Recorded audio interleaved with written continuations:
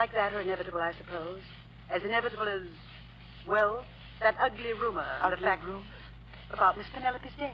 But I hadn't heard any rumor or anything about her death. Oh, then I'm sorry, Miss Watts. I assumed you were that familiar with the school. What was the rumor, Miss Melody? Oh, it was nothing really, not even worth repeating. Wait, Miss Melody. Look, I'll hear about it sooner or later. Well, it was just a silly, stupid tale. But somehow it got around that Miss Nash's sister had been frightened to death.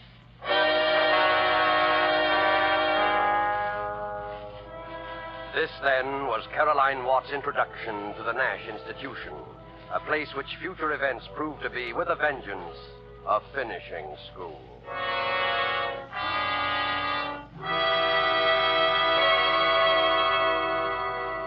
Thus, the prologue for tonight's tale of suspense. The narrative will be resumed in a moment. But first, let's take a little journey. We'll journey to a capital in Latin America. Here at a gay legation party on a lantern-hung terrace beside a garden pool. Listen. Everything is perfect at your wonderful party, including this exquisite wine. It is a wine that helps to bring back pleasant memories. I, of course, agree. It helps good friends such as us to appreciate good food, too. And this sherry has come far to add enjoyment to our legation party. It is of the famous vineyards of California in the faraway United States. See? It is the celebrated Roma wine. Yes, Roma wines are prized in other countries for the great enjoyment their superb quality affords. They are esteemed as something rare, a luxury. But you in America may enjoy Roma fine wines in all the variety of types as an inexpensive everyday delight. So trifling in cost are these fine Roma wines here in America that you can be a most generous host, offering to each of your guests his or her favorite. A delicious, tangy California sherry, a fine California claret or burgundy, or a heavier, sweeter California port. You'll be delighted to learn from your dealer at what small cost you can get an assortment of several types, permitting you now to boast of your private wine cellar. Ask for Roma, R-O-M-A, America's largest selling wine. Roma wine, made in California for enjoyment throughout the world. And now it is with pleasure that Roma Wines bring back to our soundstage Margot, Elsa Lanchester, and Janet Beecher in Finishing School, a tale well calculated to keep you in suspense.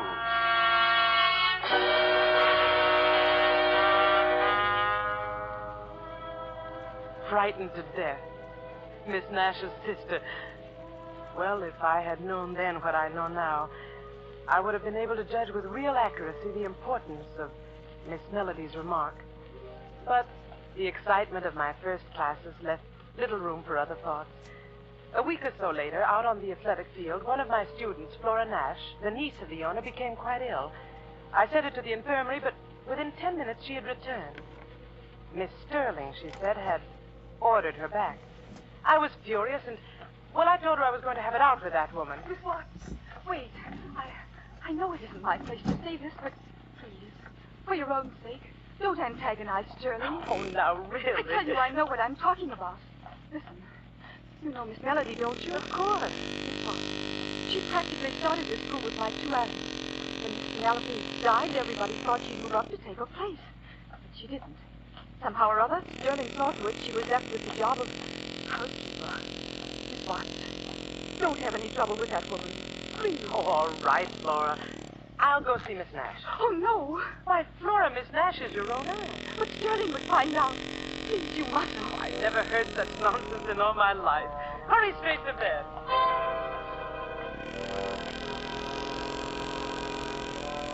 I went to the top floor of my building and entered the small waiting room of Miss Nash's quarters. It was empty, but just opposite was the door to the private apartment, almost halfway open, and I walked over to it, ready to announce myself. Then I stopped, stood still. Penelope! For it was then that I heard... Are you there, Miss Penelope? We're almost in touch. Yes, I hear her now. Very faint, but nearer. Nearer. right. Seated at a table, wholly unlike the elderly but austere white-haired lady I'd seen before, was Miss Nash. Her eyes were closed, and swaying gently, she seemed utterly transfixed as she listened to Dean Sterling's low murmur. We are here, Miss Penelope. We are waiting. Yes. Speak to her, Miss Nash. Speak to her now. Oh, all right. Can you hear us, Penelope? Miss Sterling says you have predicted some tragic accident for another of our loved ones. And then Sterling turned toward me. What are you doing here? I'm sorry. I wanted to speak This of is not Miss the Nash. time or the place for that. What is it?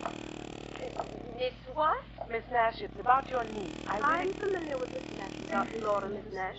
And at the moment, I don't want you to be disturbed by anything so trivial. Trivial? But I don't see how you can call it trivial, Miss Sterling. Laura was ill today. Why did you send her back to the field? Because she was no more ill than you are. She's simply up to her old trick, playing on the sympathy of a new teacher. Come, we'll talk about this outside. No, Miss Nash, your niece... Miss Sterling, she's handless. Miss Sterling knows best.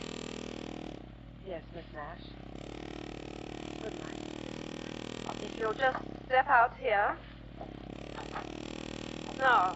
Miss Sterling, you evidently don't realize that Flora Nash suffers from a slight heart condition. It's entered on her card. I'm sure it is, because I entered it. I'm a fairly competent judge of her state of health, Miss Watts, for the simple reason that I happen to be a registered nurse. Can you say the same? Well, no, After this, please be assured that I don't make a practice of deliberately murdering my students, especially the niece of my employer. I'm very sorry, Miss Sterling. Very well, Miss Watts. That will be all.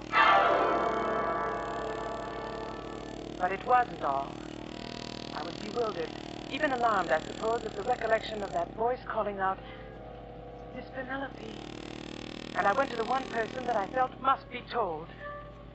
For quite a while, the housekeeper said nothing, and she motioned me to a chair. You might as well know this, Miss Watts. Sterling, you see, has deluded Miss Nash into believing she can actually hear Miss Nash's sister. She then relays messages which are supposed to come from Miss Penelope. But, Melody, I'm afraid I don't understand. My dear, these messages direct Miss Nash to delegate more and more power to Sterling. That's her grip on Miss Nash. That's the instrument she's using to get the whole school away from her. I can't understand. Miss Melody, how could she ever delude Miss Nash that way? The head of a school, and intelligent... Also an old, grief-stricken woman, Miss Watts. More important, she's a woman who's been thoroughly sold on Sterling's clairvoyant power. You see, Sterling's made quite a number of predictions, and always they've come true. They've come true because she makes them come true. Miss Watts, there's a reason why I've told you this. I have the feeling that rather soon there'll be another prediction, and somehow, some way, it mustn't be allowed to come true. I want your help. Miss Melody, what could we do? Yes? Sterling. What? I'm perfectly aware that you regard me as a very ominous creature, a sort of Lady Macbeth. And no doubt your special charge, Flora Nash, shares the same view.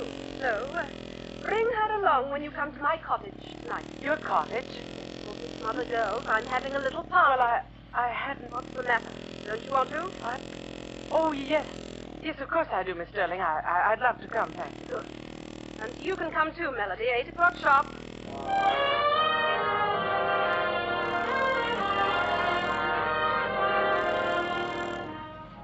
We were prompt, Flora and I, and the sharp tenseness and alertness we carried with us into that cottage vanished almost at once. To my surprise, I discovered that when Sterling chose to be, she was one of the most compellingly charming women in the world. And that night, she chose to be. Flora, since you're but one student, the whole pack of teachers will make you the guest of honor. Now, what would you like to do? Gee, I don't know, Miss Sterling. Anything, I guess. Have you any ideas, Miss Watts? Well, we can always play cards. That, of course, is exactly why we shouldn't. Sterling, I've got it. What? We remember last spring, that seance you gave us? Oh, no. No, I don't think so, Helen. In the first place, I haven't picked up a single new trick. Oh, that's all right. It'll all be new to Watson and Flora. Come on, give them a chance to see you demonstrate your real powers. All right, then. Oh, no, I'd rather not. Flora, you're not scared, are you? A little, maybe. Don't be. It's all in fun, like watching card tricks. Need any help in here? Oh, thank you. Yes, we'll use this large table. Come on, Flora, you stick with me. All right. So presently, in a room quite dark, we ranged ourselves about a large bare table, at the very head of which sat the demon. And then, for several long moments, there was quiet, broken at last Yes. by the low drone of Sterling's voice. Yes.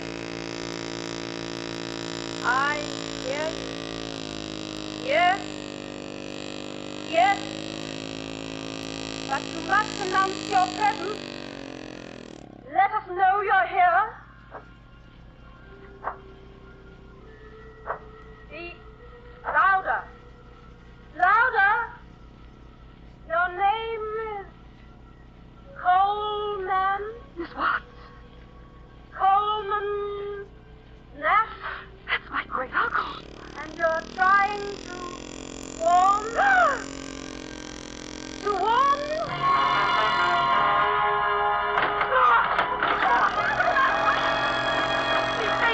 She's fainted. Turn on the lights quickly.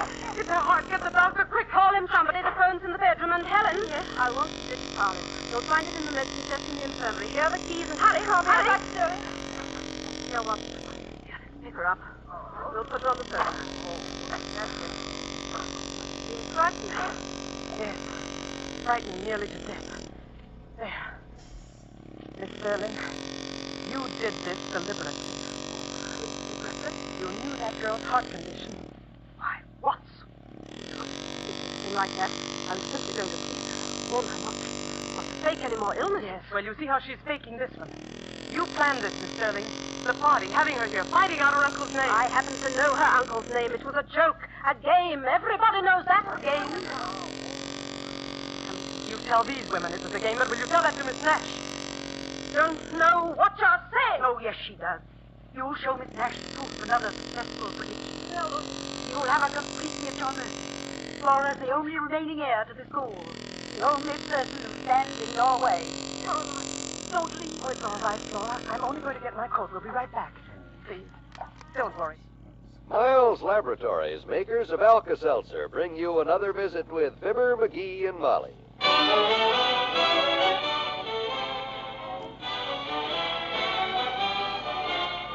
Again, we invite you to listen to the transcribed adventures of Fibber, McGee, and Molly. The show is written by Phil Leslie and Ralph Goodman and directed by Max Hutton.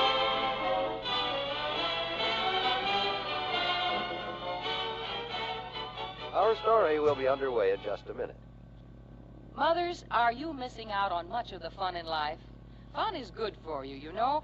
It helps you forget about today's problems and prepare for tomorrow's. But, Eleanor, people don't always feel up to having fun. And frequently, it's a headache or an upset stomach that keeps them from enjoying fun. Yes, and that's when Alka-Seltzer can be a real friend to help you feel good so you can enjoy your fun.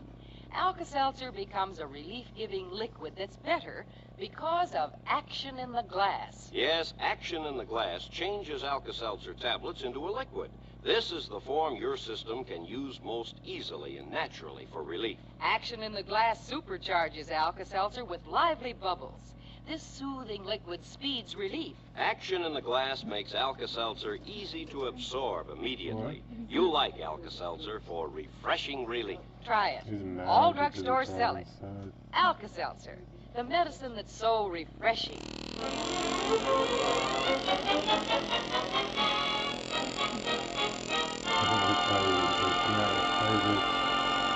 Mrs. McGee is downtown shopping this morning. Mr. McGee is busy at home on a little repair job. Oh, a flea took a trip on a little downtown. He went through a puddle and he got drowned. Said the flea had sneezed all the town. Next time I go anywhere, I'll travel by train.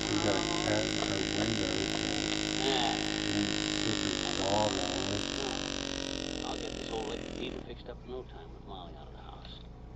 Wife's no help when the guy's trying to work. McGee, she says, must you take that thing apart on the living room rug? I just vacuumed, she says. Wouldn't you know it? Let's get started doing something. Hello. Would you mind calling back later, whoever you are? I'm busy taking the heater apart. All right, but get it off the living room rug I just vacuumed. Molly. Yes? How's it going, dearie? Is that why you called, just to tell me to... No. I may be late coming home, and it's getting close to your lunchtime. There's some nice cold chicken in the refrigerator. Oh, don't worry, I'll find it. That's what I was afraid of. That's not your lunch. Huh? Right above the chicken, you'll find a hunk of liverwurst, and the bread is... Liverwurst? I thought you liked liverwurst. Oh, well, I do, but gee whiz, after that cold chicken, it sounds so un-American. Okay. But just a wing, and enough for a sandwich. See you later, bye. Goodbye, kiddo. Ah, that's a real good kid. I'm sure glad I said I do the day her father asked if I thought the three of us could live on his salary. Oh, boy, that's pretty good. I got to tell that down at the Elks Club some night when things are dull, and now what the heck is going on? Roger, boy! Hey, daughter, you home? About it, I'll never get this heater fixed if people don't Oh, quit interrupting. there you are, Johnny. Hey, where's daughter? Quick, I gotta see her. Oh, a yellow rose of a Texas... No, that ain't it. Oh, darn it. I'll forget this thing sure if I don't get it wrote down. Look, boy. I hate to be impolite, but I'm trying to fix it. Yeah, now where is she? Daughter, the educated part of the family, the one that she can write down music. Music? What do you mean, write down music? Oh, I just composed a song, Johnny. Made it up, in my head. You? Yep. I was driving my grocery truck down 14th Street, see? Yeah. Had a full load of groceries, and just cruising along, kind of daydreaming, when all at once, whammo! This terrific song come to me right out of the blow.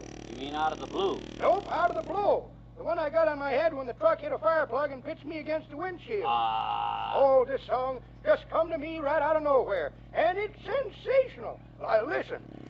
You come to me from out of nowhere. Oh, no, that ain't it. That's a terrible Oh, song. Dad, blam it. I gotta get my song wrote down before I forget it, Johnny. Now, where is daughter? She's downtown shopping.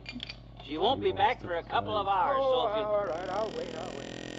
I'm taking no chances on losing that song. Hey, I got it now. I got it. Listen. Yeah? Listen, it's a Western song. Humpa-tinka, humpa-tinka, humpa-tinka, hum. When it's roundup time in the old corral, there's one thing a-missing, it's you. I got the cows and the goats in the old corral, but there's one thing missing, it's you. Hey, look, old timer. I got work to do. I can't... You. I can't forget about you. The things we used to do when pitching hay was due. Ah, for the love of... You, with your pretty ribbons of blue. I just can't forget about, really try to forget about, but just can't forget about you. Oh, this is gonna be I know, murder. it's terrible.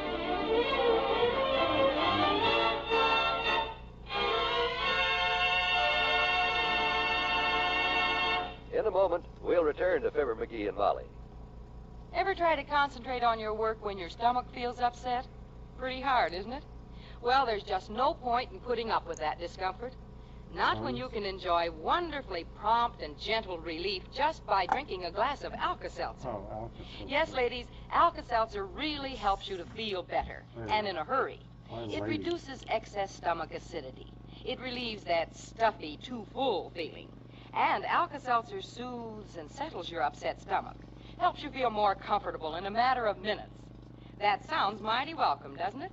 But let's face it, you'll never really appreciate Alka-Seltzer until you've tried it for yourself. So do try it. Get Alka-Seltzer at the drugstore, and the next time your stomach feels upset, have a glass of sparkling Alka-Seltzer for really refreshing relief. That's Alka-Seltzer, the favorite of so many, for relief that does so much.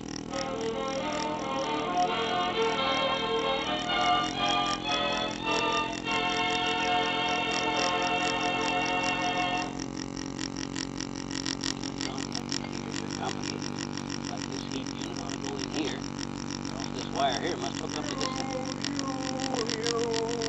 I can't forget about you. The things we used to do when a picture in the hay was new. Oh, I can't even hear myself think with that racket. Gee whiz, old-timer, pipe down a while, will ya? I don't want to forget this song, Johnny. I got to get daughter to get it down on paper. I might make $1 million with it. Take it back out in the kitchen, will you? I'm trying to fix this heater. Okay.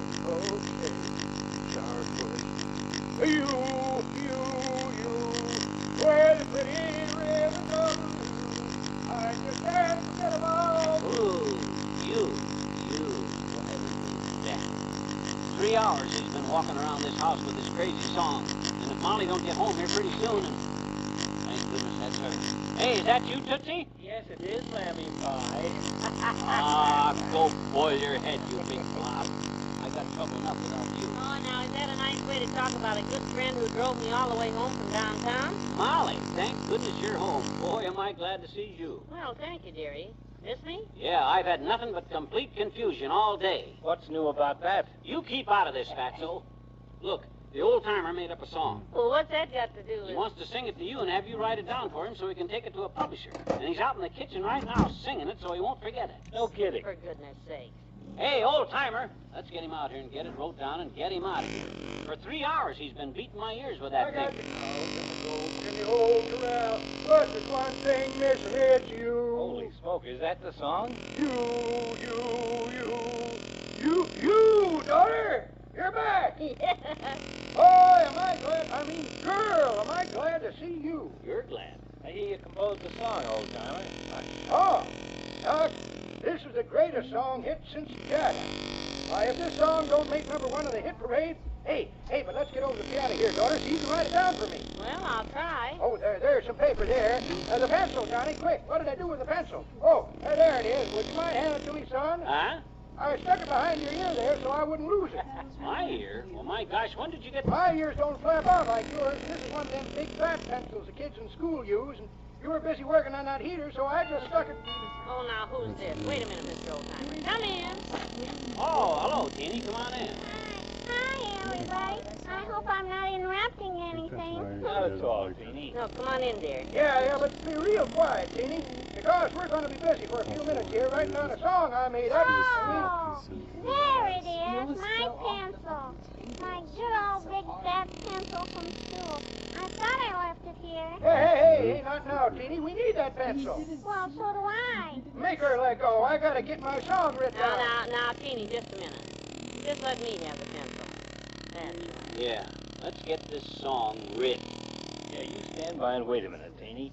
And when it's all over, I'll buy you a bag of gumdrops at Kramer's, okay? Well, okay, Dr. Gamble, if you say so. But hurry. Come on, old-timer. Sing it. Write it down, Molly, and let's get this over with. I got to put this heater back together. And... All right. Let him sing. Okay, Mr. Oldtimer. Okay, here we go. It's a Western song. See, it goes, humpa-tinka, humpa-tinka, hump. When it's round-up time in the old corral, there's one thing missing, it's you. I got the cows and the goats in the old corral, but there's one thing missing, it's you. Hey, wait a minute. You. I can't forget about Stop you. the music. Oh, for the love of Mike. What's the matter?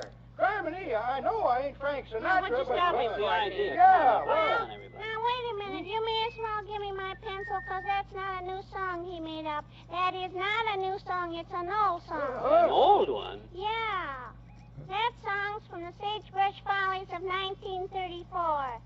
We got the album at home. My daddy plays it all the time on the record player. What? Sure he does. He goes, you, the things we used to do when pitching the hay was new. Oh, so that's why I heard it at Teeny's You house. sure did Well, hear if it. this Teeny's ain't house. ridiculous. I'm ruined.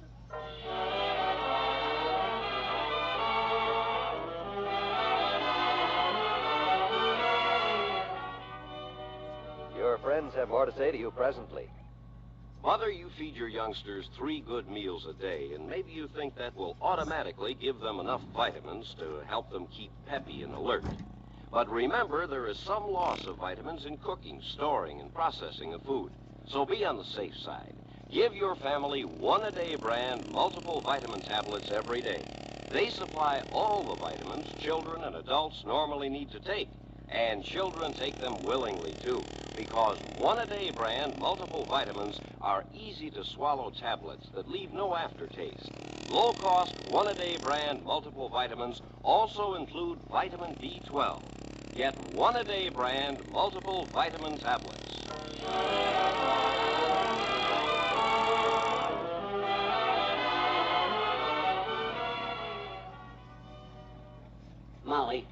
Molly, you awake? For goodness sakes, go to sleep. It's almost 2 o'clock.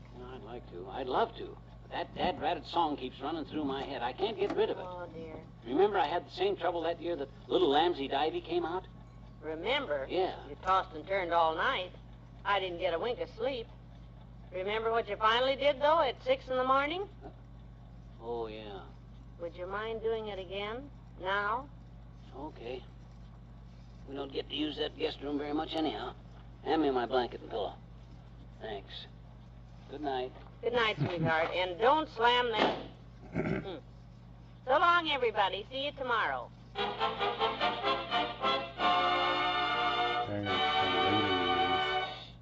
Fibber, McGee, and Molly, transcribed, is brought to you Mondays through Fridays at this time by Miles Laboratories, makers of Alka-Seltzer.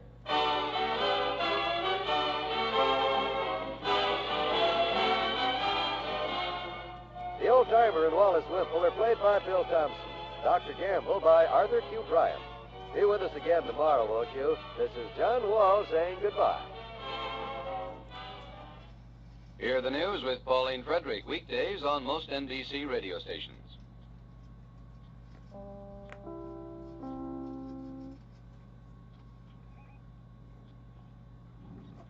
Miles Laboratories, makers of Alka-Seltzer, bring you another visit with Fibber, McGee, and Molly.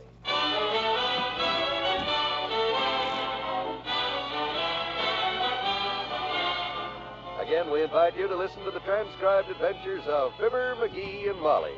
The show is written by Phil Leslie and Ralph Goodman and directed by Max Hutto.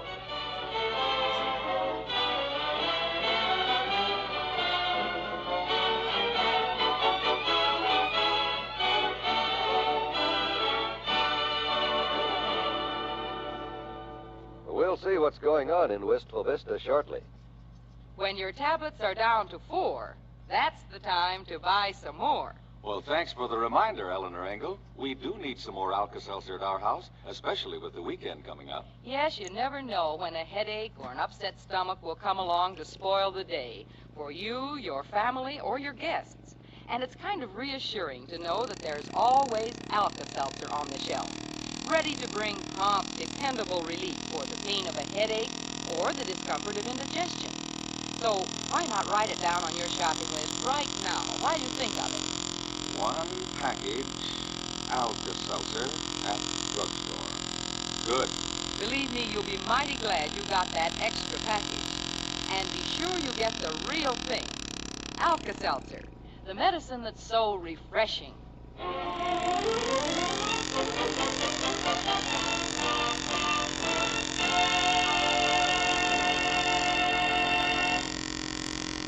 My, that Bon Town is crowded this afternoon.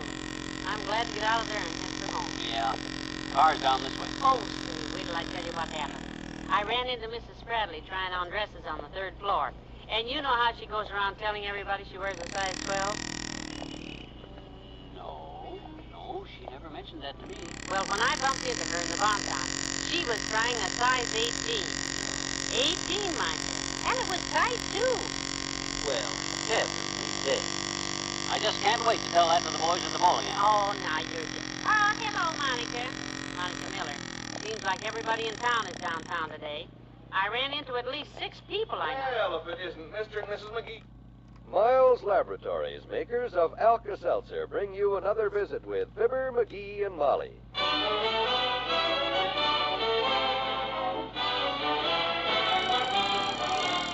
Again, we invite you to listen to the transcribed adventures of Fibber, McGee, and Molly. The show is written by Phil Leslie and Ralph Goodman and directed by Max Hutto.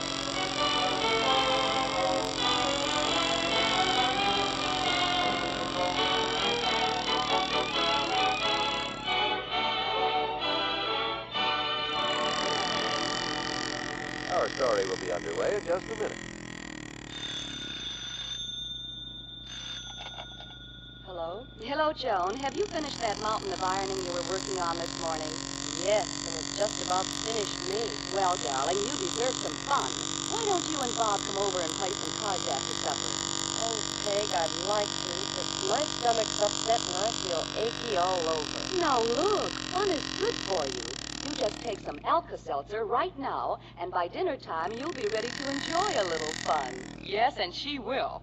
You see, Alka-Seltzer tablets dropped into a glass of water fizz and become a liquid way to release. Starting with a liquid is wise, because anything else you swallow has to be changed by your body into liquid form before it can help you. So for headache, upset stomach, or general achiness, take the medicine that's so refreshing. Take Alka-Seltzer.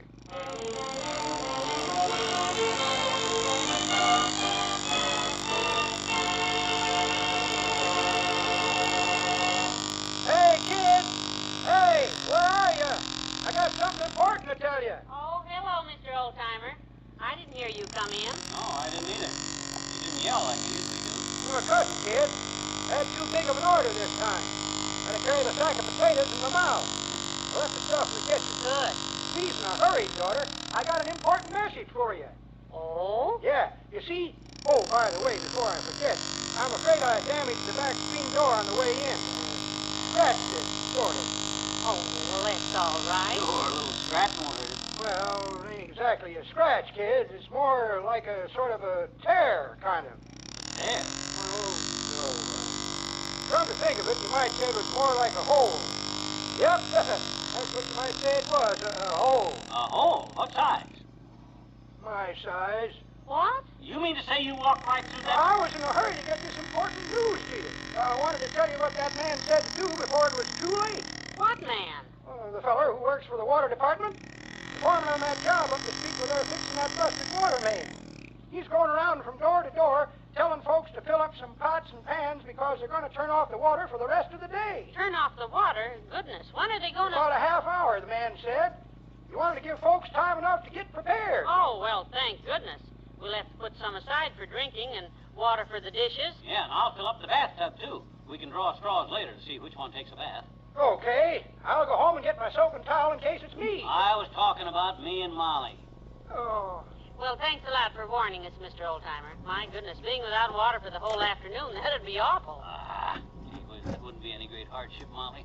Not to me, it wouldn't. What do you mean? Not to a guy that his ancestors crossed 1,000 miles of desert when all the water they had was in a little fat keg like me, it wouldn't. I know, but just the same, let's start filling up The trouble with people today is they're too soft. Too much easy living. Oh? Why, when my ancestors crossed Death Valley, they didn't worry about a little thing like no water. Dearie, let's not... Onward they trudged. Onward. Heads down. Sand blowing into their grim, smiling faces. And lips dry. Throat parched. The merciless sun beating down on them. Day and night. Day and night? Yeah, Johnny. That's a new one on me. What kind of a sun beats on you at night? A son who's thirsty and 6 years old and wants a drink of water. That's the kind of a sun that beats on you at night. The most merciless kind of a sun. Oh, come on, Mickey. Come on, let's stop this foolishness and fill up some pots with water. Okay. Don't panic. You heard the old-timer. They're giving us half an hour. That's what the man said, right, old-timer? That's what the man said, son. Of course, that was 40 minutes ago. What? I rushed in here because the time was nearly up, but you've been yakking about your ancestors. Oh, my gosh. Quick, Molly. Turn on the faucet. Hurry. I just did. Listen. Nothing. Oh, boy, am I thirsty.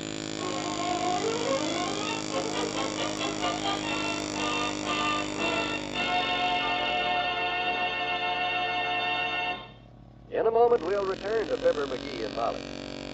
Having fun is good for you.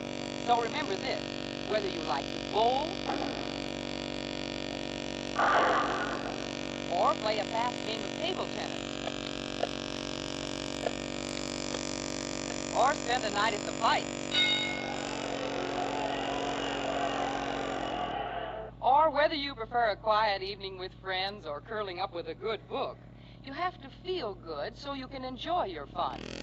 When you don't feel up to having fun because of a headache or upset stomach or general achiness, you can depend on Alka-Seltzer, the medicine that's so refreshing. Alka-Seltzer tablets dropped into a glass of water fizz and become a liquid way to relief.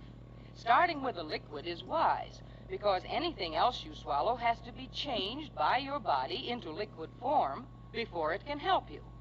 Ask at your drugstore for Speedy Alka-Seltzer, the favorite of so many, for relief that does so much.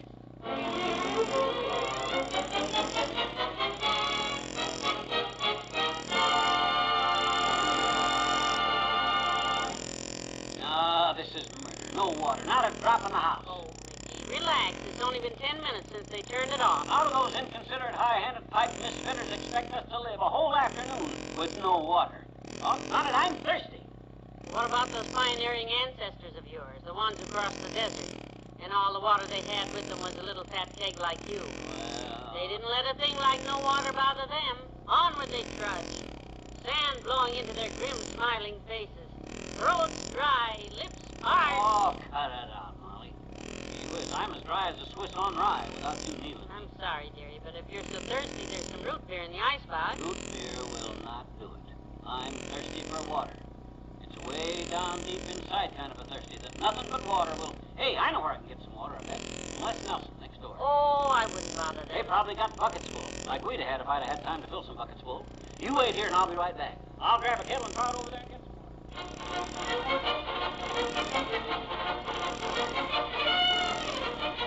Thanks a lot for the water, Les. You're a real neighbor. Well, I'm just glad I could help you out, Mr. McGee.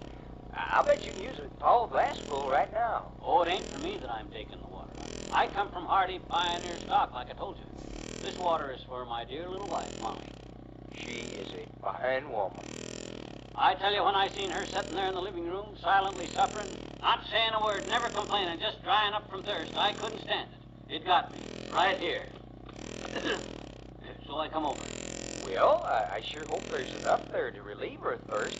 Here, let me carry one of those buckets over for you. You kind of load it down. Oh, no. Oh, no, I'll be okay. You just open your front door for me, will you? You sure you can spare this much water now? I'm not robbing you, for Molly's sake. Oh, no. Sally and I'll get along just fine on what we got left.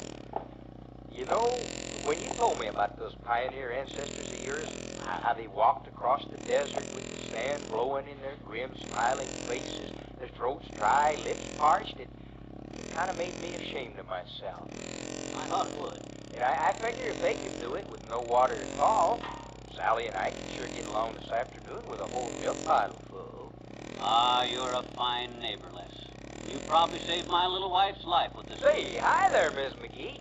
You're feeling better, huh? Oh. Hello, Lester. What do you mean better? I just came over to see what McGee was doing because he's been gone so long. Well, we better get home, Molly, with this water. Les, give me some water and come on, let's... Watch your feet. Whoop! Oh, my gosh, all the water. Gone. All over the sidewalk. Les, could I have a glass of water? Just, hey, Les, hey, wait a minute. Just give me a drink. Hey, Les, open up. Give me a drink of water. One little glass of water, Les. Please, stop it, for goodness sakes. Come on home. Some neighbor won't give a man one little drink of water when I'm weak from thirst.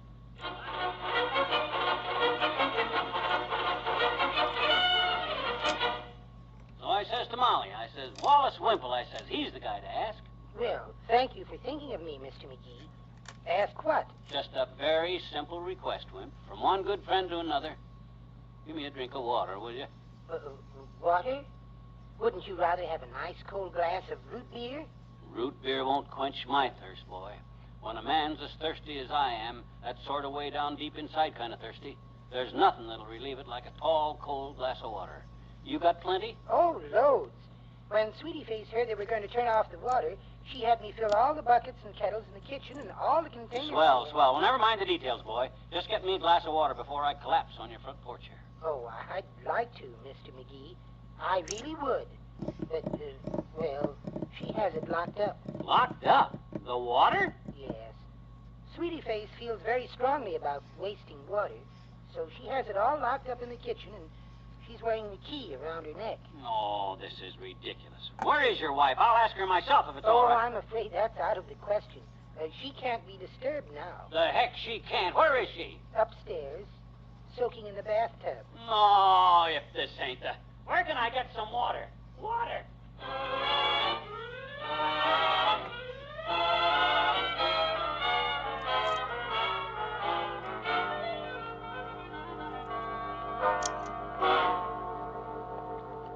Some bunch of neighbors.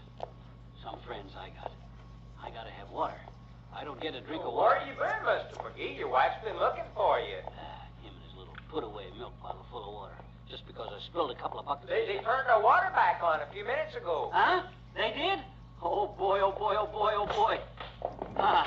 Hey, Molly. Hey, Molly. I've been wondering when you were coming home, dearie. They just turned the water back on. Well, it's about time. Oh, and look what Mama's got. A great big pitcher of ice water. Yeah. You must be starving for a drink. Here, hold the glass. I'll pour you a slug. Oh, thanks, kiddo. But I'm way too thirsty for water by now. Huh? Oh, I can have water anytime. What I'm going to get right now is a nice, cold bottle of root beer.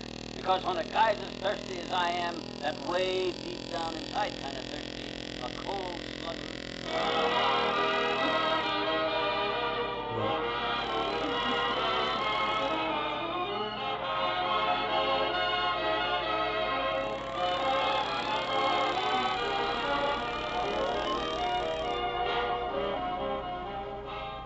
Your friends have more to say to you presently.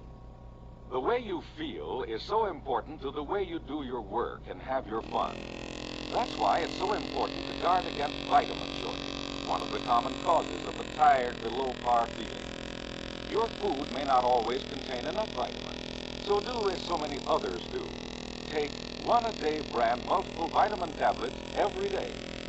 One-A-Day multiple vitamins provide all the vitamins anyone normally needs to take. They're low in cost, they're easy to swallow.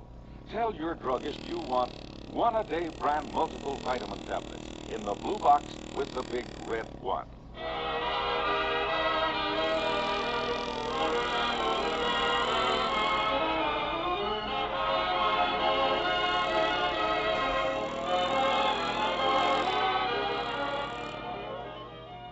Have you seen this item in tonight's paper? What's that?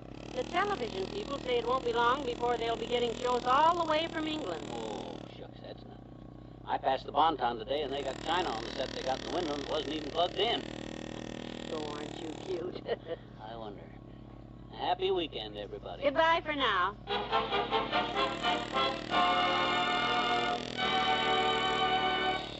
Fibber, McGee, and Molly Transcribed is brought to you Mondays through Fridays at this time by Miles Laboratories, makers of Alka-Seltzer.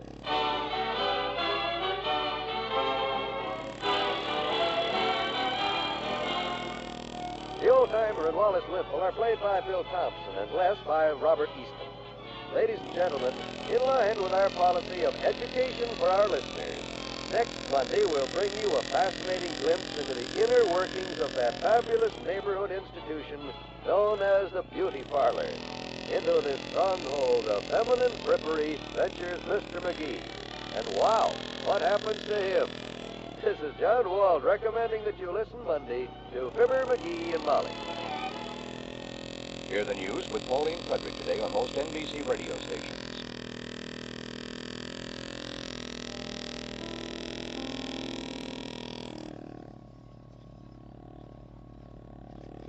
Isles Laboratories, makers of Alka-Seltzer, bring you another visit with Fibber, McGee, and Molly.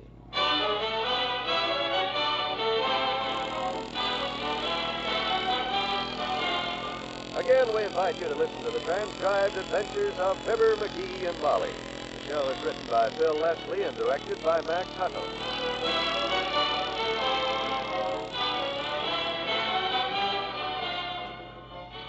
Our story will be underway in just a minute.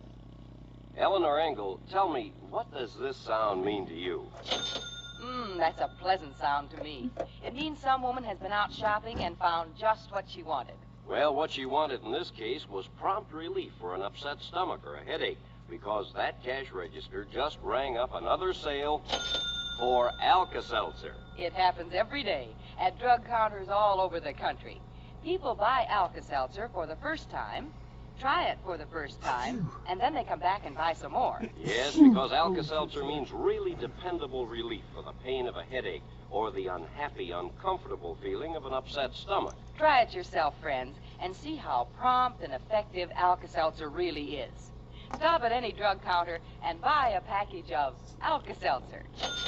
Alka-Seltzer, the favorite of so many for relief that does so much.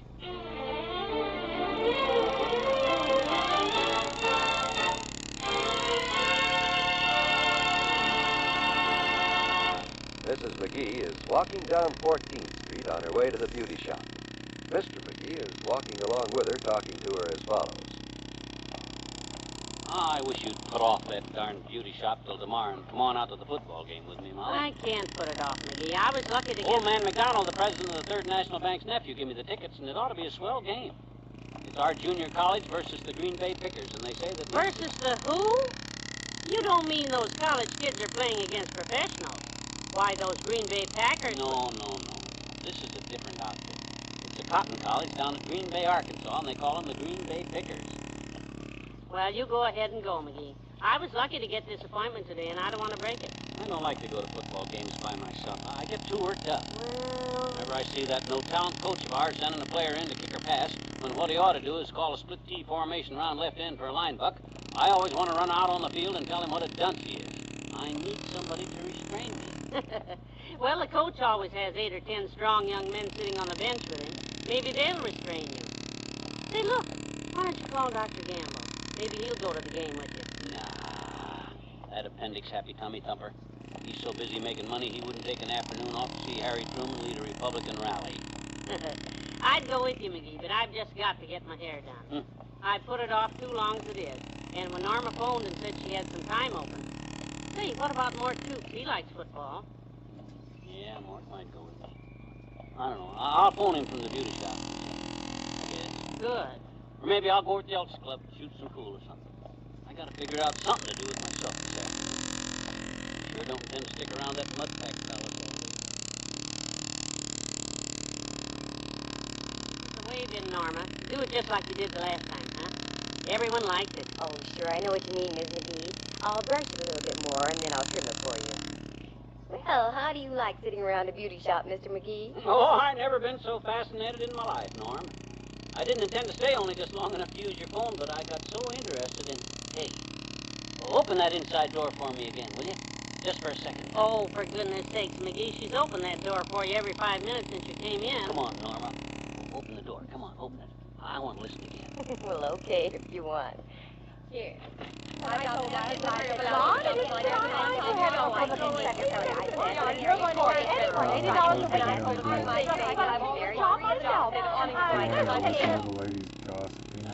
Going on like that for a minute. How long can they keep that up? Well, I don't know, Mr. McGee. I've only worked here 11 years. I'm going to cut your hair now, Miss McGee, and then we'll shampoo it. Okay, Norma. McGee, you ought to let Norma trim your hair. That last haircut you got looked like it had been done with an electric fan. Ooh, with dull blades. Well, I still like the barbershop better than this place. Not so much cigarette smoke down there. Hey, how long do you think it'll take with Molly, Norma? Very long? Not as much cigarette smoke in the barbershop. Help yourself to the magazines there. Why don't you call Mort Toops again, McGee? He may be home by now. Oh, I will in a little while. Gee, can I open that door again for just a minute, Norma? Please, pretty please, just a second. Can I open it? Oh, for goodness sakes, McGee, you've heard women talk before. Not like this, I never did. Come on, Norma, just a second, huh? Well, I don't mind, Mr. McGee.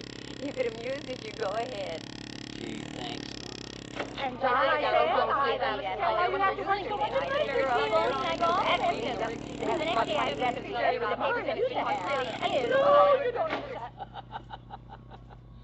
Boy, oh boy. To think I was going to waste my afternoon at a football game. You know, I'd like to make a record of that yak-yak and play it back real slow. I'll bet there's enough dynamite in that conversation to blow up the Yankee Stadium. This is the most fun I've had.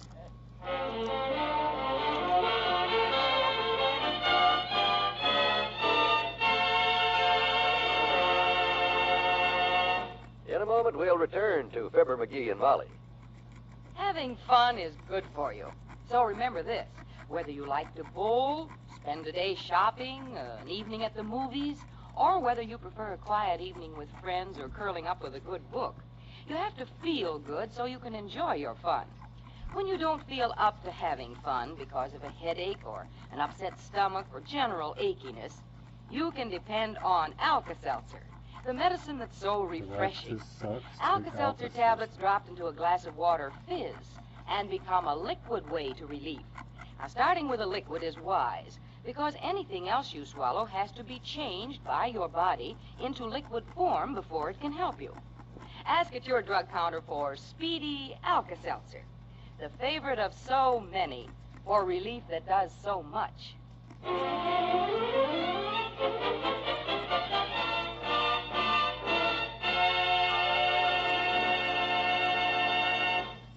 Yeah, Mort. I'm calling from the beauty shop. What? No, I'm waiting for my wife. I just called to tell you not to plan on going to the football game this afternoon, Mort. Huh? Oh, I know you weren't figuring on it, but I had 2 tickets and I was going to take you with me. Yeah, but forget it. I'm having too much fun down here. Yeah. Huh? Goodbye. I wish Molly or somebody'd come out of that inside room so I could... Hi, Mr. McGee. Hi. Well, I'll be a hi there, Teeny. Hey, what brings you down here? My mother. Oh? Hey, are you waiting for a manicure, mister? No, I'm not waiting for a manicure. I'm waiting for a Mrs. McGee, sis. Why? Let me see your hands. You could use a manicure. Well, I'm not getting one. Mrs. McGee's getting her hair done in there. Hey, what the heck are you doing down here? You're about 15 years early for the beauty shop, aren't you? No. No? No. It's 3:30, and that's what time my appointment is, 3:30. Miss Maria's gonna wash my hair, I betcha. Pardon my merriment, Teeny, but strikes me as slightly ridiculous going to a beauty shop at your age. Oh, I don't know. If I waited till your age, it'd be too late, mister. I see what you mean. Well, you trot along, sis. And if you see a woman in there that belongs to me, just tell her there's a faithful old man waiting outside here like a hound pup at the cabin door. Okay, mister. I'll be seeing you. Hey, wait. Let me open that door for you.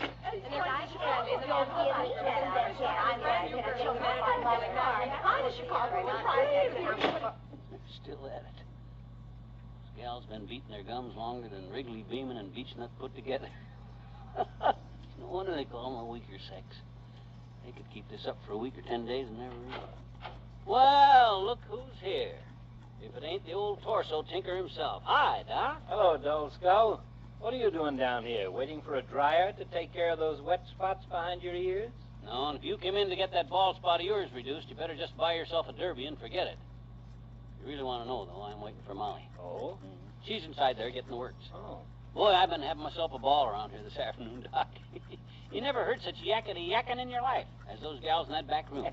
Sitting there with their heads in them iron lungs, blatting their little brains out. Yeah, I know. Everybody talking and nobody listening, huh? I'm telling you, you never heard such a... Here, let me give you a quick blast of it. I'll just hold the door open for a minute. That's all you can do. Time can't be like a million logs. I'm not gonna put that on my head so I can be really intelligent going out. Teeny, too. Yeah. You ever hear anything like that in your life? Just once. When I was a kid and visited my uncle's farm, a fox got in the hen house one night. Boy, those hens would scare a fox to death. Imagine a bunch of men yakking like that. Never. Well, it's a sort of emotional outlet for most women.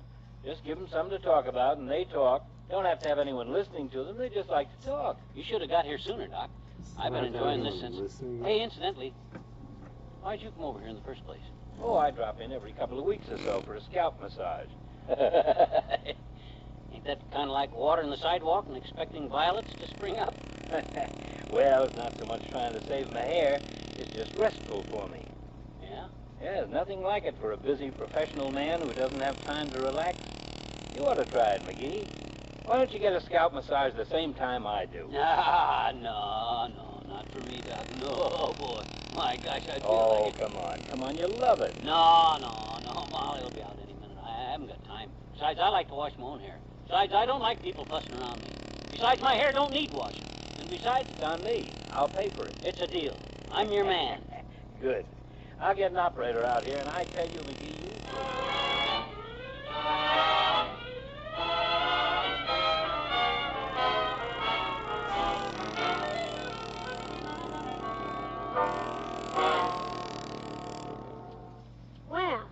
Are you all through with me at last, Norma? Yes, and I hope Mr. McGee didn't get disgusted waiting and go home. I want him to see your hair. It just looks beautiful. Oh, he won't even notice it till I point to it, Norma. The only time a husband thinks of your hair is when he steps on a bobby pin in the bathroom. Well, I'll let you out through the corridors here, Miss McGee. You won't have to go through the main room. This way. This door here? No, through this room here, Miss McGee. This is where we give the scalp treatment. So this Dr. Edgington gets up. He's been monopolizing the whole convention all day. And he says, I wonder if Dr. Gamble realizes that his method for a frontal lobectomy was first discovered a monster in 1864. So I said, yes, doctor, discovered by monster in 1864 and perfected by Gamble in 1955. Well, his face turned a bright pink and he sat down in a minute. Ah, this is just ridiculous.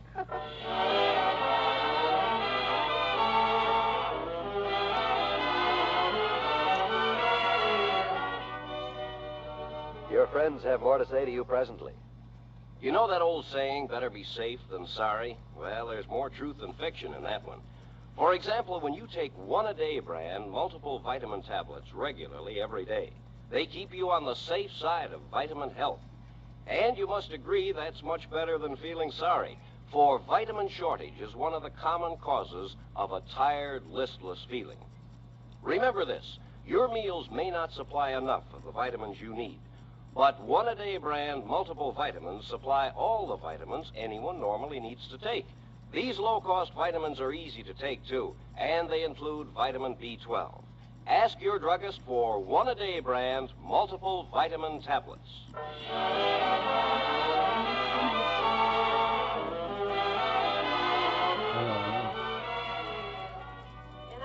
I don't know how you can ever again talk about women being Gabby, McGee. If I had a record of you and Dr. Gamble... What'd you say, Molly? I said, I don't know how you can ever talk about women being Gabby after the way you and Dr. Gamble... It's no use, kiddo. I can't hear you. Must have had my head under that dryer too long, I guess. My ears ring. Oh, you're impossible. So long, everybody. See you later.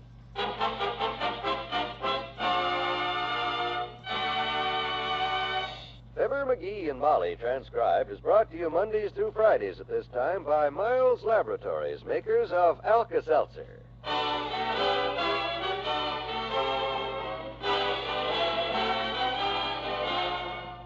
Dr. Gamble is played by Arthur Q. Bryan. Norma was Natalie Masters, and the other women were Elvia Allman and Jean Vanderpyle. This is John Wald reminding you that Fibber and Molly will be back with you again tomorrow. Bye.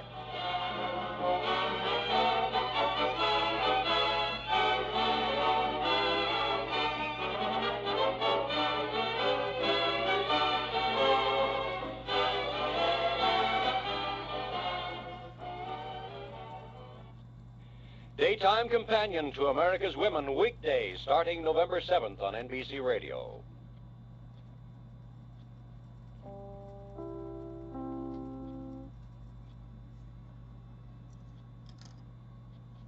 Miles Laboratories, makers of Alka-Seltzer, bring you another visit with Fibber, McGee, and Molly.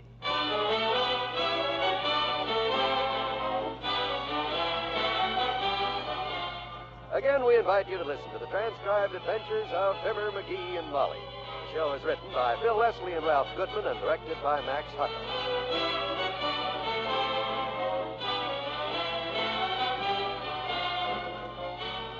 We'll see what's going on in Wistful Vista shortly. Fun is good for you. We all know that. But do you always feel up to enjoying your fun? Whenever a headache or an upset stomach or general achiness keeps you from enjoying the fun that's so good for you, take Alka-Seltzer. Alka-Seltzer tablets dropped into a glass of water fizz and become a liquid way to relief.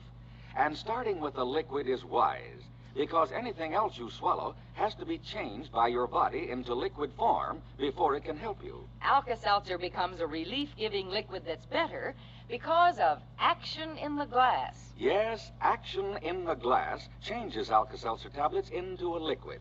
This is the form your system can use most easily and naturally for relief. Action in the glass supercharges Alka-Seltzer with lively bubbles, and this soothing liquid speeds relief. Action in the glass makes Alka-Seltzer easy to absorb immediately. You'll like Alka-Seltzer for refreshing relief.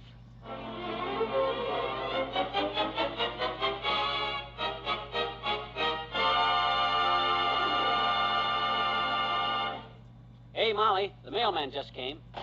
Oh, he's late this morning. What'd he bring? Anything interesting? See. Bill from the Bonton. News notice from the Elks Club.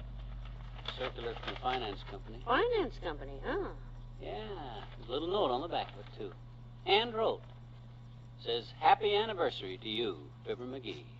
We've missed you. Gee whiz, I'd almost forgot it was my anniversary, Molly. Anniversary of what? Of the day I made the last payment on the car. What else? First anniversary of our last payment. You know, them guys are pretty darn thoughtful to write me a note like that. Well, they've missed you. They said so. What else have you got? Postcard for you from Uncle Dennis. He's in Atlantic City. Oh, bless his heart. Let me see what he says. Yeah. Dear Molly, am working for a friend of mine this week, helping him run his shooting gallery. Shooting gallery? No. Sounds like a high-caliber job. He says the noise of all that shooting is deafening, so I'll go now and take a few shots myself to steady my nerves. Your loving Uncle Dennis. Ah, the poor dear. He always was highly nervous, you know. Oh, sure. Just a little noise like the popping of a cork, and he starts to quiver all over. Boy, he's undoubtedly the biggest... Hush, McGee Company. Come in. Oh, it's Mr. Wimple. Do come in. Hi, Wimp. Hello, folks. I do hope I'm not intruding. Not at all, Wimp, not at all. I was getting ready to stretch out here on the Davenport and take myself a little nap, but that can wait. I was just on my way home from a special emergency meeting of the Wistful Vista Bird Watchers, nest number 2. Emergency meeting? What kind of emergency, Wimp? Strange bird fly through the bird watchers meeting while nobody was watching? Oh, McGee. No. You see, our group is finding the new freeway. That's a losing battle, Wally. I took our car out yesterday and fought that dad-ratted freeway for an hour and a half, and you know how far I got? 4 blocks. In an hour and a half? He ran out of gas in the first 5 minutes, Mr. Wimple. Oh. Well, anyhow, that's not the freeway we're fighting, Mr. McGee. Our battle is with the new South Side freeway. Oh, the one they're building now, out towards Dugan's Lake? Yes. There's a large oak tree out there that a family of birds has built their nest in. And we just learned today that the highway department is planning to cut it down, just because they're too lazy to build their darned old freeway around it. Oh, imagine that. That's pretty high-handed, if you ask me, Wimp. What kind of birds are they? In the tree, I mean. Crows? No.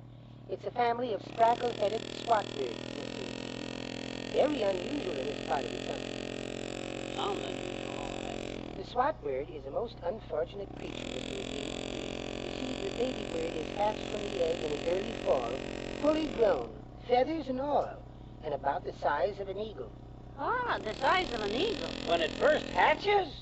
Yes, but instead of growing up, however, the swat bird grows down. And the more it eats, the smaller it gets, until at the age of 1 year, it's about the size of a hummingbird. And in another year or so, when the bird is about 2, it becomes so small that it is usually mistaken for a housefly and swatted. Hence the name swat bird. Ah, the poor little thing. It is rather pathetic. Which brings me to the reason for my visit. I wondered if I might borrow something from you. Well, that depends on what it is, Wimp. Of course you can, Mr. Wimple. Anything we have, you're welcome to. You know that. If we had any money, you'd be welcome to that, too, Wally. It happens this week, though, that we're shorter than pie crust. Oh, I don't need money, Mr. McGee. What I want to borrow is your stepladder. Oh, sure, Wally. You know where it is. Out by the garage. Help yourself. What you gonna do with the stepladder? I'm going to show the highway department that the Wistful Vista Bird Watchers, nest number 2, is not to be fighted with. Those birds shall be protected. What you gonna do? Now, if you're planning on standing on that stepladder and slugging the bulldozer operator, be sure that ladder's steady, because then... Oh, no. My method is a little more direct than that, Mr. McGee. I'm going out there and move that bird's nest. Those poor little swat birds have trouble enough.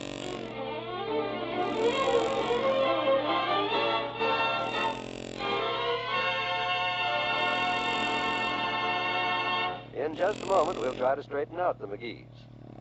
Mother, I'm sure you know that good health doesn't come by accident. If you have a happy, healthy family, you deserve a lot of credit. And you probably realize that you must guard against vitamin shortage, one of the common causes of loss of pep and energy. Now, an easy, practical way to protect your family against vitamin shortage is to give them one-a-day brand multiple vitamin tablets regularly, every day. You see, your meals may not always supply enough vitamins, but one-a-day brand multiple vitamins provide all the vitamins children and adults normally need to take. They're prescription quality vitamins in small, easy-to-swallow tablets that leave no aftertaste. That's why youngsters take them so willingly. And one-a-day brand multiple vitamins contain vitamin B12. Buy a package at your drugstore today. You'll be surprised at how inexpensive this important protection actually is. Ask for one-a-day brand multiple vitamin tablets in the blue box with the big red 1.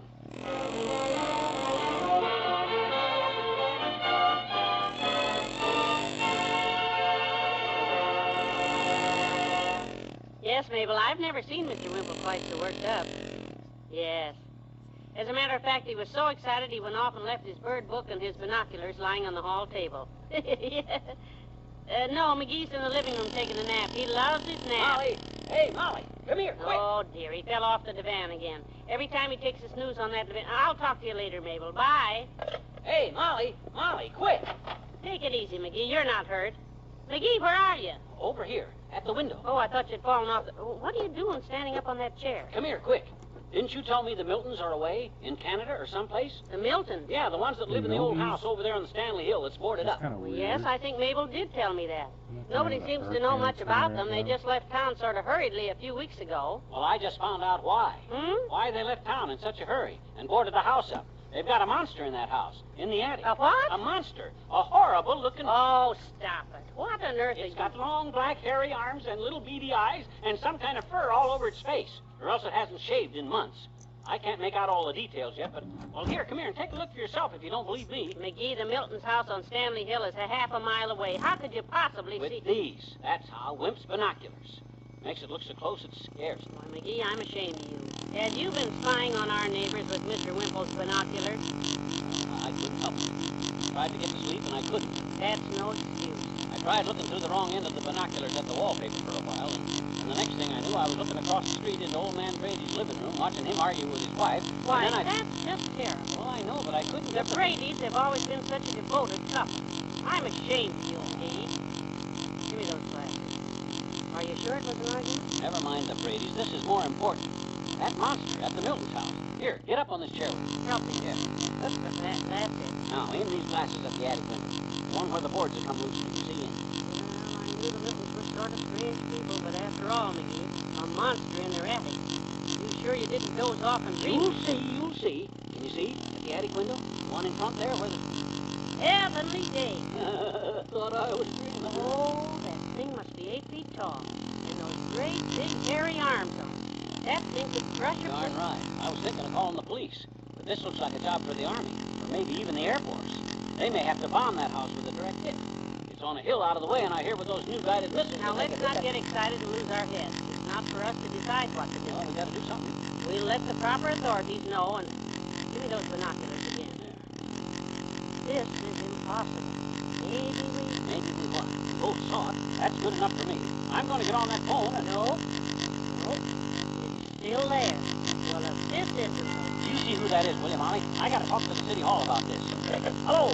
Hello? Operator? Hello? Operator?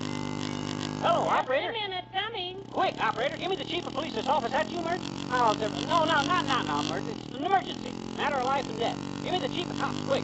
This whole community may be in danger. I can't give you the details now, Mert. It's a top secret. Might start a panic. Hey, would you two keep your voices down? I can't hear. Sorry, I was just going to tell Mr. Wimple about Don't say a thing, please. If this thing gets around, it may start a panic. What'd you say, Mert? Well, tell him to wake the chief up. My gosh. Just give Wimp back his bird book and binoculars, Molly, and he can read all about this in the market. Yeah. Oh. Well, get me the state capitol, Mert, the governor's mansion. Yeah. Should have called the governor in the first place. Certainly sounds new. It's terrible, Mr. Wimple.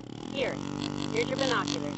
Sit down there now till McGee gets through. I'll make him tell you all about it. Yeah, okay. How will that happen? I beg your pardon? Look here. Behind the lens of my binoculars. A little bug is caught in there. Bug? Yes, see there? Isn't he cute? little black beady eyes and long furry arms and fuzzy. Goodness, he looks big when you look through here. Heavenly days. McGee, cancel the call, quick. Huh? It's just a bug. A bug in the binocular. Hello, operator. The governor's mansion? Hi, Governor. Well, I just called to tell you not to worry, Governor. It's just a bug in the binoculars. Yeah. Well, this may take a little while to explain, Governor, so settle back, because if you think you're confused, you ought to be over here where the bug is.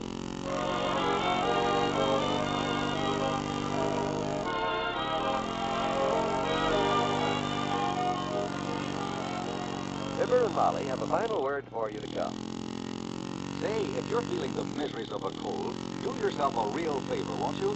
And find out how Tapsin can help you. Tapsin, spelled T-A-B-C-I-N, can be taken at any stage of a cold to relieve the sniffles, sneezes, watery eyes, feverish feeling, headache, and general aches and pains. Tapsin comes in smooth-coated, easily swallowed tablets, in packages easy to carry with you wherever you go. And that's just what you'll want to do if you have a cold during this time of the year. Take Tapsin.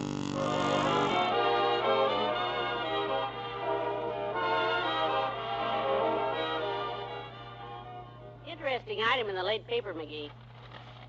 From the state capitol. Yeah? What's it say? It says a special guard has been placed around the governor's mansion tonight after a confused phone call came this afternoon from a man who accused the governor of having bugs in his binoculars. What? The call has been traced to a Mr. Fibber McGee. Let me see that. Relax, sweetheart. He doesn't say a word about it. Mother's little joke. Mother has a strange sense of humor. So long, everybody. Goodbye. See you tomorrow.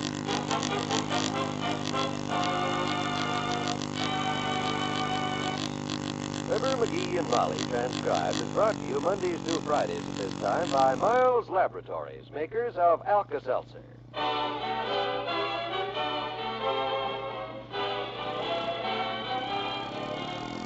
Mr. Whipple is played by Bill Thompson. This is John Wald inviting you back tomorrow to hear the McGees have a bout with a telephone. Goodbye.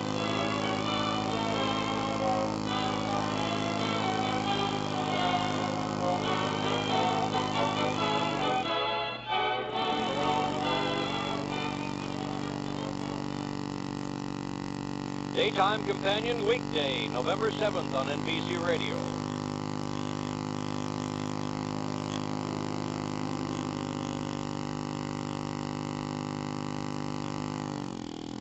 Miles Laboratories, makers of Alka-Seltzer, bring you another visit with Fibber, McGee, and Molly.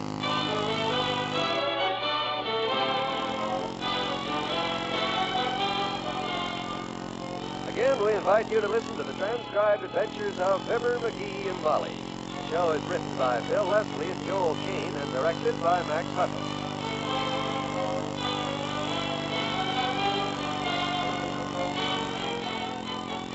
Our story will be underway in just a minute.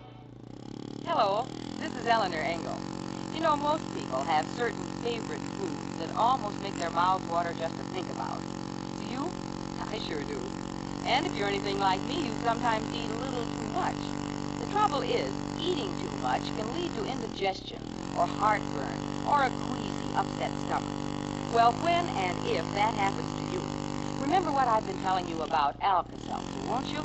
Just drop 1 or 2 Alka-Seltzer tablets into a glass of water like this. Listen to it fizz.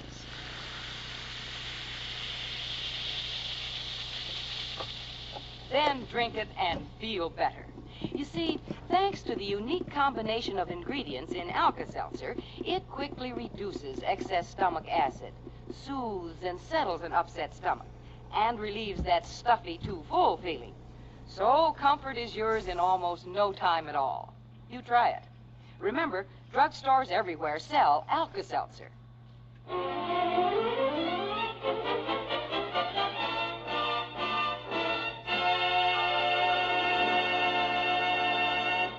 It's almost midnight at 79 Wistful Vista, and the McGees went to bed an hour ago. Mrs. McGee is sleeping as peacefully as a babe. And Mr. McGee sleeps like a baby, too. A baby hippopotamus. Right in the midst of this peaceful scene, the phone rings. Oh, dear, the clock must be... Oh, no. It's the phone. Who on earth could be calling at this hour? McGee? McGee, wake up, dearie. The phone. Our phone is ringing. Go down and see who it is. Never mind, I'll get it. Yeah. Where's my bedroom slippers? Who in the world is... It stopped. Gee whiz, you should have hurried, Molly. Now they stopped ringing, whoever it was. Well, what time is it? Oh, it's around midnight. Darn telephone, anyhow. I was sleeping so nice, too. Whiz, who the heck could be phoning us at midnight? Probably just a wrong number. Come on, let's get back to sleep. Okay. But what if it wasn't a wrong number? What if... Hey, maybe something's wrong over at the Elks Club. Maybe they're calling a special emergency meeting of the executive board, and they need me right away. Are you on the executive board? Come to think of it, no. Well, then go to sleep. That could have been old Fred Nittany. The guy that I and him had us a vaudeville act together from Starved Rock, Illinois, and Waterloo together. Ever tell you about old... Yes. Oh. Now, look, McGee. There's no sense in lying here fretting all night just because the silly telephone rang a few times. If it was anything important, they would have called us again by now. Wouldn't they? Yeah, I guess they would have. Yeah. Of course. So let's just forget it and go back to sleep. Yeah, no use worrying about it. If there's anything important, they'll call back. Let's just forget it. Go to sleep. I'm for that. Good night. Good night. Silly when I hear Fred about it. Sure funny they don't call back, though. Must have been something important or they wouldn't have called in the first place. So why don't they call back? Maybe somebody's sick.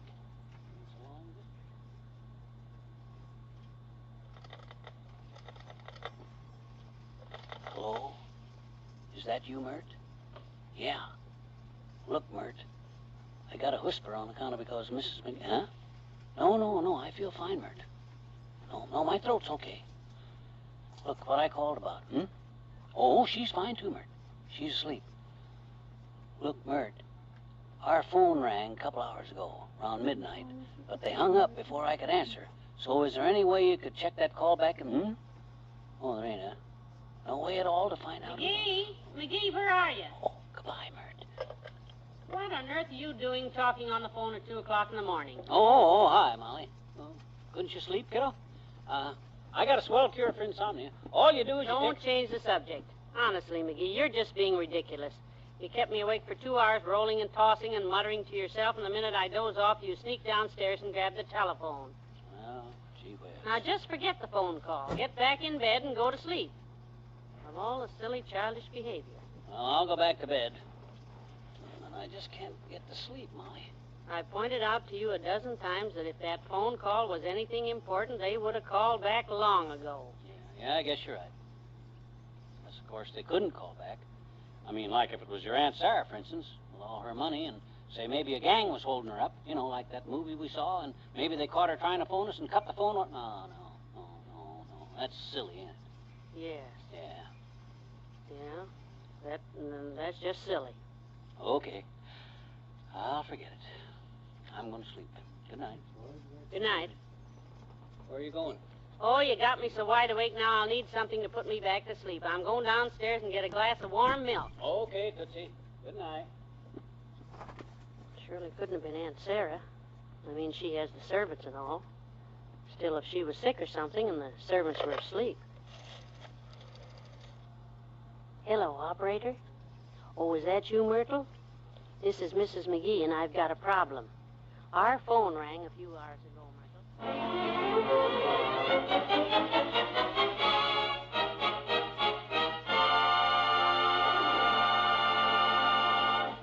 In a moment, we'll return to Fibber McGee and Molly. Having fun is good for you. Feel good so you can enjoy your fun. When you feel all in, all over with a headache, upset stomach, or general achiness, that's when you should take Alka-Seltzer. Alka-Seltzer tablets dropped into a glass of water fizz and become a liquid way to relief. Starting with a liquid is wise, because anything else you swallow has to be changed by your body into liquid form before it can help you. Alka-Seltzer becomes a relief-giving liquid that's better because of action in the glass. Yes, action in the glass changes Alka-Seltzer tablets into a liquid. This is the form your system can use most easily and naturally for relief. Action in the glass supercharges Alka-Seltzer with lively bubbles. This soothing liquid speeds relief. Action in the glass makes Alka-Seltzer easy to absorb immediately. You'll like Alka-Seltzer for refreshing relief.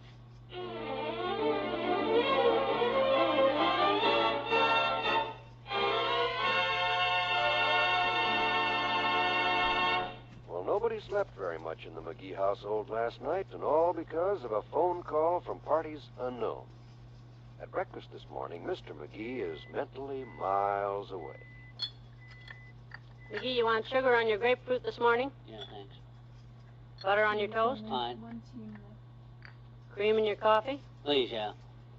Ground glass in your oatmeal? Yeah, thanks. 2 spoons. What? Ground glass in... Just testing, dearie. Come back to earth, will you?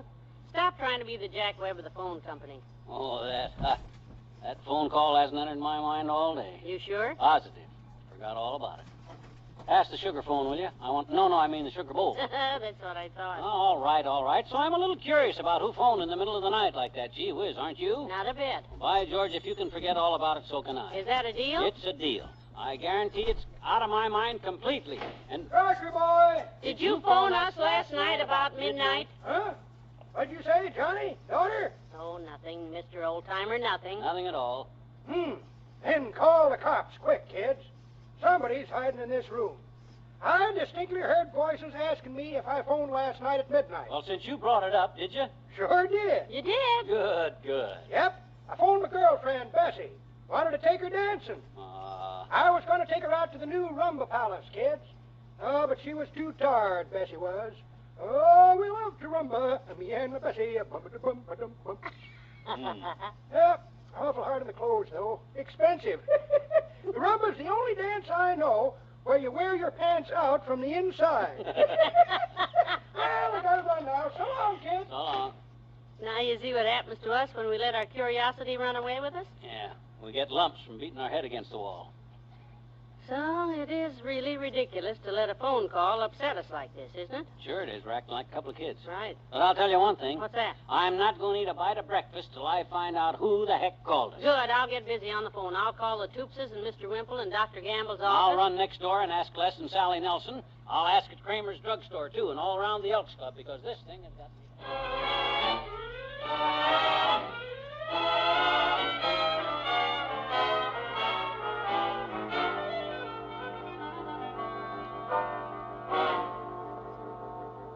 You didn't, huh?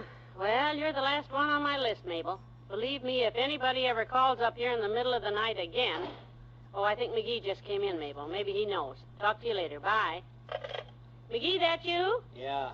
You find out? No, you? I asked everybody I could think of. Nothing. I talked to everybody I could think of except Dr. Gamble. He wasn't in, but his nurse thinks he's on the way over here. Guess that's him. Come in. Hiya, Molly. And good day to you. Never mind the small talk, Fatso. Did you do it? Did you call? Did you phone us? Last night, Doctor. Did you call us? At midnight on the phone, did you? Hey, what is this? What's all the excitement, kids? Sure, I called, but it wasn't anything important, so I just... Oh, that's a load off our mind, Doctor. Boy, we've been sweating that out since midnight last night, Fatso. And by George, that was a pretty inconsiderate, miserable, annoying, backstabbing thing to do to two people's sleep, too, you big sabotager. Hey, wait a minute. Gee, I didn't intend to upset you. Good gosh, I just... Well, we were just curious, that's all. Curious. Sure. I'd forgotten all about it, Molly. You see, my phone rang about 11:30, and before I could answer it, they hung up. Yeah? I thought it might be McGee. So I dialed your number. Then I realized you'd both be asleep at that hour, so I hung up. Sorry if I woke you, kid. Oh, well, that's all right now, Doctor.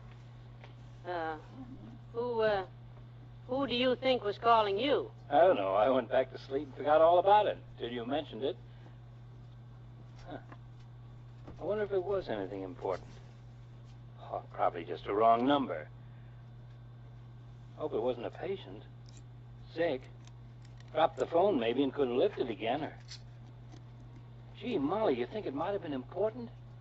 McGee, you think it... Doctor. Yeah? Welcome to the club.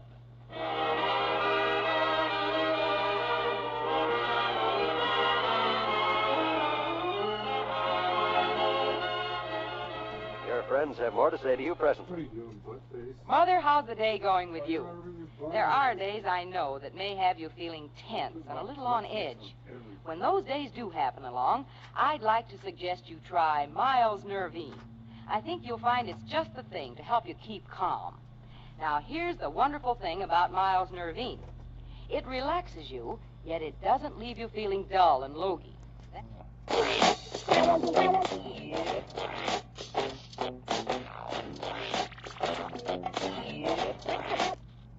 It's time for Fibber, McGee, and Molly.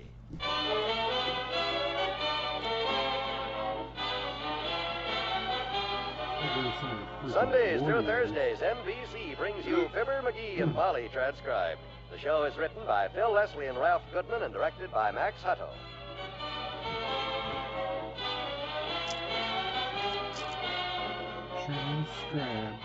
Our story in just a moment, but we'd like you to hear this first. Who do you think is more important in a family, Molly? The mother or dad? Oh, that's a loaded question if I ever heard one, McGee. But let me see now. The mother has to bring up the children, but Dad has to bring home the bacon. Kind of a fielder's choice, eh, Gil? Well, it sure didn't stump the Prudential Insurance Company of America. I guess that's why most people consider the Prudential's family income plan nothing short of a stroke of genius. Come to think of it, you're right, McGee. It certainly does provide for both, the bacon and the children. Let me explain it this way. You see, the family income plan is just the ticket for parents with growing kids. If anything happens to Dad, the Prudential would send your family a regular monthly check, all during your youngsters' growing up years, money they'd need for groceries, a roof over their heads, and clothing. And that means Mother wouldn't have to leave them and go to work. She'd be right at home with them, giving them all the care and consideration children just naturally need. That's right, dearie. And because this plan covers the family during the youngsters' growing up years, its cost is lower than you'd think. Ask your Prudential agent about a family income plan tomorrow.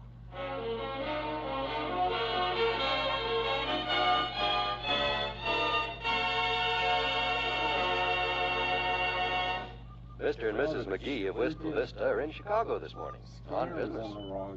Mr. McGee is here to attend the annual stockholders meeting of the Amalgamated Paperclip Company, in which he holds 3 shares of stock. They're just unpacking in their hotel room right now. We just got here, McGee. Where'd you say you're going? To see Phonbacher, J. Appleton Phonbacher, the big financier that he's trying to get control of Amalgamated Paperclip, the company that we got them shares of stock that Aunt Sarah gave us once for Christmas in.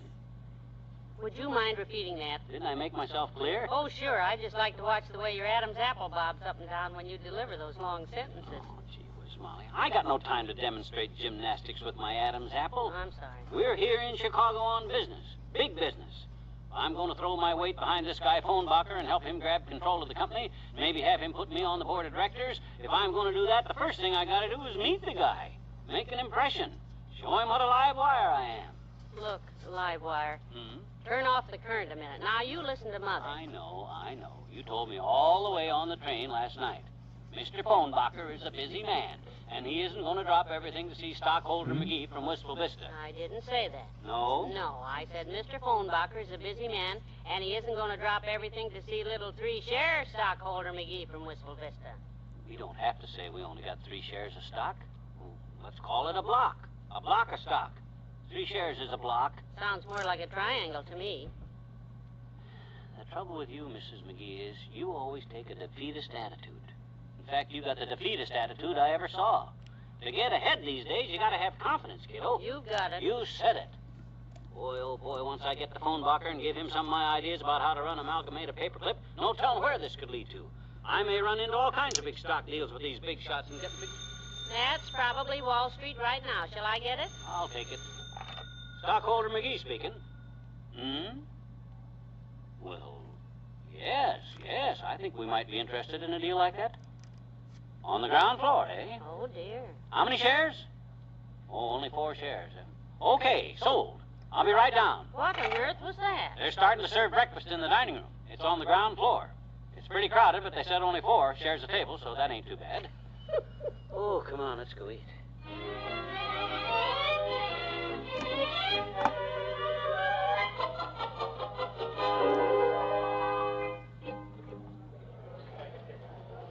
These eggs are pretty good. You want the rest of your butter? No, thanks. How about this other piece of toast? Say, why don't we change seats? That's easier. No, you stay where you are. I can manage okay. Now, like I was saying when I got my elbow in the jelly, all I gotta do is just get in to see this guy, Phonbacher. All I gotta do is get in to see him for 5 minutes, that's all. Oh, McGee, you'll never get past his front office. This man is a big operator. He's a busy man. He's probably got 8 secretaries to keep people like us out. I'll get in. Don't you worry. If I can't get past his secretary, I'll go climb in his office window. What do you think of that? I think you've got your elbow in the jelly again. Huh? Oh. Mr. Phonbacher's office is on the 63rd floor. Oh, yeah, I forgot about that. Look, McGee, why don't we just forget this whole thing before you get us both in trouble? Forget it. Go back home and not have the guys at the Elks see Monday's paper with the picture of me and Phonbacher walking into that stockholders' meeting arm in arm after what I told them? What did you tell them? I said, look for Monday's paper, and you'll see me and Phonbacher walking into that stockholders' meeting arm in arm. Oh, dear. Now, why did you have to say a thing like that? So I couldn't back out of it, that's why. You don't know this about me, Molly. But even though on the outside I'm confident and bold, deep down inside, I'm chicken. Well, I'm afraid you laid an egg this time. Don't say that. I'll admit it's not going to be easy, but with your beauty and my brains and a little luck... We can spend the night in adjoining jail cells marked his and hers. Okay, dearie, since you have your little heart set on meeting Mr. Phonbacher, you can count me in. Good. Waiter, the check, please, and hurry. We got to see a man before we lose our nerve.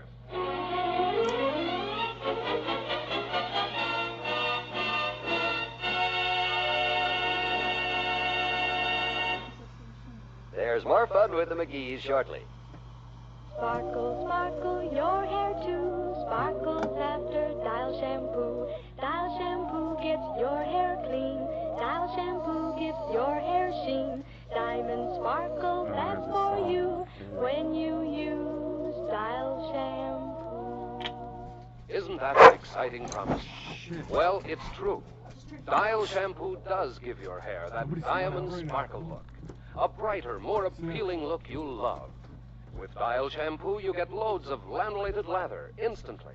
It cleanses every strand of your hair gently and thoroughly, leaves it ever so soft and ever so easy to manage. Get Dial shampoo in the unbreakable squeeze bottle. Until you do, you just can't imagine what a difference one shampooing can make. Diamond sparkle, that's for you when you use Dial shampoo. Dial shampoo.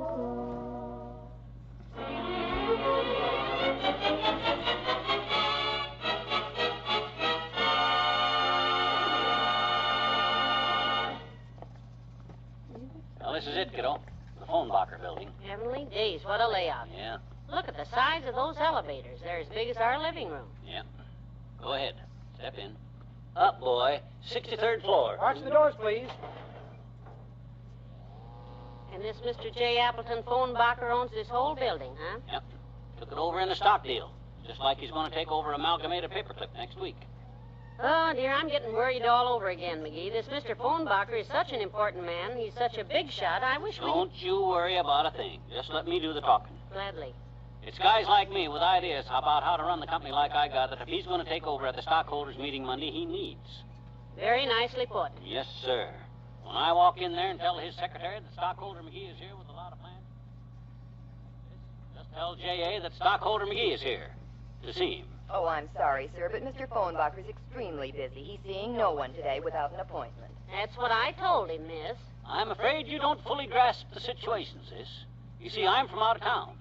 I come from one of the larger cities of our great nation. Wistful Vista, it's called. And, yeah. The reason I come all the way here to Chicago to help Phonbacher out is on account of because I got some great ideas for improving the company that he's trying to grab control of. Well, yes, I'm sure You see, I hold a block of stock myself in Amalgamated Paperclip. 3 shares, miss. Molly, please, I'll handle this. You see, sis... Just a minute. 3 shares, you said? Is that how much Amalgamated you hold, sir? 3 shares? Yeah, but that's not the point, sis. The reason I'm here is because I got some plans for Phonbacher. Excuse me just a minute, Mr. McGee. Just wait right there. Don't go away. Let's get out of here. What do you mean, get out of here? This is where I score, kiddo. But look, when we get in there, don't harp on we only got 3 shares of stock.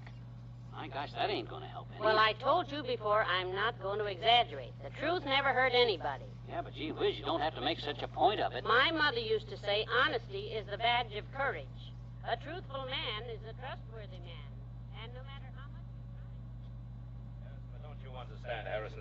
Whom did you say is out there in the office, Miss Quincy? I'm Mr. McGee, sir, from a town called Wistful Vista. I never heard of either of them. Look, Harrison and I are trying to map strategy for that meeting Monday, Miss Quincy. I know, but If I'm going to gain control of Amalgamated Paperclip, I still have to swing a lot more votes to our side. Right, Harrison? Right, say, at least 50,000. Well, that's just the point, Mr. Phonebacher. This Mr. McGee holds 3 shares of stock. 3 shares, Miss Quincy, for Pete's sake. Now, wait, sir. Think a minute. Our side has 40% of the stock, and the other side has 40%. The other 20% that we need to get control is in the hands of small investors. Yes, but after all, 3 shares is certainly not going to... Now, if we could show the small investors, as a group, show them that you really have their interest at heart by rolling out the red carpet for the smallest investor in town. Huh? Now, don't you Miss think... Quincy, Miss Quincy, that's it. That's it. Well, I thought maybe it would What be. an idea. We'll call in the press, get pictures of this Legree and myself, arm in arm. McGee, sir. Fibber McGee. Oh, McGee, yes. We can use him as a symbol. The little investor joining hands and hearts with big business. Bravo, J.A. Great idea. I can see the headlines now. Financier J. Appleton Phonebacher welcomes the small investor, the backbone of industry, Mr. Flibber McGee. Shall I tell the the backbone of industry to come in now? Oh, no, not at all. I'll go out and greet him myself. Harrison, get on the phone. Call the papers. Get them over here right away. Yes, sir. Immediately, J.A. Now, we'll give these people a welcome that'll have the small investors flocking to our side like, well, come on, let's go meet them. That's him over there. Mr. Phonebacher, Mr. and Mrs. McGee. Watch it, McGee. Here he comes. Ah, fellow stockholders, welcome to Chicago. Can't tell you how happy I am to see you. Huh? Harrison, call the Rich Waldorf. Get the McGee's the best suite available and charge it. Miss Quincy, call Boo Boo and tell her that we're having important stockholders for dinner. Important stockholders, but... Us? Want you two to be my guests while you're in Chicago. Yes, sir. Anything you two stockholders want, you just name it. Could I have a glass of water? I feel a little faint. I suppose you've only got 3 shares,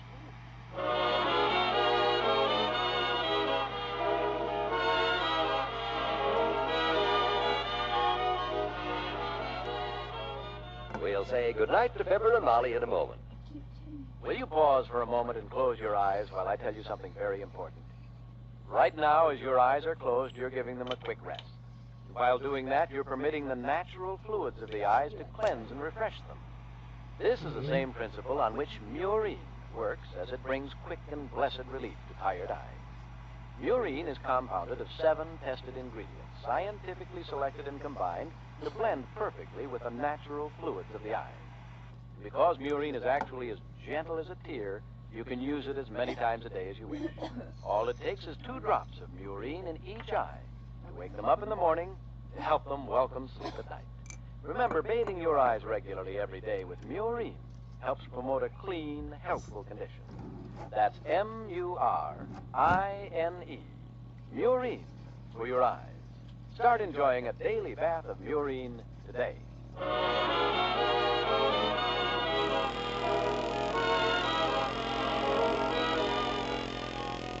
I just can't get over you being so nice to us, Mr. Phonebacher. Moving us into the Ritz Waldorf, making all this fuss. I mean, we're not big stockholders, you know. Yeah, did your secretary tell you? That you only hold 3 shares of stock? Yes, she did, and that's what sold me, McGee. Your honest and truthful approach. You know, it had sort of an Abe Lincoln quality. See, dearie, what'd I tell you? Oh, gee whiz. My mother used to say to me, honesty is the badge of courage. A truthful man is a trustworthy man. And, oh, were you about to say something, McGee? Yeah. Good night. Good night, all.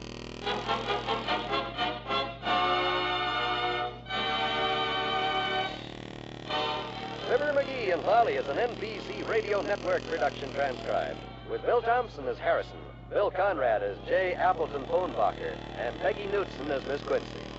This is John Wald urging you to be with us again Sunday night when we find Mr. and Mrs. Stockholder McGee living it up at the Ritz Waldorf with J. Appleton Phonebacher, millionaire financier, picking up the tab.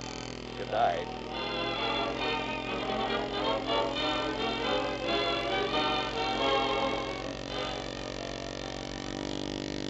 Join the great Gildersleeve and all his friends tonight on the NBC Radio Network.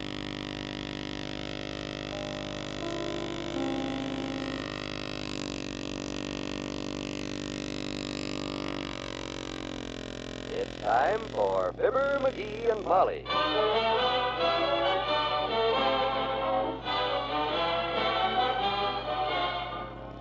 Sundays through Thursdays, NBC brings you Fibber, McGee, and Molly transcribed. The show is written by Phil Leslie and Ralph Goodman and directed by Max Hutto.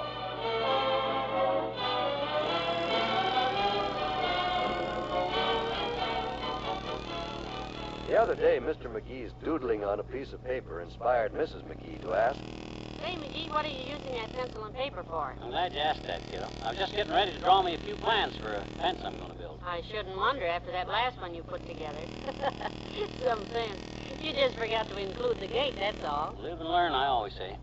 I guess you got to make plans, though, if you want to get a thing done right.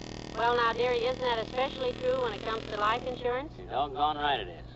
That's why, folks, the Prudential's famous dollar guide is just about the best friend a man ever had. This little device helps you see right off how much your family will need to get along on if you're no longer here. How much for groceries, clothing, a roof over their heads, and a college education for the kids. Yeah, and how much money you'll need to retire on. Well, tell the folks how easy it is to get the dollar guide. Just call your Prudential agent and ask him to bring over a helpful dollar guide. He'll show you quicker than a wink how you can guarantee your family the kind of future you've always wanted them to have.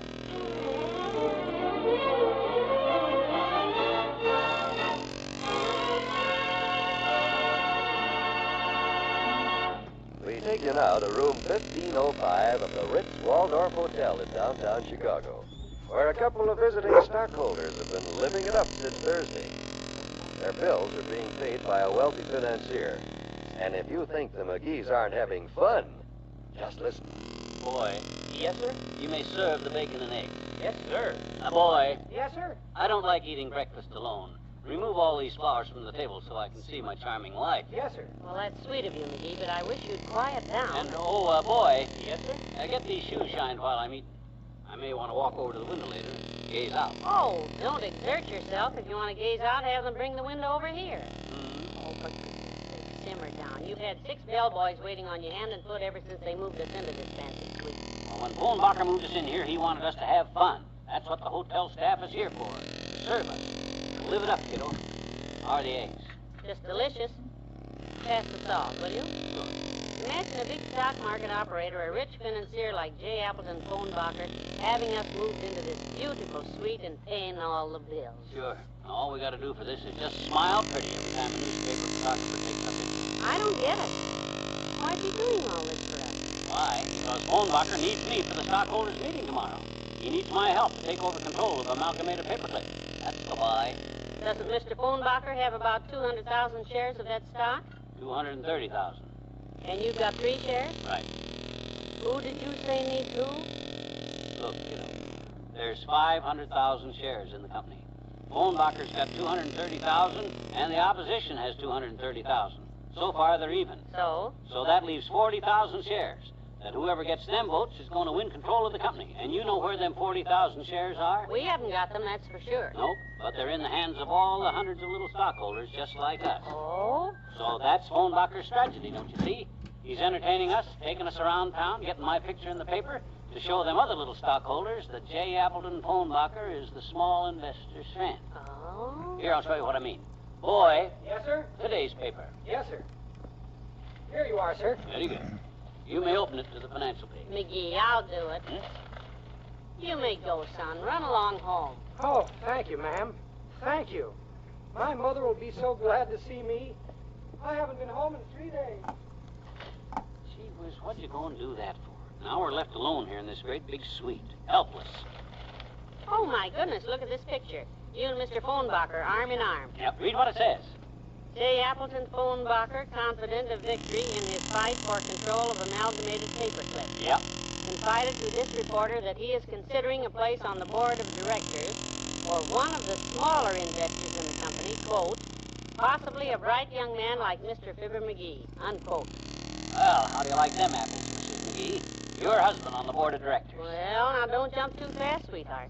Oh, it would be wonderful, of course, but it says possibly, Mr. McGee. Same thing. Anyway, don't you think he's just saying that so he can get more of the small stockholders' votes? So he can beat out that other big tycoon, the opposition, what's his name? Gould. Daniel Gould. Been president of the company for years. Well, I don't know. I'm beginning to wonder about this Mr. Phonbacher. Wonder about him? About good old Phony who's paying all our bills and treating us like kings? I never met a sweeter guy. Well, you don't find Mr. Daniel Gould making you any fancy offers. Of course not. He's an old fogey. Phonbacher says Gould has got more moss on his back than the north side of a wet rock. That's why the company needs a little... Excuse me a minute, kiddo. Stockholder McGee, about to be director, possibly, speaking. It's, Oh, it's you, sis. The operator. Yes, we're up. Who? What is it? We had a phone call a while ago. I left word not to disturb us till noon. What's the message, sis? I just read the reports. Yeah. We'll call back.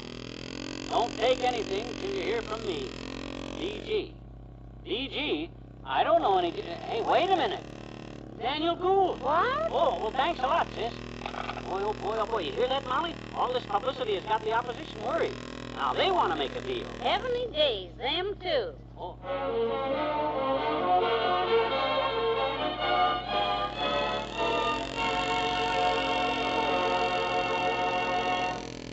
There's more fun with the McGees shortly.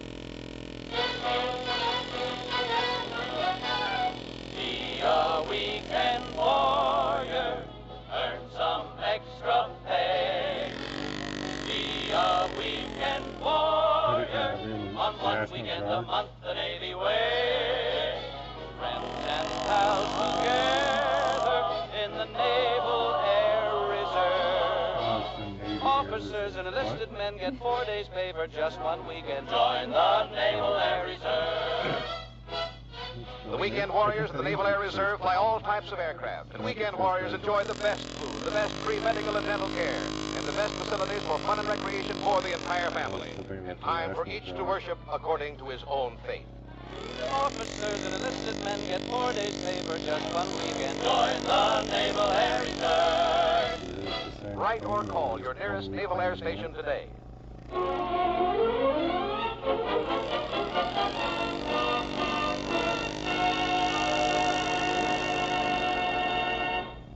Was that the phone, Molly? The phone? Was that the phone? Good heavens, sit down, relax. If that phone rings, you won't miss it. You've got one bellboy holding it in his arms and the rest of them lined up in a row to pass it down to you. How could you fail? He said he'd call right back, and it's been a long time ago since... The message didn't say right back. Here, the desk clerk sent it up. I'll read it to you. Go on, read it again. It says, just read the report. Read the report. We'll call back. Don't take anything until you hear from me. DG. Boy, them big operators sure work fast. News about Phonbacher making me a director just hit the street an hour ago. 5 minutes later, Gould is calling up to tell me to hold everything. He get the phone. I have it, sir. Well, bring it here, quick. Don't we follow Plan B, sir? What? B to Jones, Jones to Carlton, Carlton to Cagle, Cagle to Wojciechowski. Oh, for the... Give me the... Hello. Stockholder McGee speaking. Well, what's your best offer? Oh, it's you, Mr. Phonbacher. Yeah. Oh, fine. Yeah, it's our good friend and generous benefactor, Mr. J. Appleton Phonbacher, my dear. Well, don't look at me, my boy. This idea of selling out to the highest bidder was your idea. Just a minute, Mr. Phonbacher. You may go, boys. They may need a bellhop in some other room. You may go. Read it. Yes, sir. All right, men. Now, straight. Okay, don't make a big thing out of it. Forward, march.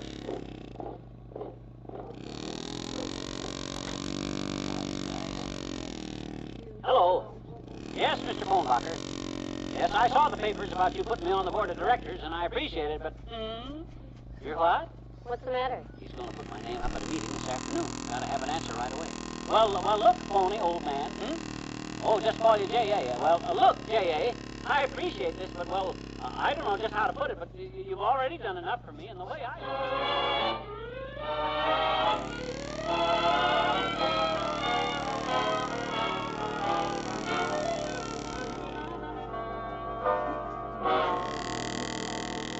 The way I look at it, Molly, the Daniel Gould crowd, you know, DG. Yes.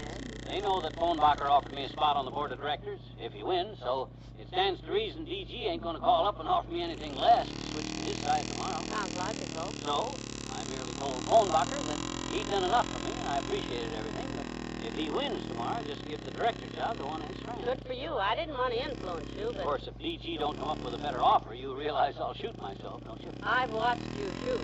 I'm not worried. Doggone it, what's keeping that Gould anyhow? I wish he'd hurry up and call back. I hope I wasn't too hasty in turning down that board of directors job. It wasn't a bad paying job, too, either. $20,000 a year. What? $20,000? That's kind of an honorary position, of course. Mr. Bonbacher offered you that just to keep you on his side at the stockholders' meeting tomorrow? This is amazing. Sure. And the other man phones and says, don't take anything till you hear from me. Oh, this is amazing. I keep telling you, Molly, this is big stuff. $1 million deal. All them little investors are watching to see what I do. When I get up there tomorrow, there's going to be plenty of votes riding on my coattails. And by George, that's it. That's DG. That's him. Don't be nervous, Molly. Be calm now. Don't get excited. And let him know how anxious we are. I'm fine. You're the one that Here, knows. here. Sit down here and relax. Now, I'll answer it. Hello? Hello? Dearie, that's the ashtray. Oh, these crazy modern... Here, I've got it. Hello, room 1505, 6 and 7, Mrs. McGee speaking. Mrs. McGee, this is your room. The operator is out for a moment, but your call from DG is on the line. Will Mr. McGee talk? Who is it? Is it him? Is it him? Is it him? Yes, Mr. McGee will take the call. Put him on. It's DG. Give me the phone quick. I'll take it. Give me it. Don't shout me. I want to listen too. Go ahead, Mr. McGee. Hello? Hello, DG. Hiya, Blunderbuss. How are things in the town they named for you, the Windy City? Dr. Gamble. Yep. Hello, Molly. How are you? But you mean you're DG? Well, certainly, stupid. Did you get the message I left for you? I just read the report. Don't take anything till you hear from me. But. The reason I called, I gave you the wrong pills for your blood pressure. You know, the pink ones? They were for Toots the dog, and I don't want you to take them. Oh, this is ridiculous.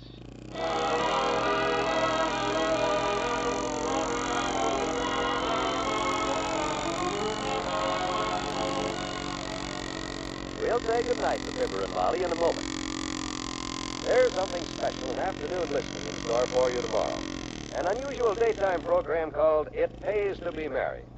Each weekday on It Pays to Be Married, you'll meet people from all over the world as they tell their warm and human stories of love and marriage. Jay Stewart introduces you to people you'll enjoy meeting Monday through Friday. People who visit the NBC studios in Hollywood to tell their stories and win some grand prizes. Everybody has a love story, you know. And whether Jay's guests are a pair of young newlyweds or a couple celebrating their golden anniversary, their story is bound to be a fascinating one, as is any story of two people in love. Sometimes dramatic and inspiring, sometimes light and humorous. The stories you'll hear every day on It Pays to Be Married are grand listening. So make a date tomorrow with Jay Stewart and the married couples he'll introduce to you on It Pays to Be Married. It's more proof that your best bet in weekday listening is right here, NBC Radio.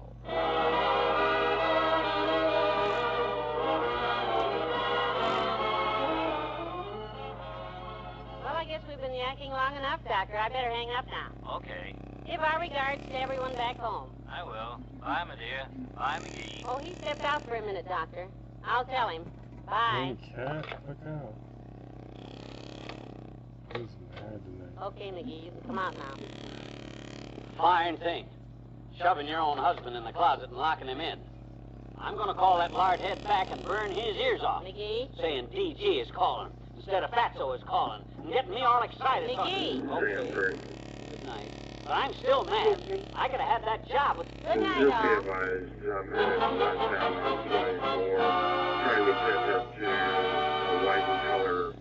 Fibber, McGee, and Molly is an NBC Radio Network production transcribed. With Arthur Q. Bryan as Dr. Gamble.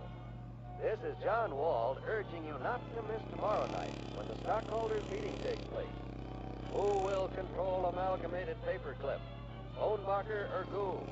And will McGee decide the issue? Tune in and see.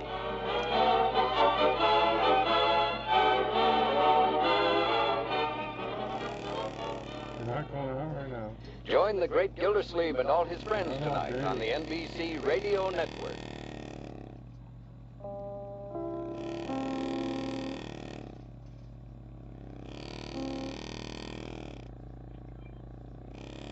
It's time for Fibber, McGee, and Molly.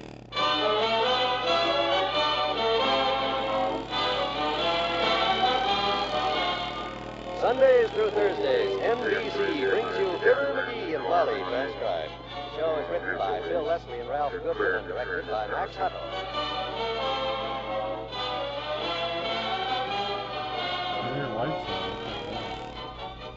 Before we get into our story, let's see what's troubling Molly. McGee, ever since that nice credential man of ours told us about that mortgage cancellation plan, There's something I've been wanting to ask him. Well, I don't profess to be a professor, kiddo, but what's your particular problem? Well, just this, McGee. Almost everyone knows the Prudential Insurance Company has a special plan that will pay off a family's mortgage if anything happens to Dad.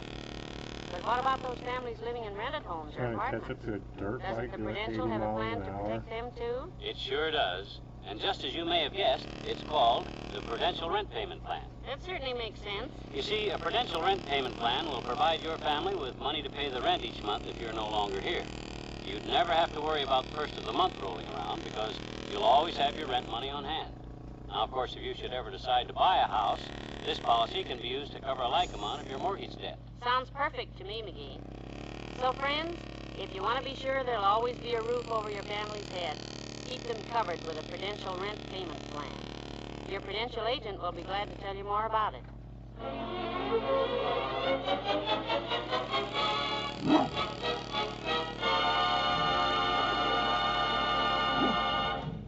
The annual stockholders meeting of the Amalgamated Paperclip Corporation takes place this afternoon in Chicago. Grim struggles going on for control of this company. And oddly enough, the key figure in this battle for votes is a small stockholder named McGee. Here at the door of the Stockholders Hotel Suite, another battle is going on. I'm from the news. Isn't Mr. McGee going to make a statement? Is he back at phone, Barker? Mr. McGee, take chairman of the board. We're going to get a statement from McGee. Now, gentlemen, please, Come on, fellas, outside, please. Mr. McGee's tied up right now. Outside, please. Oh, what a day this is going to be. Damn Where was great. it? Oh, better open up some more mail. Looting. Oh, we got someone trying to run from the I have to go cops. through another day. McGee! Oh, yeah. McGee, get up! The West Town Highway 24, about to step into Florissant. No rear plate, white bike, no traffic. Speed's about 73 right now.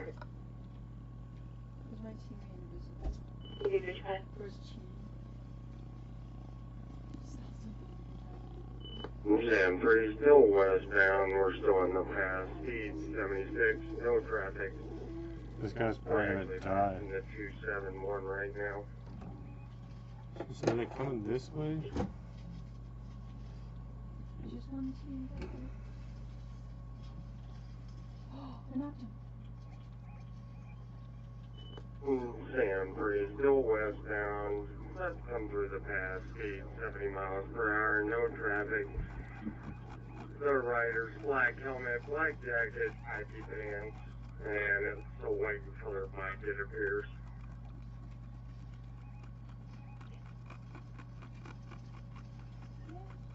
Someone trying to run from the cops on a dirt bike. Actually, it's going to be a yellow frame on the back. Again, speed 86 miles an hour, mile marker 270. Still westbound, no traffic. And the bike can't go no faster than 80 miles an hour?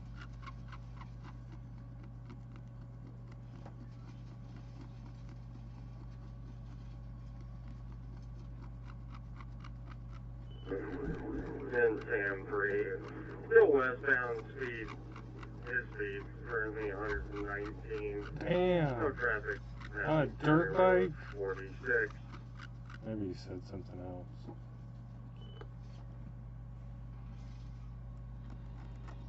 Not want to be going 120 on any sort of dirt bike.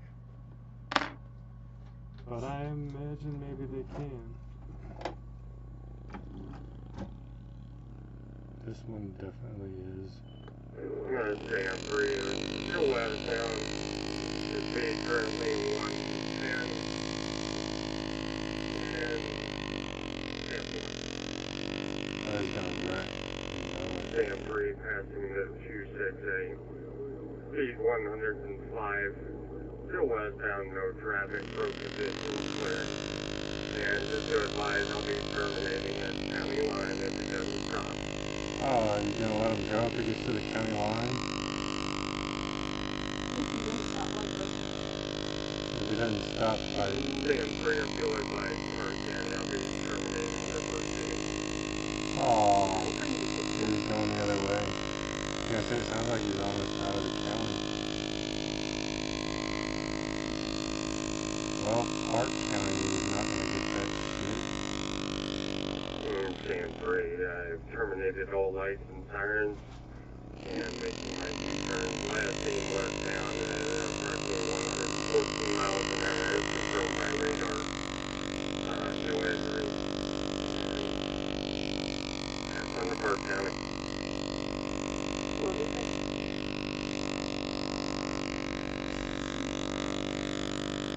Well, they better be pretty quick. Yeah, blast through that channel. If you want to meet me over at the Comical. Now, somebody's about to pull over. Anything. Sam 3, if you'll pass in the Park County again, Park County, black and color helmet, black jacket, taxi cam.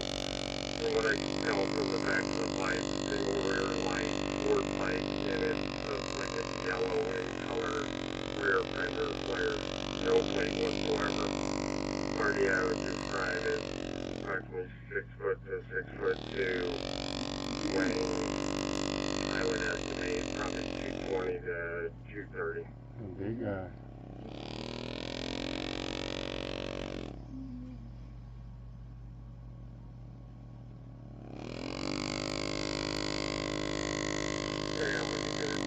You'll pull me a case number in regards to it.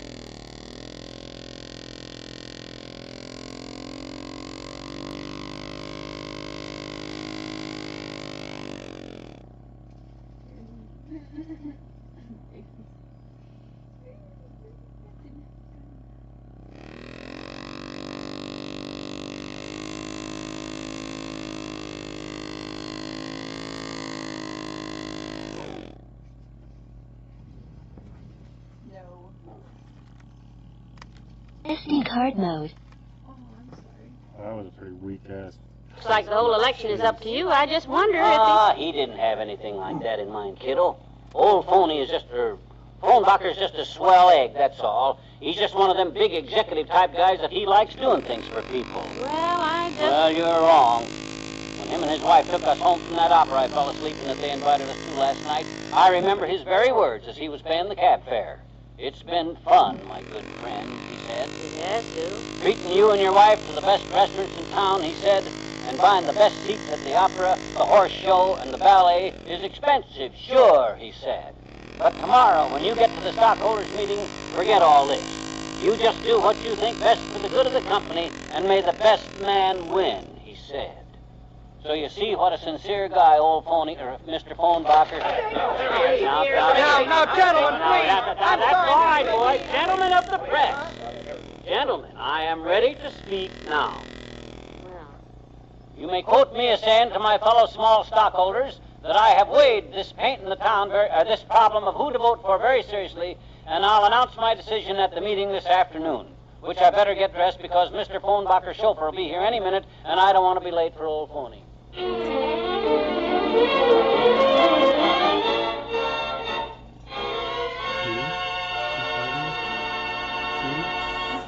Back to Wistful Vista in a minute. How much difference can a shampoo make in the appearance of your hair? You'll find out after your first sudsing with Dial shampoo. Because this new shampoo gives your hair that diamond sparkle look, a bright, shiny look you'll love. And with Dial shampoo, you get loads of creamy, rich, lanolated lather, too. It leaves every strand of your hair ever so soft, ever so easy to manage, even right after shampooing. Once you try new Dial shampoo, you'll know how true this little song is. Sparkle, sparkle, your hair too sparkles after Dial shampoo. Dial shampoo gets your hair clean. Dial shampoo gives your hair sheen.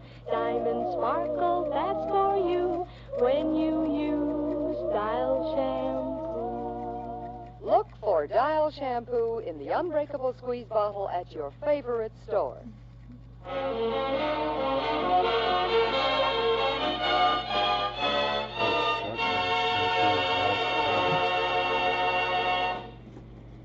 Oh, isn't this a beautiful car, McGee? Yep.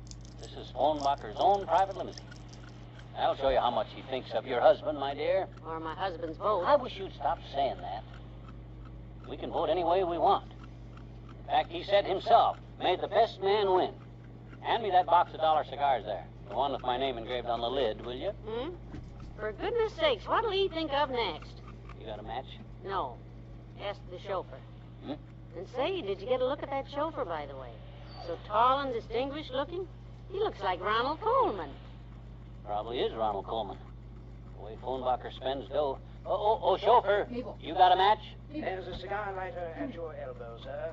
Left elbow. Oh. Oh, thanks. How much farther to the meeting? We're nearly there, sir. Oh, and that reminds me, Mr. McGee. Mr. Phonbacher said to be sure and tell you... Tell me what? I hope I have this memorized correctly. Ah, yes. He said no matter how you vote today, it will not change his feelings toward you or your charming wife one bit. Well, isn't that nice, dearie? Maybe I've been a little... He told me to say, in spite of all the fun you three have had together, the horse show, the ballet, and opera, each at $12 a seat, the fabulous nightclubs with their fabulous checks, and that luxurious hotel suite at $50 a day, including phone calls back to your friends at Wistful Vista, of which there have been many, he wants you to know that as far as he...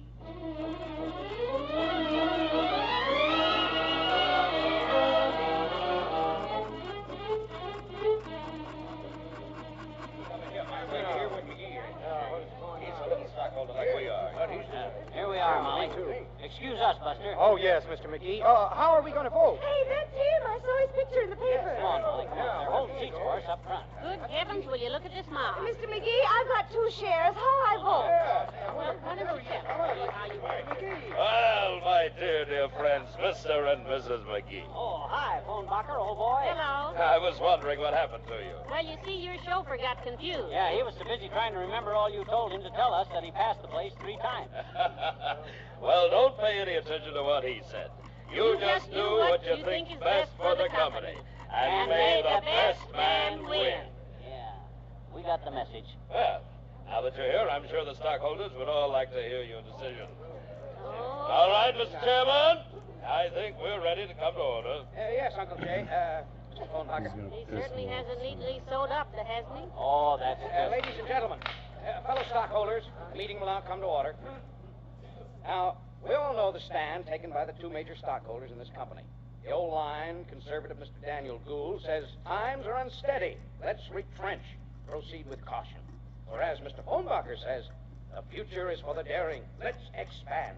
You have to spend money to make money. Yay! Please, just show your reaction in the way you vote. Now, before we cast our ballots, I know you all want to hear from one of our fellow stockholders who's been very close to this situation. And you know is the very symbol of the small investor. Yeah, I hope we don't forget to say... And the backbone of industry. Mr. Fibber McGee of Wistful Vista. Thank you. Thank you, fellow small stockholders like us, like I and my wife. Now, as you all know, I've studied both sides of this controversy very carefully. I want to tell all of my small fellow stockholders how swell Mr. Phonbacher has treated us here. Great. Oh, there's nothing. This is a pleasure. Yes, sir.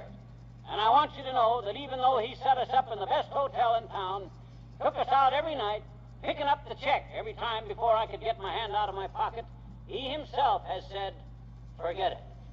You just do what's best for the company. This is our company, and we want it run right. I've given this a lot of thought, and I say to you that Mr. Phonbacher here is the most dynamic personage I've ever met. He's a powerhouse. Well, that's mighty swell of you, McGee. Thanks. And any man who'd take a couple of strangers like I and my wife, put us up in the Ritz Waldorf Hotel at $50 a night, buy 'em tickets for the opera and the horse show at $12 a throw, and take 'em to the best nightclubs in town, he's a swell guy to know. Oh, great. It's in the bag. Get ready to come. But when it comes to running my company, I don't want anybody that throws money around like that. What? So I'm doing the best thing for the company, like Mr. Phonbacher told me to do. Fire. McGee's 3 votes go for Daniel Gould and his conservative group. I have spoken. Why, you no good ingrate. You two-faced, two-timing, two-bit cheat. Molly, let's go get back for home. And quick, I've got a feeling we don't live at the Ritz Waldorf anymore.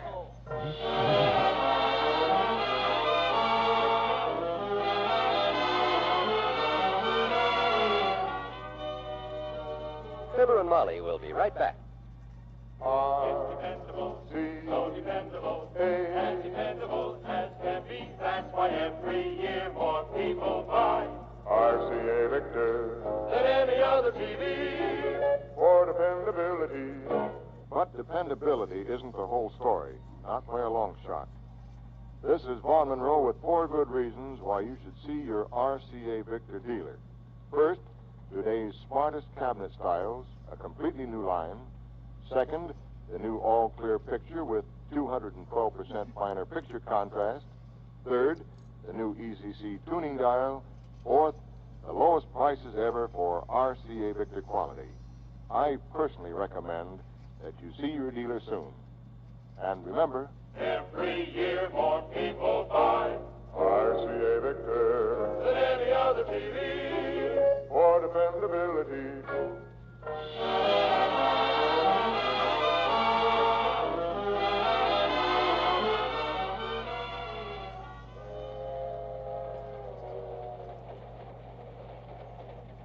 Well, this trip has been a lot of fun, McGee, but I'm glad to be going home. Yeah.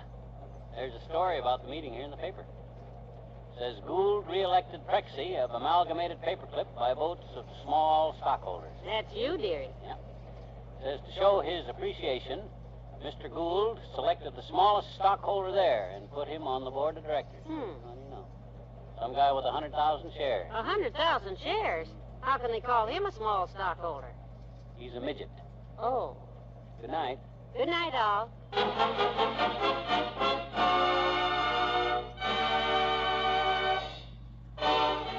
Fibber, McGee, and Molly is an NBC Radio Network production transcribed, with Bill Conrad as Phonbacher, Jack Moyles as the chauffeur and the chairman, and Mary Lansing as the woman. This is John Wald inviting you back tomorrow night when Mr. McGee pulls a fast one. He thinks on Mrs. McGee. Good night.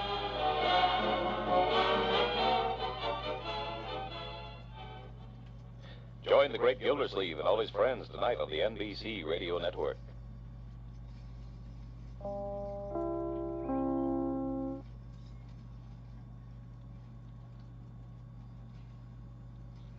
It's time for Fibber, McGee, and Molly.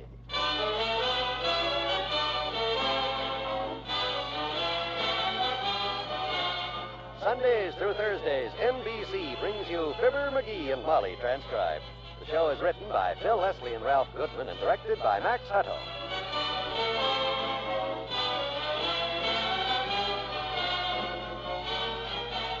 The other day, an interesting discussion evolved at 79 Wistful Vista. Like this.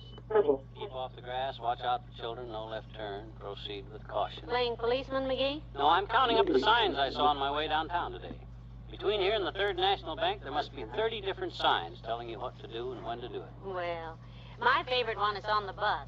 In case of an emergency, break the glass and pull the handle. Wouldn't life be great stuff, Molly, if every time we had a problem hanging around, a little sign popped up telling us how to handle it? Well, I can think of some problems that a little planning ahead would take care of almost that easily. Like the one a mother faces if Dad dies unexpectedly while the youngsters are still growing up. That's when a Prudential Family Income Plan steps right in and gives her the help she needs when she needs it most. It's a good plan, all right.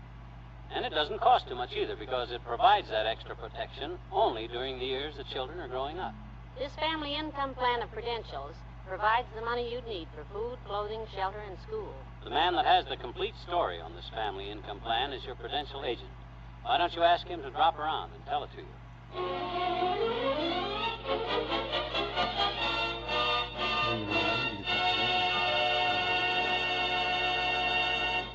Downtown to run some errands today are Mr. and Mrs. McGee. You see any kind of parking space yet, kiddo? Not a thing. You've already driven around the block 6 times. Why don't we park on a lot? I'll find some room, don't worry. And hey, remind me to lock the car up good when we do get parked. All them thefts they've been having out of cars, you know, like I read in the Gazette this morning. Remember, it said... I know. It said be sure the doors on each side are locked. Be sure all the windows are rolled up tightly. Check the small wing windows carefully, as these can be easily pried open. Yeah, the windshield wings. That's how them crooks operate and get into... Hey, there's a parking space. There's a space. I told you all I had to do was keep looking. Where? Right there. Give me plenty of elbow room. It's kind of a short space. Gonna take some fancy maneuvering. Oh, you optimist, you.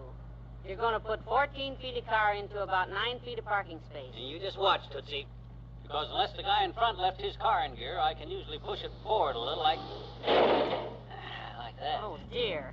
And if the guy in back forgot to leave his car in gear, I can usually push him back. Oh. Like that. Heavenly days. And that's all there is to it. Come on, let's get out and lock this baby up good while we run our errands. Yes, lock it up good. I'd hate for some inconsiderate smart aleck to come along and open the door and take the brake off, let the car out of gear, and then bang it up and down the street with his own car to make himself a parking space.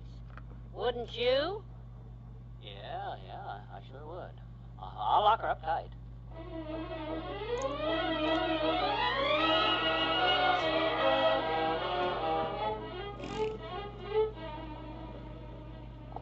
My goodness, that bonton was crowded. I'll be glad to get back to the car and get off my feet. Well, I'll tell you one thing. I bet nobody's busted into our car and stole anything while you were shopping and I was at Kramer's. Because when I lock up a car, I make good and sure. Oh, sure. Here, carry some of these bundles, will you? Thank you. Okay. Like I say, when we get to the car, you'll find everything secure. No worries about it. Oh, before I forget it, I ran into Dr. Gamble and his mother at the Bonton shopping. His mother? I thought she went back home a week or so ago. No, she's decided to spend the winter here, she said. I think she thinks her little boy needs looking after. Him? That little old lady looking after Fatso's kind of like a hummingbird looking after a blimp. Incidentally, I invited him for Thanksgiving dinner Thursday. Told the doctor to bring Miss Peddleson, too, if he likes. You should have told him to bring an extra turkey. The way that guy eats, he'll go through that bird like a charge of buckshot. Well, we'll get a big one. The doctor is fond of my Thanksgiving cooking. I'll say he's fond of it. The only one that could possibly love a big tom turkey as much as Doc does is the turkey's wife. That's a good one, wasn't it? He gets more real excitement out of finding a chestnut in the dressing than most people do out of finding a pearl in an oyster. Oh, here's the car. Good. I'll be glad to park these bundles. Just a second. I'll just want to check and see if anybody tried to pry these windows open while we're gone. Looks okay. Good. Now open it up and let me get in there. Looks like everything is shipshape. That's why it pays to lock up good when you leave the car on the street like this. Because when you know it's locked up good, you don't have to worry about, oh my gosh. What's the matter? Well,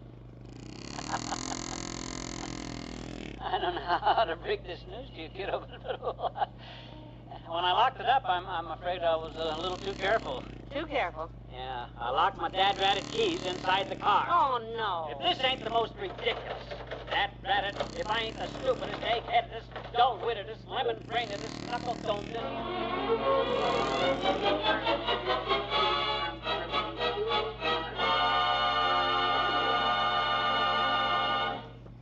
There's more fun with the McGee shortly. What have Viceroys got that other filter-tip cigarettes haven't got? What have Viceroys got that other filter-tip cigarettes haven't got? What have Viceroys got that other filter-tip cigarettes haven't got? Yes, what have Viceroys got? The answer is 20,000 tiny filters in every Viceroy tip. That's right. Inside every Viceroy tip is a vast network of 20,000 individual filters to filter your smoke over and over again. You get only the full, rich taste of Viceroy's choice tobaccos. And Viceroys draw freely, smoothly. So the next time you hear this question, what have Viceroys got that other filter-tip cigarettes haven't got? You know the answer. 20,000 tiny filters in every Viceroy tip. No wonder more people smoke Viceroys than any other filter-tip cigarette in the world. Get Viceroys today. King-size filter tip. Only a penny or two more than cigarettes without filters.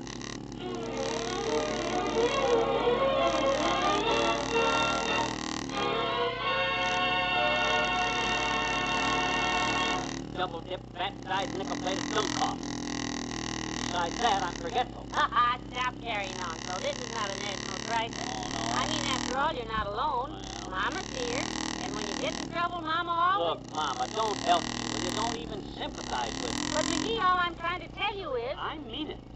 There comes a time in every man's life when he gets himself into a jam that he's got to get himself out of it by himself to prove to himself that himself is not the dunce he himself thinks himself is. And that's going to take some proving, believe you me. All right, if that's the way you want it. Give me Bobby pin, will you? Thanks. I got to work fast because sure as heck every loudmouth friend I got will come by here in the next 10 minutes and make a smart crack like... Hey, Johnny, why you like the keys in the car? Don't nobody's stealing? My daughter. Hello, Miss Rose. Molly, look, old-timer, are you busy? No, Johnny. Luckily, I got the afternoon off. I'd be happy to watch you struggle with that locked window and applaud when you get it open if that's what you got. No, that ain't what I had in mind. Well, ain't got the faintest idea how to get into that car, if that's what you mean. When it comes to things like this, Johnny, I'm just as stupid as you are. Look, how would you like to take my helpful little wife over to Walt's Malt Shop there across the street?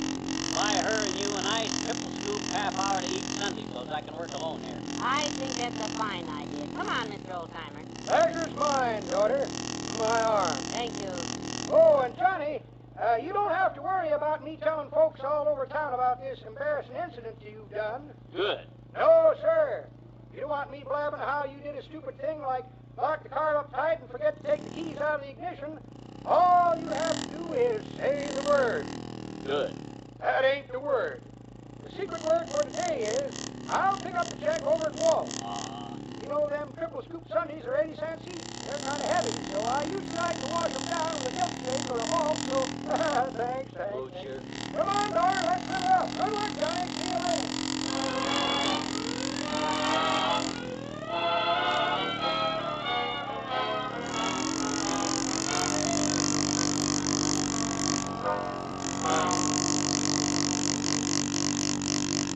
If I can just pry this windshield wing open enough to get my finger in there. There goes my last night. Maybe nail file will get this open before some other wise guy comes by. Look who's here. Hiya, Clodhead. Hi, Fatso. Where's your mom? My mother? Oh, I left her in the supper room. Why? Oh, you ought to leave her alone. Sweet little old lady like that is liable She isn't alone. She and Cuddles, Huh? Miss Cuddles, are having lunch together. No kidding. My gosh, you better rush right back over there, Doc. Don't stand around here, boy. Get going. That's a terrible mistake, leaving your mother and your girlfriend alone like that together. By the time your mother tells Cuddles how you wasted your childhood, and Cuddles tells your mother how you're wasting your evenings, they'll have you cut up like an old inner tube in slingshot season. Well, you may have a point there, Sonny. So go ahead. Don't let me keep you. Well, I'll see you Thanksgiving, Doc. So long. Yeah, I think I will get back over there. Thanks for the advice, Cupid. Oh, and McGee, here's some advice for you. Huh? Pull a locksmith. What? It's cheaper than breaking the car window, and anybody stupid enough to lock his keys in his car. Ah, go boil your head. Blabbermouth. Now he'll spread it all over town. Let me see here. Maybe if I get a coat hanger from the cleaning shop and work that in through the floorboards.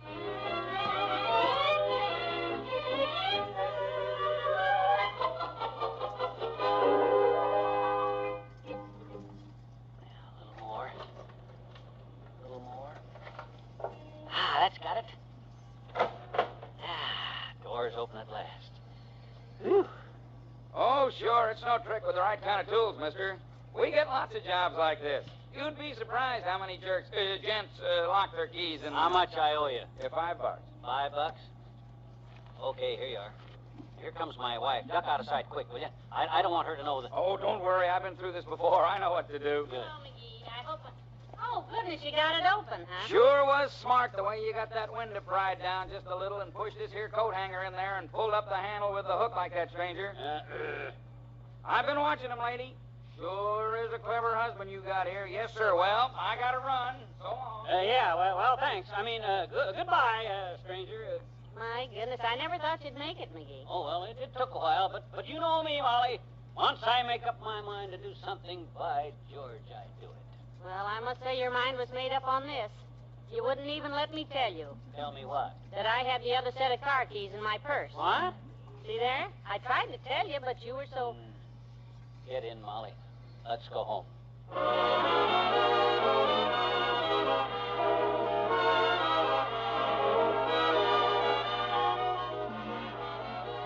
We'll say goodnight to Fibber and Molly in a moment. Now, do you suppose it could be that sometimes a statement from McGee has more behind it than right away meets the eye? I'll say, John. But you know, there's one thing McGee always says that I believe in every time because I found it's true myself. You mean murine makes your eyes feel good, Molly. And also, murine is gentle as a tear.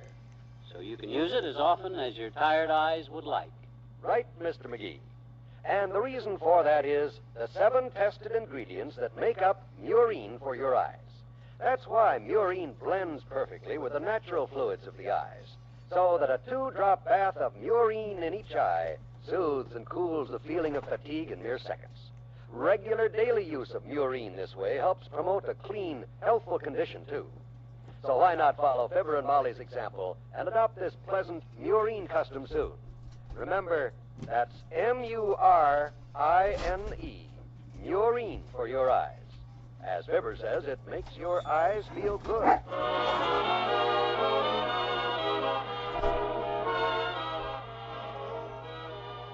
McGee, I just can't get over how clever you are. Oh, well. Who would have ever thought of reaching in there with a coat hanger? A coat hanger, of all things, and hooking it around the door handle. Say, how did you get the coat hanger in there anyway? I mean, the windows were all locked tight. If I told you, kiddo, you'd never believe it. Go on, tell me anyway. Oh, and one other question. How much was it? How much was what? The bill. What? You know, the man that congratulated you on getting the car open all by yourself, and then drove away in that truck that said locksmith on the side of it? Good night. Good night, all.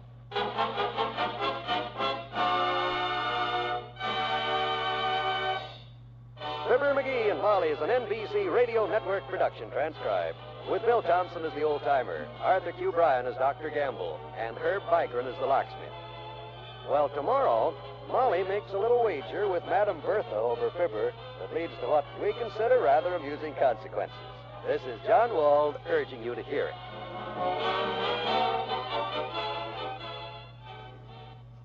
Sunday, hear his finest hour, Sir Winston Churchill's biography for sound on NBC Radio.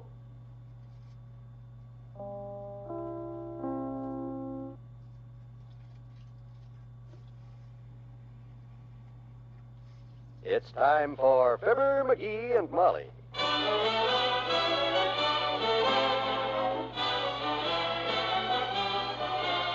Sundays through Thursdays, NBC brings you Fibber, McGee, and Molly, transcribed. The show is written by Phil Leslie and Len Levinson and directed by Max Hutto.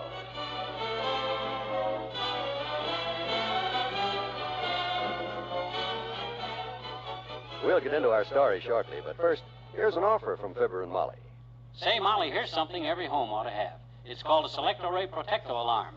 The hardware store's selling them for only $139.50. Oh, no, you don't, McGee. Hmm? When it comes to protection, you know there's nothing like those Prudential sickness and accident plans of ours. Yeah, you bet your life there isn't. The Prudential's income protection plan covers you 24 hours a day against just about every kind of accident and all types of illnesses and diseases.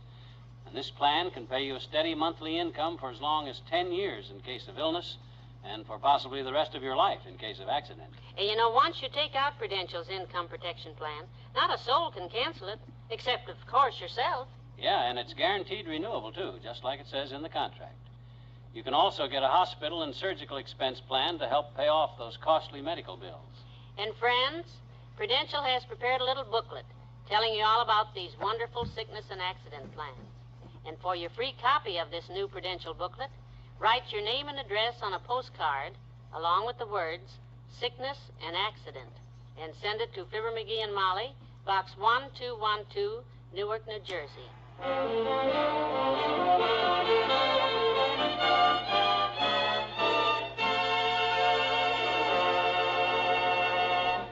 We take you now to Madame Bertha's Chapeau Chateau in the heart of downtown Wistful Vista, where Madame Bertha is hovering over one of her favorite customers. Ah, just look at it in the mirror, Mrs. McGee. Simply a divine hat. Well, what do you think, Mabel? Perfect for her, isn't it, Mrs. Toops? Well, it's the best one you've had on so far, Ma. Why don't you take it? You definitely should have this hat. I'm sure Mr. McGee will love it. Him? Mr. McGee will never notice it. Oh, this one he will. Yes, indeed. Oh, I don't see how even Fib could miss this one. Well, I mean, you know, with the feathers and the sequins and the veil and all that. Well, I don't know. $12 is a lot for me to pay for a hat. And my husband... But he'll be delighted, I know. Believe me, McGee won't know I have this hat on till I present him with the bill. Mrs. McGee, I'm so certain that he'll... Well, that he'll comment on this lovely creation that... Shall we be sporty? What do you mean? I'm selling you this hat with a money-back guarantee, Mrs. McGee, dear. If your husband fails to notice it, it's yours, free.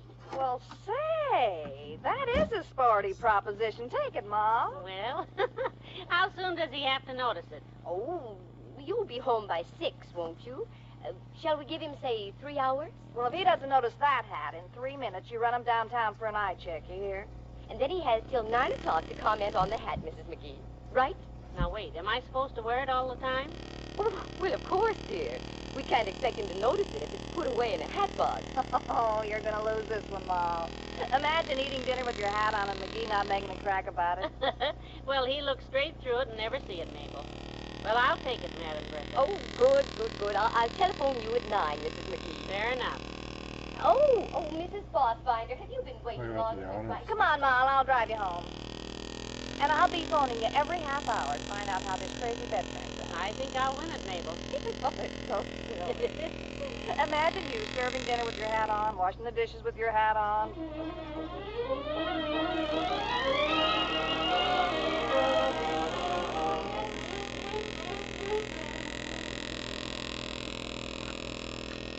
And as I've been saying ever since we finished eating, Molly, that sure was a swell dinner, kiddo. Thank you.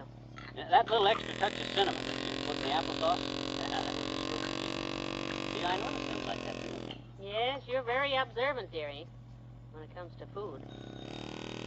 I'll bet that's Mabel Toops again. She's already called you 3 times since she got home. What's going on? Oh, nothing. Put the dishes in the cupboard, will you? I'll get the phone. Okay, Tootsie. 79 Wistful Vista, Molly McGee speaking. Hello, Ma. Do you know who around? Oh, hello, Mabel. She's in the kitchen. Cross my heart, he hasn't. I wore it in the kitchen with an apron. I wore it all through dinner, and I still got it on while we do the dishes. It might as well be invisible as far as him seeing it. No, at this point, I'm keeping my fingers crossed, because in another 5 minutes, it's 9 o'clock, and you know what is mine. Free. Well, she brought it on herself. And say, I don't know. Is a hat a bargain even for free if your husband can't see it? I don't know whether I... Uh-oh, he's coming, Mabel. I better hang up. Bye. Dishes are all in the cupboard, Molly. I think I'll turn on the radio and listen to the 9 o'clock news. Oh yes. The 9 o'clock news. Yeah. Comes on at 9 o'clock, doesn't it? Yes. Hey, I just noticed something. Something new that you're wearing. Oh, no, McGee. Oh, it ain't new? I could have swore it's brand new. Well, can't you wait till after you hear the news, the 9 o'clock news? No, sir. I want to find out right now. Oh, it is new, ain't it? Gee, it sure looks swell on you, too. Oh, dear, and I was so close. You can't fool me, kiddo. I could tell that was a new dress the minute I laid eyes. Dress? Oh, McGee. I've had this dress for 2.5 years, thank goodness.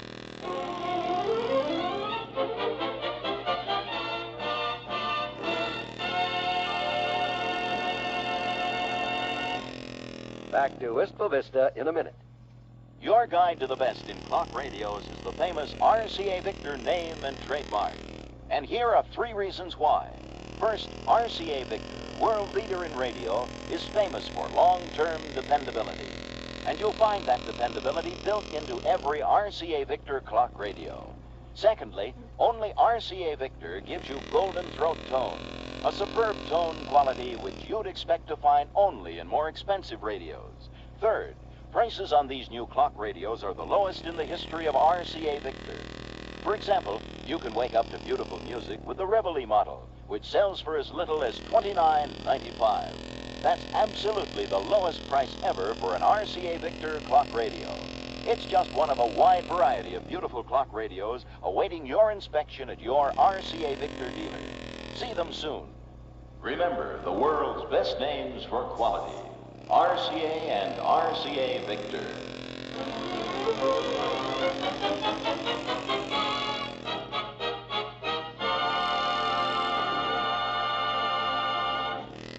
Hello, Madam Bertha. He's gone to answer the doorbell. What were you saying? Well, I'm lost, my dear, and the hat is yours. But do you mean to tell me he still hasn't noticed it? No, and I'm not going to tell him. I'm going to see just how long it takes him to tumble to the fact I'm wearing a new hat. I'm going to keep it on all evening. I'll even wear it upstairs to bed. Oh, no. And if necessary, I'll sleep in it. I'm getting pretty annoyed about this whole thing. Uh-oh, here comes someone. Bye. He let me in and ducked down to the cellar for some root beer. He thinks I... Oh, excuse me, you're just ready to go out. No, not at all. What makes you think that? You got your hat on. Oh, that. Well, I'll let you in on a little secret. I just won this hat on a bet. Well, that's as fine an excuse for most women's hats as I've ever heard. Seriously, I won it because McGee can't see it. I'm a doctor, but that one's a bit hard to diagnose. What do you mean? Well, Madam Bertha said my husband would love it, and I said he'd never even notice it, so she bet me this hat that he would by 9 p.m. Yeah, but it's after that now. Sure, and the hat's mine. I'm just going to keep it on until he notices it. It takes a week. It doesn't seem possible that you're going to get decent sales before this happens. Well, here they are. Keep nice and cool down there and still not too cold like in the fridge. Never mind any for me. Maybe that's what's wrong with you. Too much root beer, McGee. I wasn't aware that anything at all was wrong with me, stout, stubby, and suspicious. What's wrong with you that you think something's wrong with me the minute you come in? I think I detect a bad case of myopia, Sonny. Now, Doctor. This ain't myopia. It's root beer. And it ain't a bad case. It's a good half case. All right. Let's forget it. I got to run along anyhow. Got to pick up Miss Cuddleton at the hospital in a few minutes. Aha! I thought you were mighty dressed up, Doctor. Yeah, still chasing the head nurse, eh, Romeo? What are you kids going to do? Go out and paint the town consoles tonight? I wish it was possible for Miss Cuddleton to spend a few days here with you, Molly. I'd like her to know you better. Well, that's nice of you, George. Why? So she'd see what a bargain I am. Good night, Molly. Good night, Doctor. I think I'll take a book and go upstairs and read bed.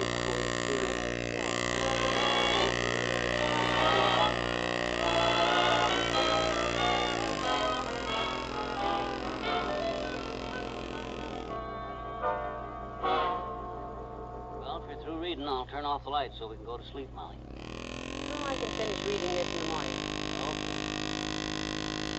I guess I made sure everything was locked up and turned out downstairs.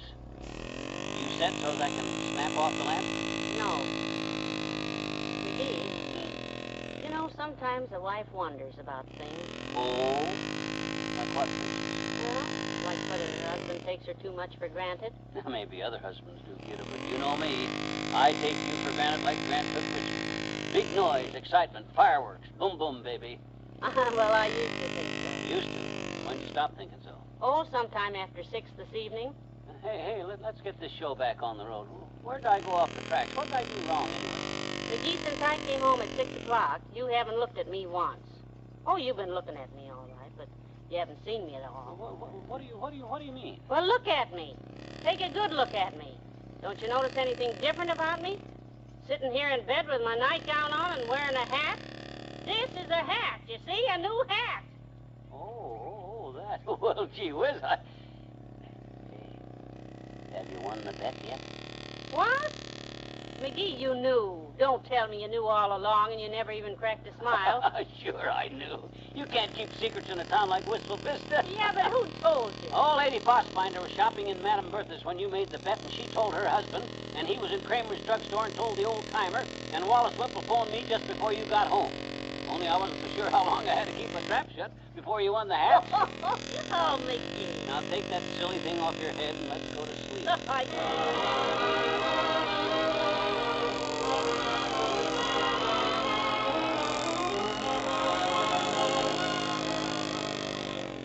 Fibber and Molly will be right back. Have you discovered Dial Shampoo? It's the new shampoo that does something exciting to your hair. Listen. Sparkle, sparkle, your hair too. Sparkles after Dial Shampoo. Dial Shampoo gets your hair clean. Dial Shampoo gets your hair sing. Diamond sparkle, that's for you. When you use Dial Shampoo. Yes, your hair will have that diamond sparkle look the very first time you use Dial Shampoo. This new shampoo is specially made to give your hair a priceless sheen, an extra brightness. With Dial Shampoo, you get loads of lanolated lather. It's a creamy, rich lather, gentle but firm, and it leaves your hair soft and easy to manage. Buy Dial Shampoo in the unbreakable squeeze bottle. Diamond sparkle, that's for you. When you use Dial Shampoo. Dial shampoo.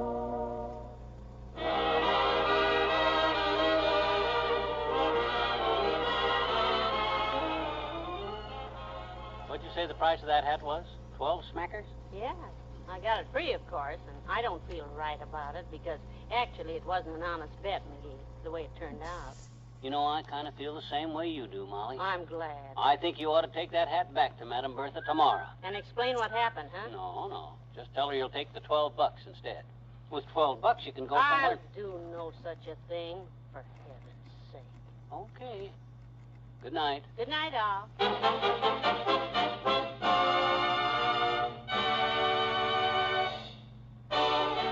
Fibber, McGee, and Molly is an NBC Radio Network production, transcribed. With Arthur Q. Bryan as Dr. Gamble, Mary Jane Croft as Mabel Toops, and Natalie Masters as Madame Bertha. This is John Wald, cordially inviting you to share Thanksgiving with Fibber and Molly and all their friends tomorrow night on Fibber, McGee, and Molly.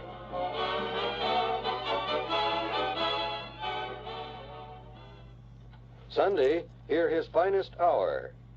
Sir Winston Churchill's biography for sound on NBC Radio.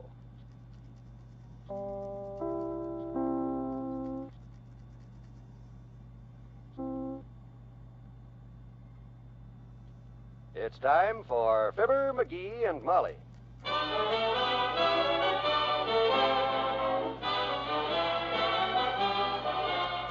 Sundays through Thursdays, NBC brings you Fibber, McGee, and Molly, transcribed. The show is written by Phil Leslie and Len Levinson and directed by Max Hutto.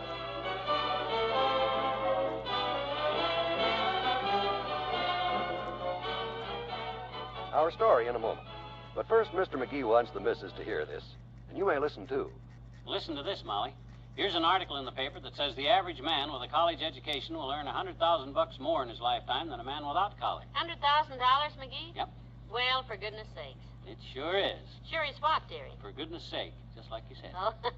Thanks to the goodness of a good many mothers and dads and the Prudential Swell Education Fund plan, a lot of kids are going to find the road to success a lot less bumpy than it often is. Just a minute, McGee. What's all this about the Prudential's education plan? I was just going to tell the folks, Molly.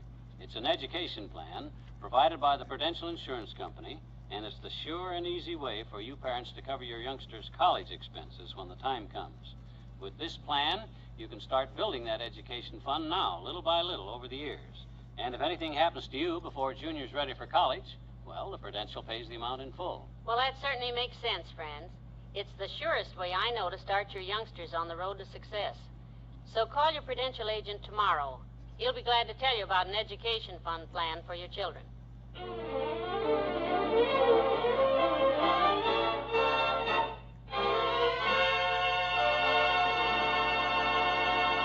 Did you have a nice Thanksgiving dinner? Well, lean back, relax, and listen to what happened at the McGee home today. It's long about noon right now at 79 Wistful Vista.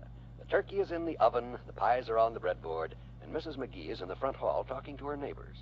Come in, Sally, both of you. Oh, we can't stay. No, Sally and I are just going to go over and visit my mother for a spell. And Well, now, wait a minute. You haven't forgotten you're having dinner with us around 4 o'clock, have you? Oh, no. That's why we stopped in. I just wanted to know if there was anything I could get for you.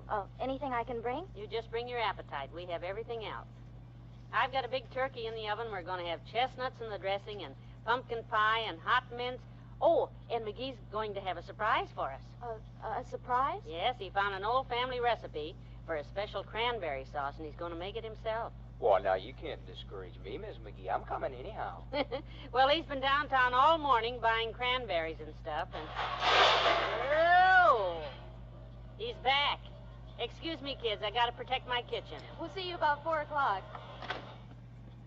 McGee, is that you, or did the Army backfield just go through the kitchen? It's me, kiddo. I just got home. Took me all morning to round up the proper ingredients for my big treat today, but I got 'em. Good. I'd like to let you help me make it, but Mother McGee's cranberry super sauce is a very special recipe. Particular. Mm-hmm. You can watch me, though, if you want. Gee, thanks, kid. Good. But I'm going to have my hands full with the pies and the turkey and a few other little items. You go right ahead. You won't be in my way a bit. Now, let me see. This will be big enough to start. Big enough? Why, that's a special kettle that my great-grandmother used to boil moose in. 2 at a time, if you'll be quiet. Now, let me get the cranberries.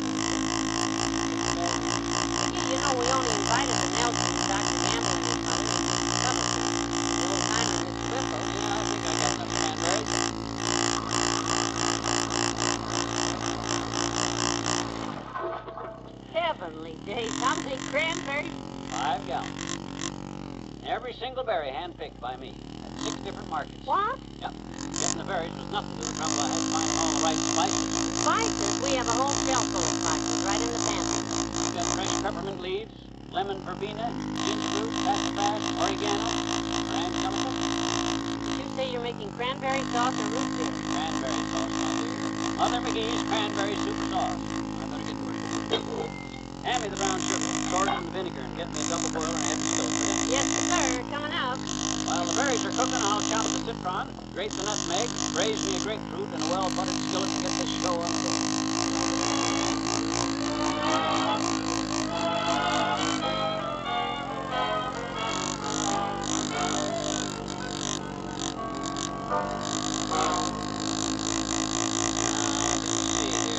Berries have been cooking an hour and a half. So, the next thing to do is simmer the citron and the cider and stir in the cinnamon sticks. Shades of Duncan Hines. Hand me a saucepan there, will you please, missus? Oh, and get me down 2 raisins, will you? 2 raisins? Large ones or small ones? Small, please. That's going to be my contribution to the old family recipe. Your what? It's a long-time tradition, my dear. Every McGee who makes Mother McGee's cranberry super sauce always adds some little touch of his own. My touch is going to be 2 raisins. 2 raisins into 5 gallons of cranberries. This is a fascinating operation. Where did this recipe originate originally? Well, that's an interesting story, kiddo. The recipe was invented by, as I recall, my mother's grandmother's great-grandmother's mother. Oh, her. They were crossing the prairie in a covered wagon, and Thanksgiving brought up 10 miles from home. They claimed the game was scarce that year, and they had everything they needed. So my mother's grandmother's great-grandmother's mother cooked up this fabulous cranberry recipe, and they didn't say it tasted so terrific that she stuffed an old saddle with oyster dressing, served it up with this cranberry sauce, and the family all claimed it was the best Thanksgiving dinner they'd ever had that year.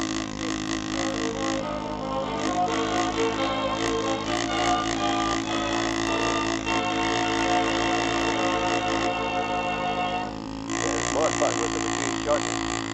For in that clear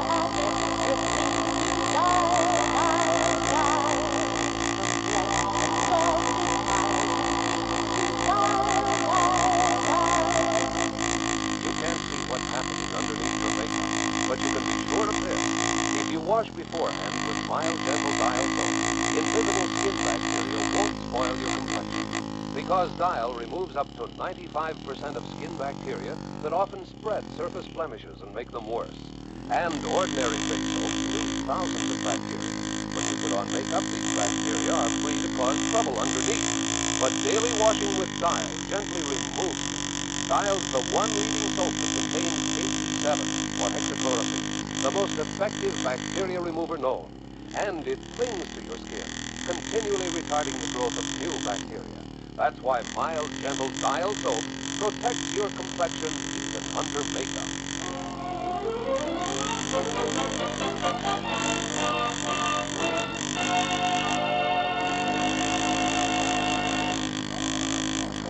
I was just out in the kitchen garden, Mrs. Gamble. You won't be long now. I hope not. I'm starving. Oh, you're always hungry, George. Ever since he was a child, Mr. Wimple, he's always been starving. Are you hungry, Mrs. Gamble? Starving. Well, now, we can sit down in a few minutes, folks. I'm sorry Miss Cuddleton couldn't come down here. So was she, Molly. She's on duty at the hospital all day. Excuse me, I want to tell Leslie Sally something. He was very disappointed that you couldn't come. You know, I think he didn't like Molly. And you really should be mad at me, though. Why, of course he should. Everybody should. Don't you think so, Mr. Wimple? Well, of course, you can't prove that by me. Oh, is there anything I can do to help Mr. McGee? Where's Mr. McGee? He's still in the kitchen fussing with his famous family cranberry sauce, Sally. Well, I think we can all sit down now. Come on, everybody, take your places. I'm hungry. Now, right here, Mrs. Gamble, and you sit there, Sally. That's it. Go right ahead and start on your fruit cocktail, everybody. I'll be right back. I couldn't hold them any longer, McGee. How are you coming? Getting there. Strained it and mixed it some more, and now it's simmering. You know, I forgot how complicated this recipe was. I should have started it last night. Well, now they're starting to eat. I'll make it as slow as I can. Oh, don't worry. I only got a couple more steps to go through with this, and I'll be ready. What you looking for? A clean bowl to put the peas in. I guess I used all the clean bowls, but I'll let you borrow this one. I'm through with it. Oh, dear, I never saw anyone who cooks so all over the place like you do, McGee. Can I be of any use, Johnny? Finished my fruit cocktail and brung the plate. Oh, dear, I better get back in there. Come in as soon as you can, McGee. I sure will. Whoop, I gotta watch these pots. Say, Johnny, that's some layout you got all over the stove. What can I do? Oh, nothing, thanks. You better hightail it back to the dining room. You might miss out on a course, old-timer. Rather stay here and watch you. Reminds me of the way Mama used to make her 14-day pickles. Yeah? Mama would start out the first day with 2 gallons of cukes in a stone jar. She'd cover with boiling water, salt, and on the 14th day, she'd take them out of the vinegar, and let me tell you, no pickler ever experienced a more interesting 2 weeks. Well, I can say the same thing, old-timer. Well, I'm about ready. She used to call them Mama's 2-week pickles. But if you ask me, they should have been called Mama's 2 strong pickles. Yeah. My goodness, are you two still... Oh, McGee, now, we can't wait any longer. Everybody's yelling for the turkey. Oh, okay. You two take it in. I'll be right along. Let me help you, daughter. We can trot in with that turkey together. It's a big one, isn't it? Yeah, it used to be one of the best turkey trotters that ever rolled up his trouser cuffs. Oh, look at that big old There, now. We'll put it down here, Mr. Oldtimer. Easy now, easy. There. Will you do the carving, Doctor? With the greatest of pleasure, my dear. After everyone else has had their favorite piece, Doctor, I'd like a drumstick. Boy, here's Mr. McGee. Oh, well, here, sit next to me, Mr. McGee. Oh, the cranberry sauce is finished. Yep, it sure is. It's still warm, kids, but... Oh, is that so? Well, you just taste a spoonful. All of you pass your plates and get a spoonful. Oh, it looks good. There you are. Mother McGee's cranberry super sauce. Been a family delicacy for over 100 years. Don't be afraid. Go ahead and eat. McGee, I apologize for all the kidding. It's great. Oh, yes, I must have the recipe. Johnny, this is the best I ever ate, and I've ate the best. Dearie, it's truly delicious. You all like it, huh? Oh, yes. I should say, give me a good big plateful. Well, where is it? Well, to tell you the truth, you've had it. Had it? What do you mean? You had 5 gallons of cranberries, McGee. Well, I don't know what happened, but after I strained it and simmered it and boiled it and cooked it, just like the recipe said, all them ingredients boiled to just 1 teacupful. Oh, no. I didn't even get a chance to taste it myself. Was it good, kids? Oh, McGee, it was delicious. I'm glad.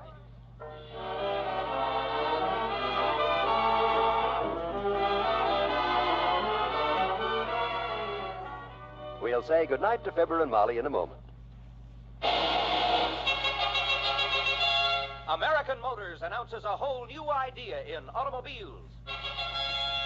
Introducing the daring, dazzling 1955 Rambler, now on display at all Hudson and all Nash dealers. Come and see luxury and comfort that's new in a low-price car. See fabulous new Continental styling with brilliant new color interior. See reclining seats, genuine hydromatic drive, complete all-season air conditioning that warms in winter, cools in summer. All this in a car built with double-strength unit body, safer and free from squeaks and rattles, in a car that's quicker in traffic, faster on pickup. Take the wheel of the Rambler. Thrill to the shortest turning radius of any American sedan.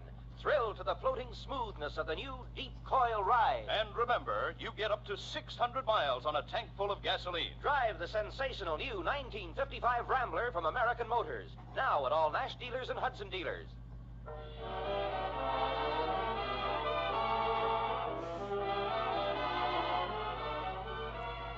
Ladies and gentlemen, we hope this has been a happy Thanksgiving for you as it has been for us, with so much to be thankful for. And we hope you'll join us in saying thanks to God for all the blessings he has bestowed upon us. For our homes, our families and friends, our work. And more than that, for our freedom. The freedom to say what we think and to do what we think is right. The freedom to live our lives without fear. These are the blessings for which we are thankful today. And may God preserve them for us all. Good night. Good night, all.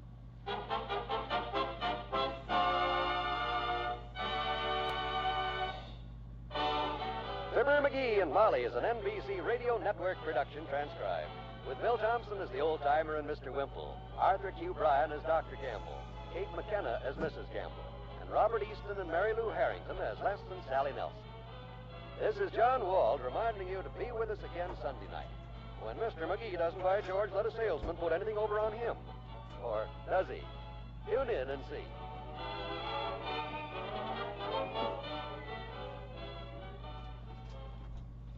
Remember to join the great Gildersleeve and all his friends tonight on the NBC Radio Network.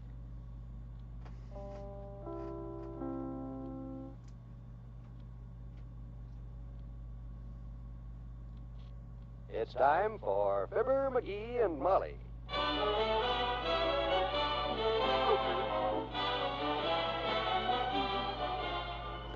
Sundays through Thursdays, NBC brings you Fibber, McGee, and Molly transcribed. The show is written by Phil Leslie and Ralph Goodman and directed by Max Hutton.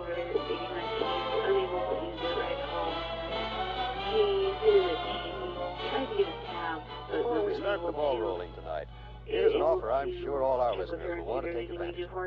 McGee, look here quick. Isn't that our Prudential agent leading a Boy Scout troop down the street? Let me see. Yep, that's him, all right. He must be bringing those kids back home from their evening troop meeting at the school gym. Now, isn't that just like a Prudential agent? Seems to me he's never happy unless he's busy helping other folks get a little more fun out of life. You can bet your life on that, kiddo. From what our friends around town tell me, their Prudential agents are all pretty much the same. Always taking part in community fairs or lending a helping hand to worthy causes. You know, like community chess drives, PTA meetings. Say, I'm glad you mentioned that, dearie. Mention what? Lending a helping hand. Oh? Our Prudential agent dropped by the other day and left one of the biggest helps a family could ask for at this time of the year. You mean that swell little Christmas carol folder? Yeah, that's it, McGee. I thought so. Now, there is something I'm sure all our friends would like to have. All the words to 11 of the most beautiful carols are in this handy little folder. And it's so easy to get. For your free copy, friends, just call your Prudential agent. He'll be glad to get it to you along with the Prudential's best wishes for the holiday season.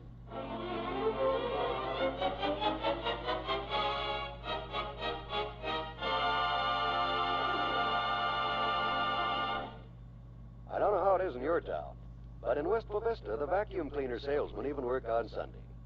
At least this one, with his foot in the door at number 79, is working. And he seems to be encountering some sales resistance, as the prospect says. No, absolutely not. But, madam, if you will allow me... I told you when you were here yesterday, sir, we're not interested. I'm sure if you see this wonderful cleaner... Not interested, not interested. We have a vacuum cleaner. So if you will kindly...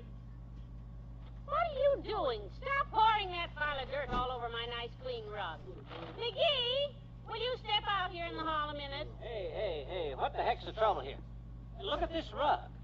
I don't know what you're selling, Bud, but wipe your feet before you come in. My gosh. Allow me to introduce myself, sir. I'm Oliver Dipswaddle, your friendly Cleans-All vacuum cleaner salesman. I have here the new 1955 Cleans-All 3-speed automatic interchangeable... Out. Come on, Buster, out. Pick up your vacuum cleaner and blow.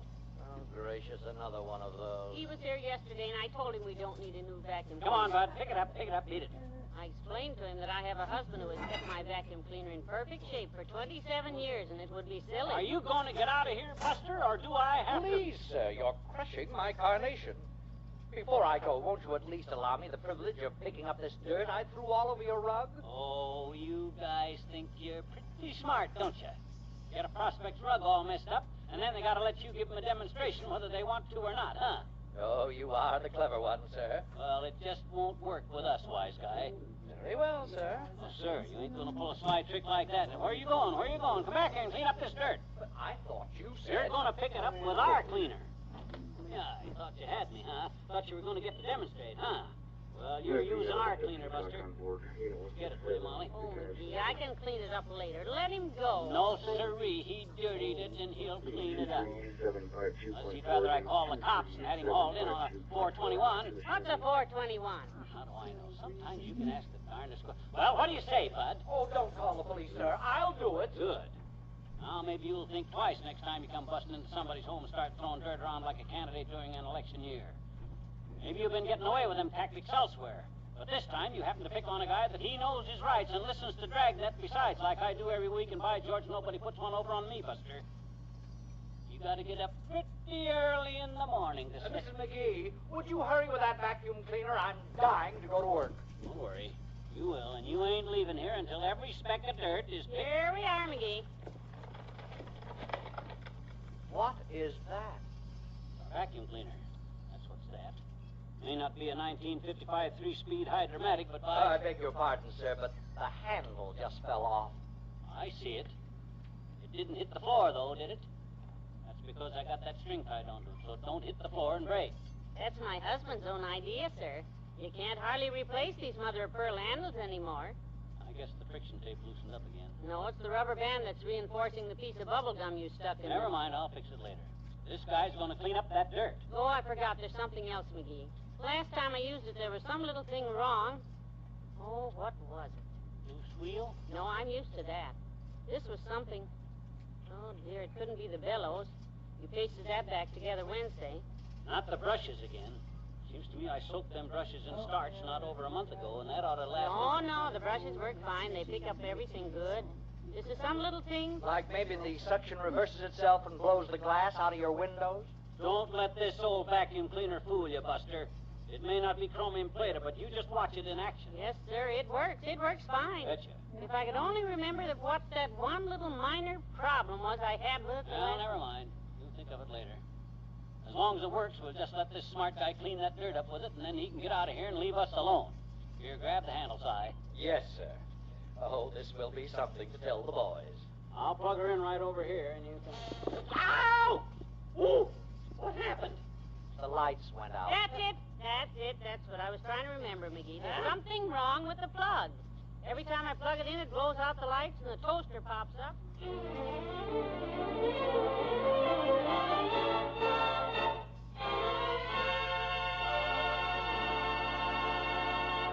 There's more fun with the McGees shortly.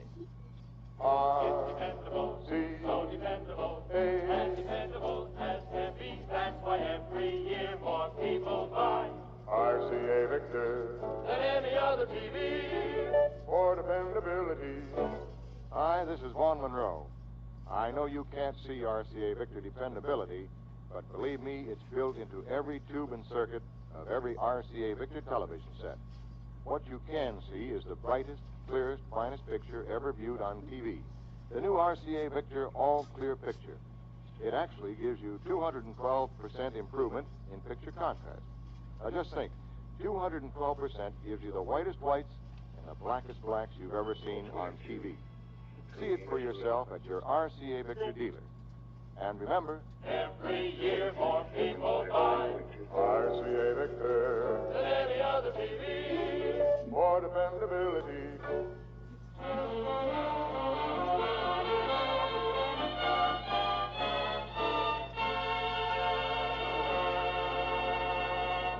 And as soon as we get the current back on here, I want to get that dirt off of my rug. Grocery boy! In here, Mr. Oldtimer. I ain't working today, kids. Just keeping up my contacts. Hi, daughter. Hi, Johnny. Hello, Mr. Oldtimer. Say, you sure look great, Johnny. Them pills Doc Gamble give you are working wonders for you. Your little eyes are brighter, your skin's cleared up, and I'll bet you lost, let me see, lost at least 5 pounds.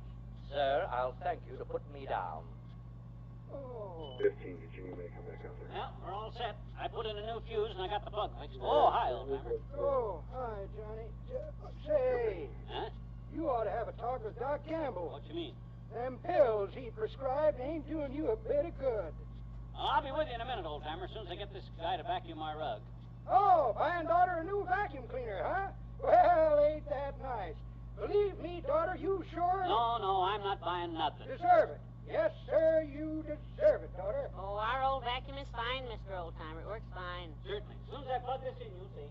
What kind is this anyway? I've never seen one. Well, you've heard of Hoover, son.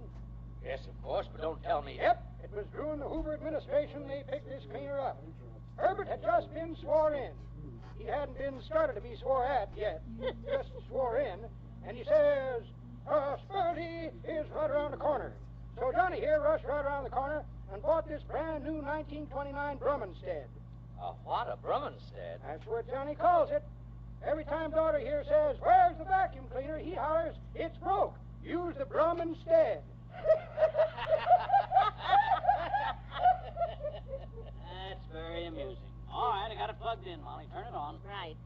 don't knock this cleaner, Mr. Oldtimer. Nope. McGee keeps this vacuum in good mechanical condition. When you have a husband who's a talented mechanic, you don't have to keep buying new things all the time. Doesn't work, McGee. Huh? That thing. What the heck is wrong now? Now, don't get upset. You'll fix it. I know you will. You said it, I'll fix it. Hand me the screwdriver off the buffet there. Dreaded troublemaking hunk of junk is not going to embarrass me.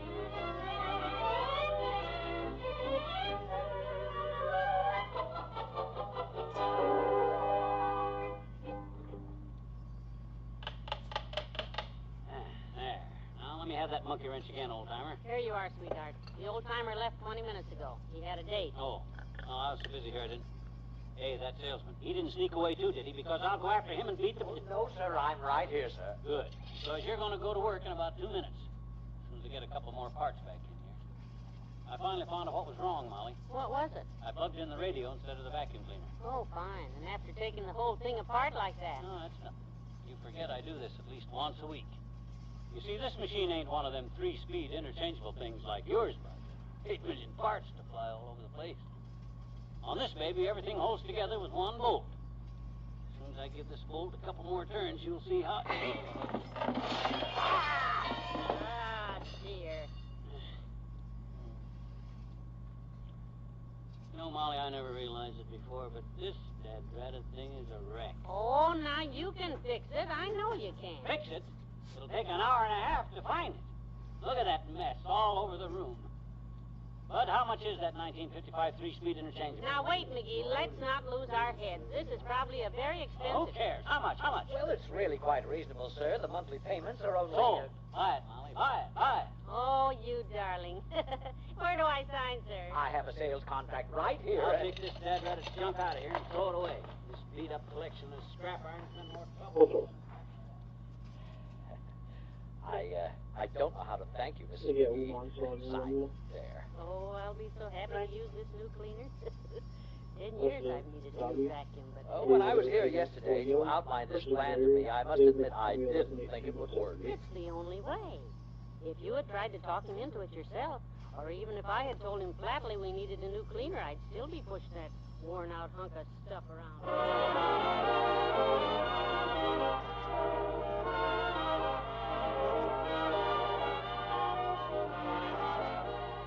We'll say goodnight to Fibber and Molly in a moment. Ladies and gentlemen, this is Bill Stern reporting from the American Motors Proving Ground in Burlington, Wisconsin on a whole new idea in automobiles. It's the spectacular new American Motors car, the 1955 Rambler. And what a car it is. Dazzling continental styling, brilliant new color interiors, reclining seats, travel beds, all-season air conditioning that both cools and heats, genuine hydromatic drive, feature after feature never before available in a car priced so low. And talk about performance, day and night. I've watched these amazing Ramblers pass every torture trial in the book. I've seen proof that the Rambler can turn quicker, park easier, and outmaneuver any other sedan in America. Believe me, it's glamour on wheels, and you get up to 600 miles on a tank full of gas. The new 1955 Rambler from American Motors is on display now at all Hudson dealers and Nash dealers. See it, drive it. There's just never been a car like it.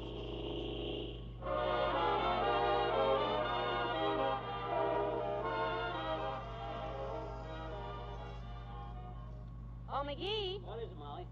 I hate to bother you, but I'm having trouble with that new vacuum cleaner already. Oh, good. Good? Yeah, I've been just itching to see how that 3-speed gear and those interchangeable parts work anyway. You go on up to bed. This may take some time, but boy, oh boy. McGee. Hand me that screwdriver. Oh, good night. Good night, all.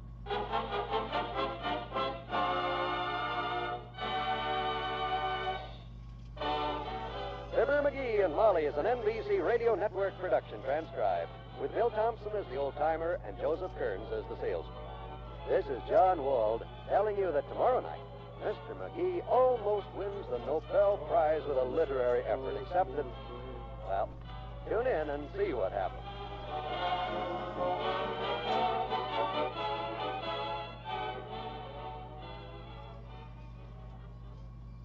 Join the great Gildersleeve and all his friends tonight on the NBC Radio Network.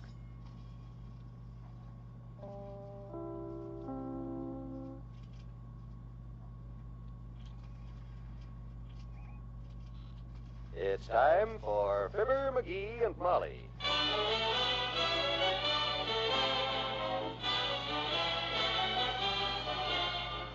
Sundays through Thursdays, NBC brings you Fibber, McGee, and Molly transcribed. The show is written by Phil Leslie and directed by Max Hutto.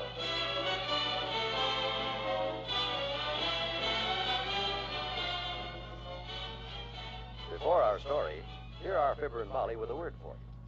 I saw that new neighbor of ours down at the grocery store today, Molly. You mean the young mother across the way? The one with the 3 children? The very same. Boy, you should have seen her buying up the place. Really? Baby foods, cereals, 4 quarts of milk. Says she shops that way every day. Well, I shouldn't wonder. With 3 growing youngsters, the food and clothing bills get bigger right along with them. And so does a mother's responsibilities, too. I guess that's why so many dads are making sure their wives will have extra money during those budget-busting years through a Prudential Family Income Plan. You see, friends, if anything happens to you, the Family Income Plan will pay your family an income every month while the kids are growing up. Money they'll need for food, clothing, and schooling. And because it provides this helping hand to you mothers only during your youngsters' tot to teenage years, it costs amazingly little. You can take it from us. If you've got growing children, it's time you called your Prudential agent about a family income plan for your family. You couldn't make a wiser move.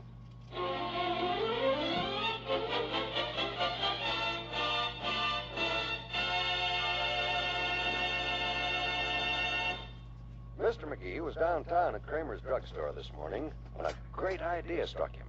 He hurried right home with it, and here he is now coming in the front door at 79 Wistful Vista. Hey, Molly. Molly, I'm home. Well, greetings, dearie. Oh, hey, and guess what? You got downtown and forgot what I sent you for. Oh, I knew I should have written you a note. No. Relax. I remembered every single solitary item. Both of them. Cold cream and toothpaste. Well, good for you, and thank you. Where are they? Well, I left them on the bus. But I didn't forget to buy them. When you send me downtown to buy something, boy, I buy it. I'm a lucky girl. Well, I'll call the bus company about it later. But that ain't what I started to tell you when I said, guess what? I got a terrific idea downtown for a story. Oh? Oh, this will make a serial for a magazine, a movie, a book, maybe a novel even. I hurried right home, so don't forget it. Where's my typewriter, my portable typewriter? Well, it's upstairs in the spare bedroom closet. Good. But it doesn't have a ribbon in it. You used the ribbon to wrap Mort Toops' Christmas present last year and got ink all over yourself, and Mort got ink all over himself. Okay, I'm way ahead of you. I bought a typewriter ribbon downtown the minute this idea hit me. I put it in my coat pocket here so I wouldn't forget it and leave it on the bus. I'll run up and get my little portable. Ah, such efficiency. I'll phone the bus company to watch for the cold cream and the toothpaste. Why I ever asked him to... Hello, bus company? Say, my husband left a package on the 14th Street bus. Huh? Oh, a description? Well, he's about 5'6" and a half with brown hair and a memory like a tea strainer. Huh? Oh, a description of the package. Well, yes. Well, it's in a bag from Kramer's drugstore, and it's a jar of cold cream and a tube of toothpaste. Yes. Well, thanks. I'll call you tomorrow.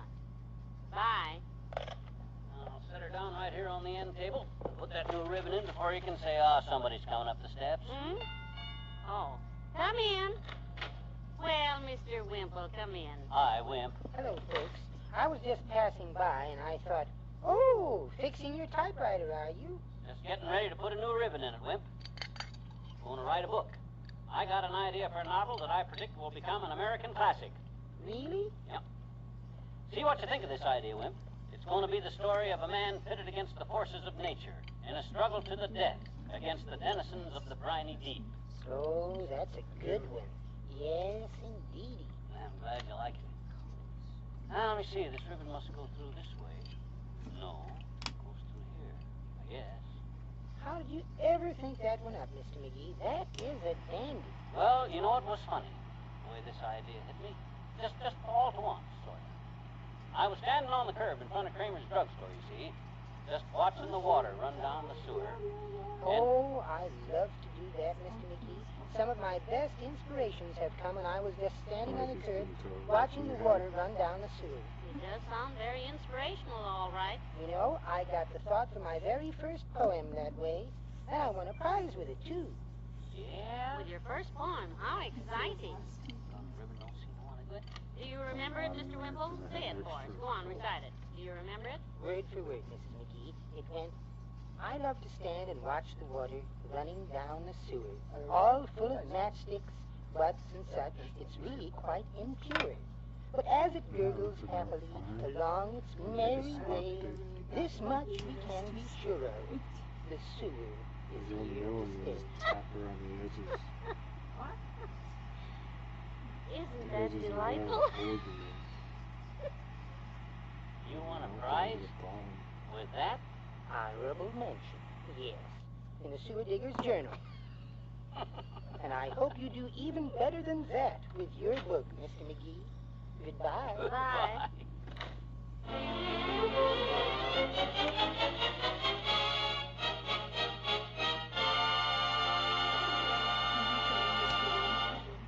Back to Wistful Vista in a minute. The soap that gets you extra clean is Dial, Dial, Dial. The soap that keeps you extra clean is Dial, Dial, Dial. Men who hate to fuss with separate deodorants really go for the Dial idea. Because just your daily bath or shower with Dial keeps you nice to be around all the time. You see, normal perspiration has no odor until skin bacteria attack it. They cause the odor. Ordinary soaps leave thousands of these bacteria. But Dial removes up to 95% of them. For Dial's the only leading soap with AT7, or hexachlorophene. There's nothing else as good. And Dial's AT7 clings to your skin, continuously protecting you for several days if need be. Dial doesn't stop normal perspiration, but it does stop odor before it starts. Aren't you glad you use Dial soap? And don't you wish everybody did?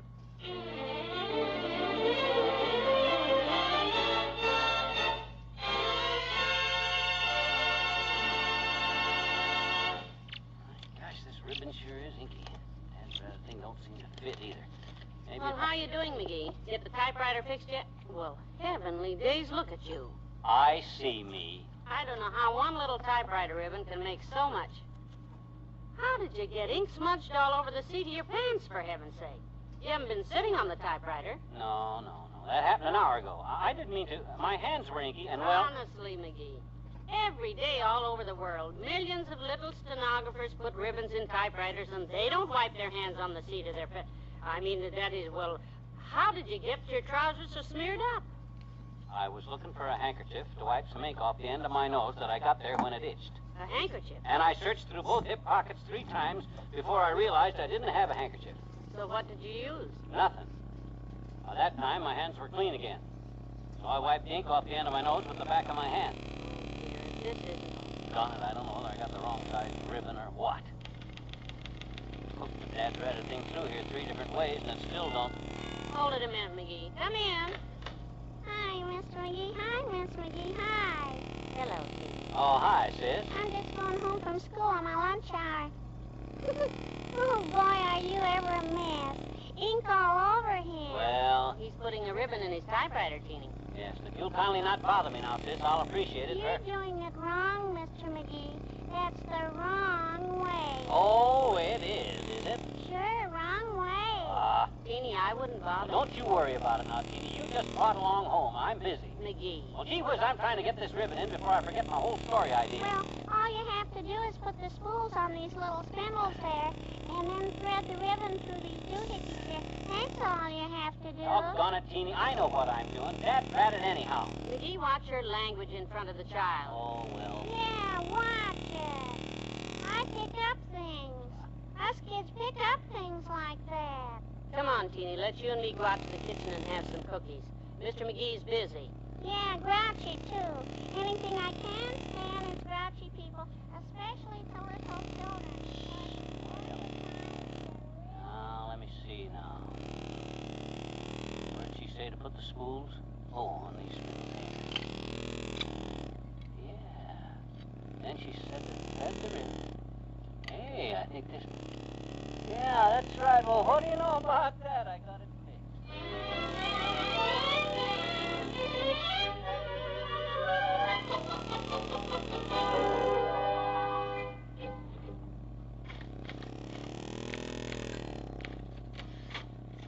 I got it, Molly. I got it. It works perfect. I told you I could get this ribbon in. Boy, oh boy, now I'll get started on my novel because this is the greatest idea anybody ever had. Come in. Hello, Dr. Gamble. Hiya, Molly, and good day to you, Puffhead. Hi, Lump Rump. Sit down, Doctor. Thanks, Molly, I can't stay. I just stopped to tell you how much my mother enjoyed having Thanksgiving dinner with you. Well, we loved having her, Doctor. Sorry Miss Cuddleton couldn't be with us, too. Yeah, although I figured if your mom and your girlfriend ever got together and swapped notes about you, you'd be cooked, Pat. They have gotten together several times. Get along fine. Well, naturally. Although the way Mom quizzed Miss Cuddleton at lunch the other day, you think we were about to elope or something. Oh, that's very foolish of her, George. Of course. Your mother ought to know you can't even climb a ladder yourself, much less carry Cuddles down one. Oh, McGee, stop. Oh, Go write your book and hush. Book? He's writing a book again? Yeah, he's writing a book again. No kidding, Doc. This time I got it. I know I got it.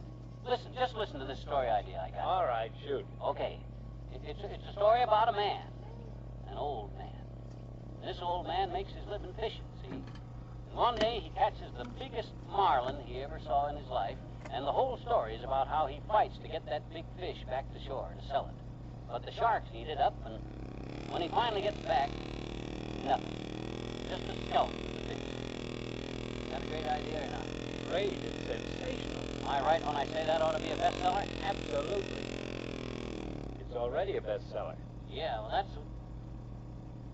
Already? Why, of course, McGee. Ernest Hemingway wrote it. It's called The Old Man and the Sea, and it just won the Nobel Prize. You mean that book I borrowed from Doc last year? That's it? Sure. Oh, yeah. I wondered where I got that idea. Oh. Yeah, that's right. Well, I'm going to put this typewriter back up in the spare closet, Molly. Yeah. Next time I get a great idea for a book, I'll write old Ernie first.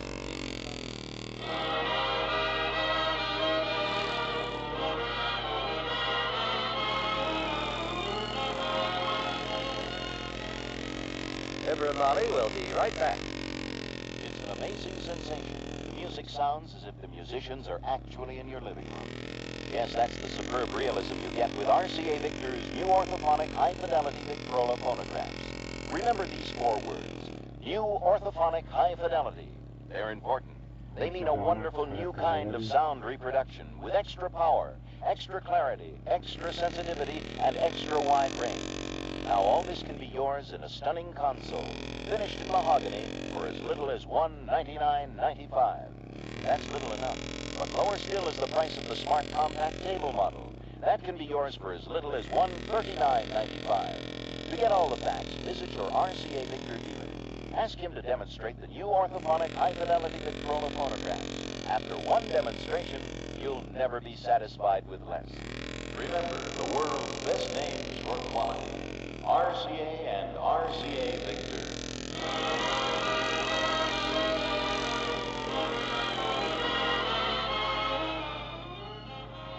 And after all, if Ernest Hemingway hadn't thought of it first, you'd have a big, successful novel.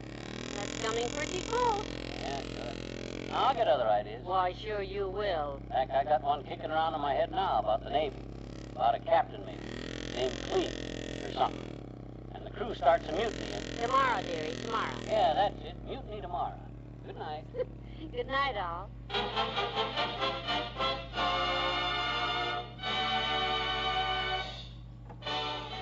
Fibber, McGee, and Molly is an NBC Radio Network production transcribed, with Bill Thompson as Mr. Wimple and Arthur Q. Bryan as Dr. Gamble. This is John Wald inviting you back tomorrow night when a dream causes Mr. McGee much concern. Good night.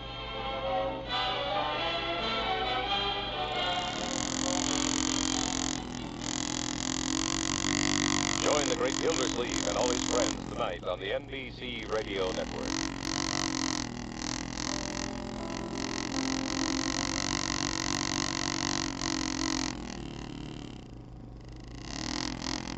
Time for Fibber, McGee, and Molly.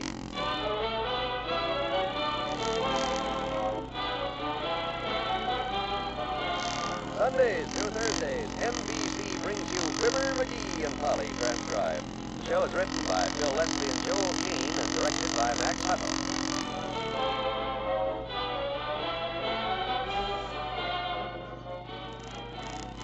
Here are Fibber and Molly talking about something you might be interested in. Reading the papers these days sure gives me the willies, McGee. Look at these headlines. Hospitals handling more patients than ever. Accident rate equals 1952 high.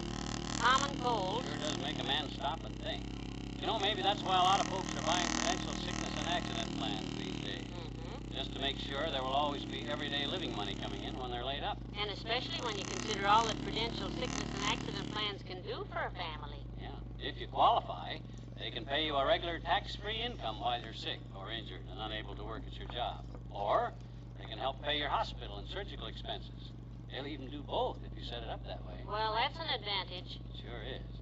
But most important of all, the Prudential Income Protection Plan covers you for just about every kind of accident and every type of sickness or disease. So, friends, call your Prudential agent tomorrow about these wonderful plans provided by the company with the strength of Gibraltar.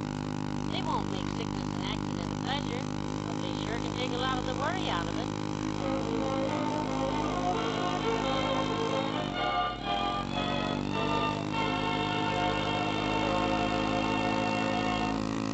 It's a brisk, cheerful fall morning this morning in Wistful Vista. But it's a dull and weary Fibber McGee who has just groped his way to the breakfast table. Good morning, dearie. Sit down. I'm wore out. What's the matter? Didn't you sleep well? Didn't get a wink of sleep. I had a terrible dream, Molly. It kept me awake all night. It was awful. Oh. I know now how Doc Gamble felt when he had that terrible dream last week. Oh, what was that? Oh, Doc had a horrible nightmare. Dreamed he was stranded on a desert island with Marilyn Monroe. What's so terrible about the doctor dreaming he was stranded with Marilyn Monroe? In the dream, he was Ava Gardner.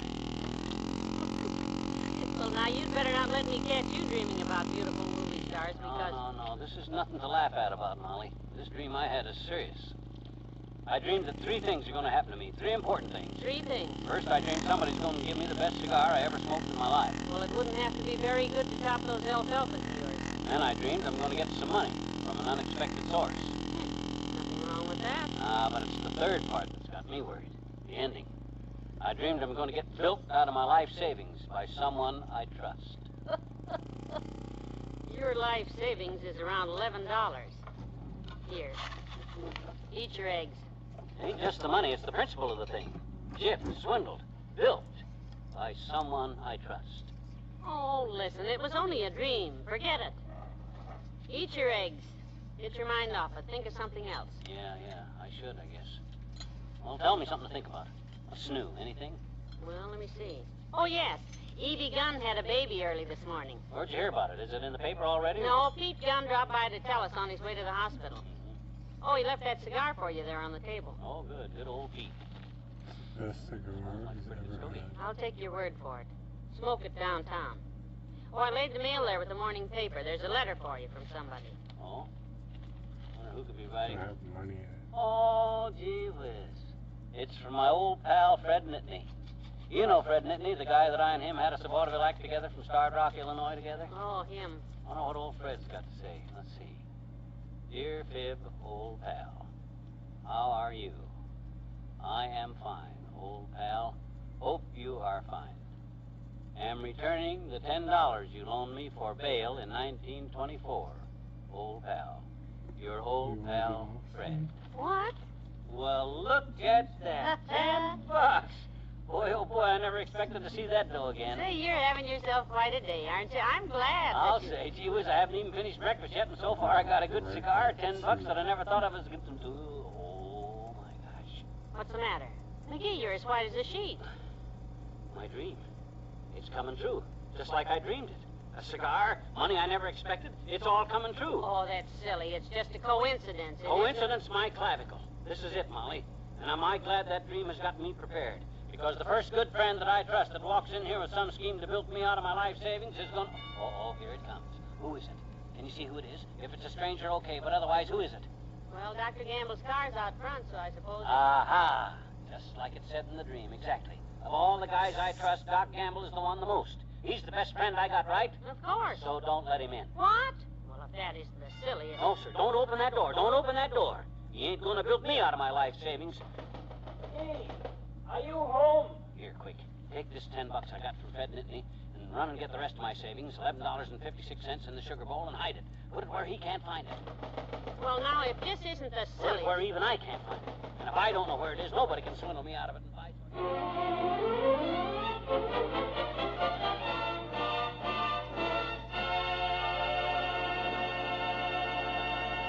There's more fun with the McGees shortly. What have Viceroys got that other filter-tip cigarettes haven't got? What have Viceroys got that other filter-tip cigarettes haven't got? What have Viceroys got that other filter-tip cigarettes haven't got? Yes, what have Viceroys got? The answer is 20,000 tiny filters in every Viceroy tip. That's right. Inside every Viceroy tip is a vast network of 20,000 individual filters to filter your smoke over and over again. You get only the full, rich taste of Viceroy's choice tobaccos. And Viceroys draw freely, smoothly. So the next time you hear this question, What have Viceroys got that other filter-tip cigarettes haven't got? you know the answer. 20,000 tiny filters in every Viceroy tip. No wonder more people smoke Viceroys than any other filter tip cigarette in the world. Get Viceroys today. King size filter tip. Only a penny or two more than cigarettes without filters.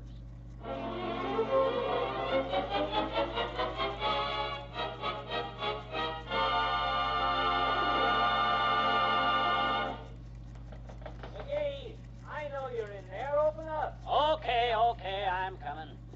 I'm ready for him, the big sly slicker. Now, if he tries it... Well, at last. Come on in, Dillinger. Don't just stand there with that money-hungry leer on your puss. What's your racket? What are you talking about, Shredhead? I've been standing out there in the cold for 10 minutes. I thought something had happened to you. Oh, yeah? Yeah. Thought maybe I had a sharp stabbing pain in my bank account, eh? Look, Berry Brain, some people get sillier with age, but you're already up to 10 years from next Thursday.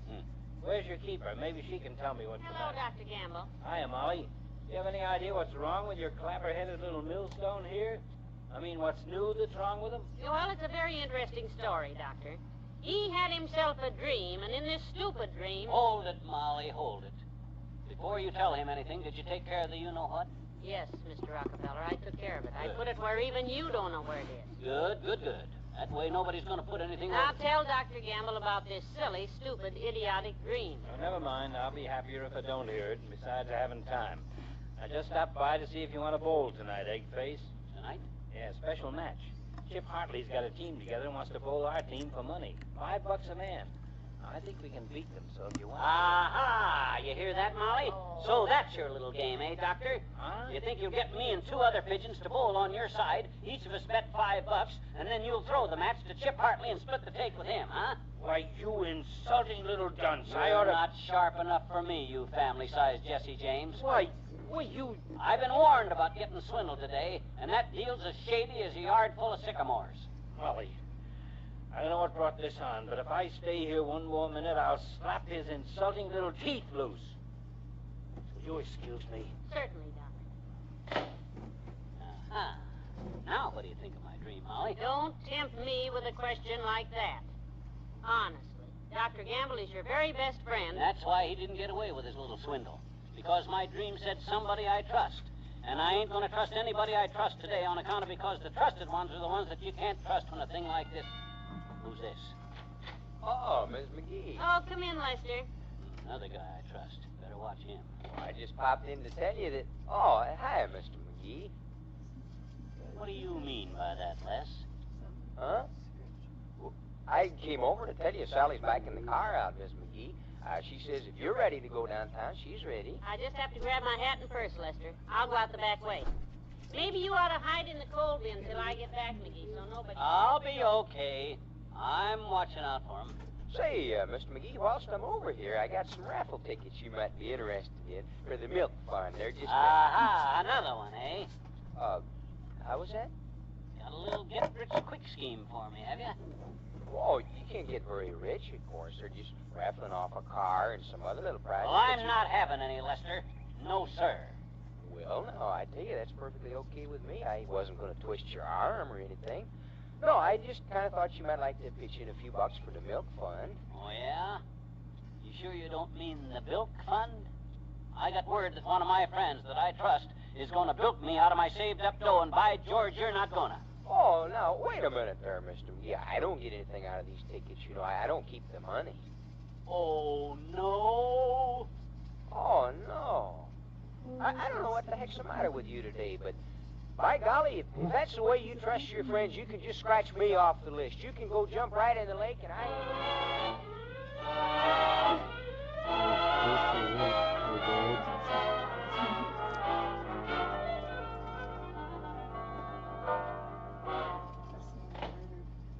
Hello, McGee. I'm home. Oh, it was so crowded downtown. What's the matter with you?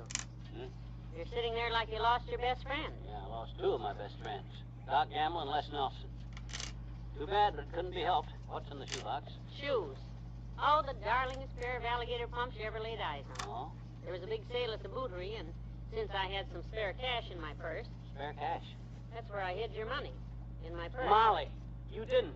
My life savings. Well, I figured if you were so sure you were going to be gypped out of it, I might as well invest it before some stranger got it. Oh, but Molly, I trusted you. I trusted you more than anybody. Aha. My dream did come true after all. It said I'd be built by the one that I trusted the most. And that's you. I hope so. Well, I'm glad it went to a worthy cause. I'm going to phone Doc and Les and apologize. Get my friends back. Tell them how I missed them.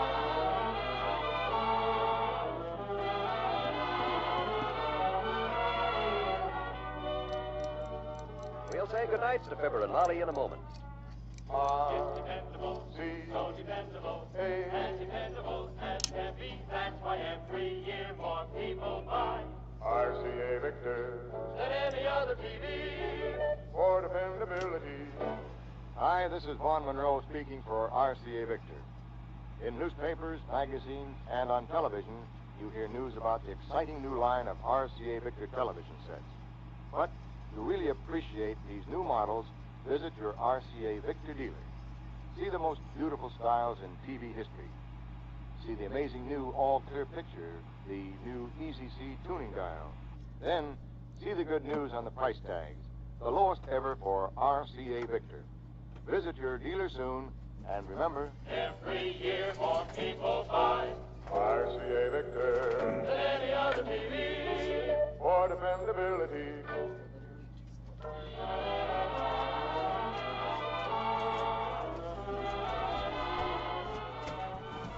Well, did you talk to the doctor and to Lester Nelson? Yeah. Did you make up? Are you friends again? Yeah. What are you so down about? You know the raffle tickets Les wanted me to buy and I wouldn't? He turned around and sold them to Doc Gamble. So? So, I had the drawing tonight at 6, and Doc won a $50 savings bond. No. Yep. Good night. Good night, all.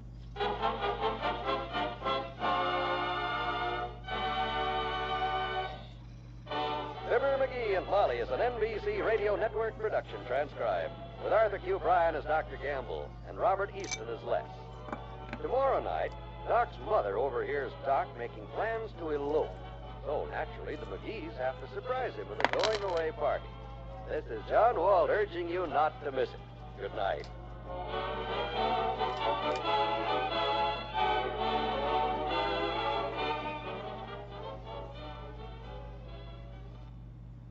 Join the great Gildersleeve and all his friends tonight on the NBC Radio Network.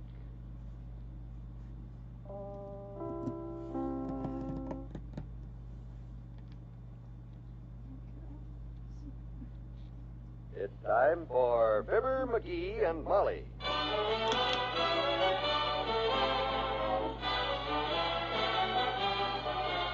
Sundays through Thursdays, NBC brings you Fibber, McGee, and Molly transcribed.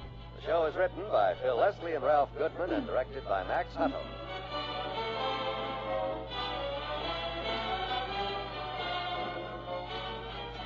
Before we get into our story, here's an offer I'm sure all our listeners will want to take advantage of.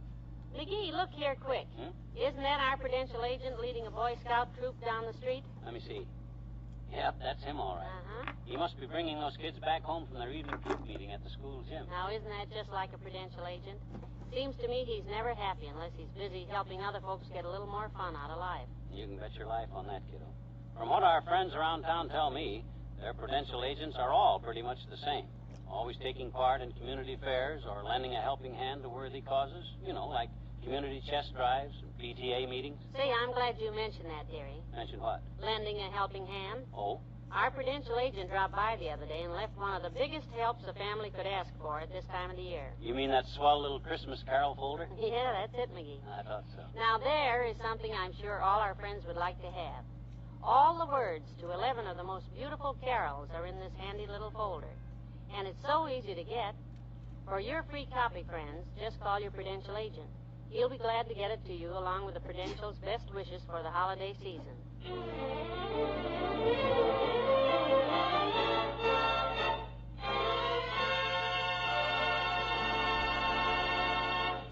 We're going to look in right now at the home of Dr. George Gamble, Wistful Vista's favorite physician.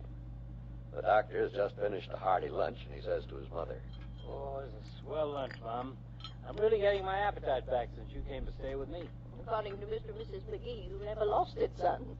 And Mr. McGee says you're still a growing boy. The sad part of it is he's right. I've grown about 5 pounds since you came. Well, if you can carry it, you run along back to work now. I'm going upstairs and listen to my radio a while. Okay, Mom. Take it easy, you hear? I got a couple of operations this afternoon and may be late for dinner. You be careful with those sharp scalpels. Now, don't cut yourself. I'll keep dinner hot for you. Good. I better make that phone call right now while I have a chance. Get back to the office, I won't have a minute to do it. Hello? Yeah, I'm glad I caught you in. Yeah, look, lover. I got the license and the train tickets, and we're all set. Yeah, I can't talk long. My mother's upstairs, and you know how she feels about this.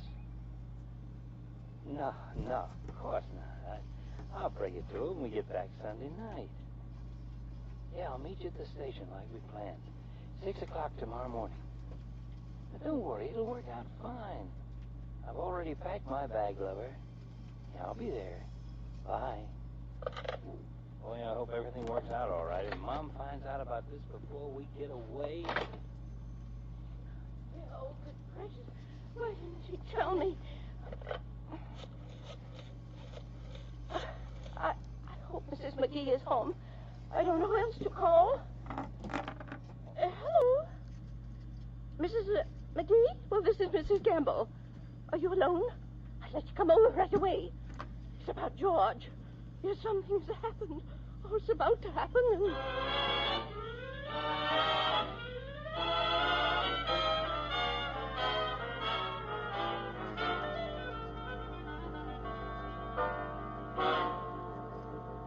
And that's all she said, McGee. Said it's a very delicate matter, and can she talk to us alone? Sounded worried, huh? Hey, I wonder if they caught old Docky taking horse bets in the back room of his office. That stuff he scribbles on them prescription blanks could be anything. Oh, for goodness sakes, McGee.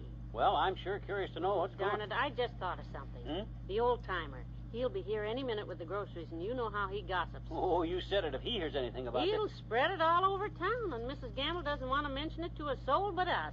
So... Grocery boy! Nice timing. Put him on the sink, old-timer. Early days. Look, there's Mrs. Gamble's car pulling up out front. Uh-oh. What am I going to... Quick, hand me that phone. The phone? What you going to do with it? Never mind. I've got it. Hello, operator. Would you please ring this number? I think our phone is out of order. Thanks. Look, kiddo, I hate to ask silly questions, but what the heck Hello was... there, kids. Hi, daughter. Hi, Johnny. What's new? Well, nothing's new at all. We don't know a thing. So far. Any little news at all, Johnny? Always glad to hear about anything. 79 Wistful Vista, Molly McGee. Who, the old-timer? For me? Okay, daughter, I'll take... How's that? You want him to rush right back to the market. 6 big orders just came in, and you need the truck right away. All right, I'll tell him. Hey, I gotta get going, kids. Sorry I can't stay. See you tomorrow, Johnny. Thanks, daughter. Thank goodness. Boy, I sure got to hand it to you, kiddo. That was the smartest gimmick I ever... And not a minute too soon. There's Mrs. Gamble now. Get the door, will you? The poor dear. Yeah, she's probably busting to tell somebody about whatever the matter is with old Docky. Oh, hello, Mrs. Gamble. Come in. Thank you, Mr. McGee. Hello, Molly. Come right in and sit down. We're alone, so... Hey, who's that? Hey, kids, I just remembered. Well, how do you do, Miss Gamble? Oh, hello, Mr. Oldtimer. I don't know what I was rushing for, kids. You see, Ed's got the truck today. I got the bicycle. I guess they got mixed up at the market there. Oh. I'll just sit down here and chat with you kids a while. I got time. Mighty nice running into you like this, Miss Gamble. I like to keep in touch with my customers.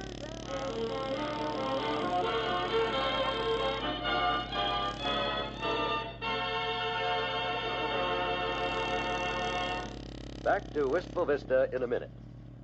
If you've invested in an RCA Victor television set, protect that investment with an RCA Victor factory service contract and be assured of millions of dollars worth of television entertainment every day of the year.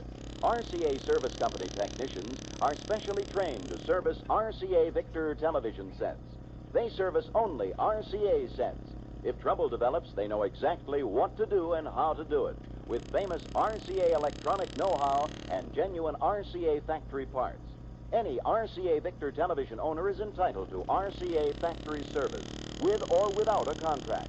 RCA factory service is available in almost all TV areas, so call the RCA Service Company branch in your city. You'll find the telephone number listed under Television Service in your classified directory. Remember, the world's best name for quality. RCA and RCA Victor.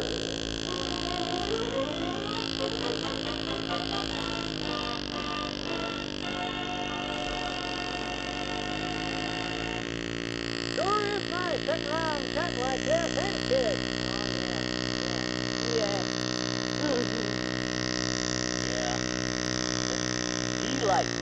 Don't know when I've enjoyed an hour or so more than I have the last hour or so more. Of course, we ain't talking about anything much but the weather, but I enjoy it.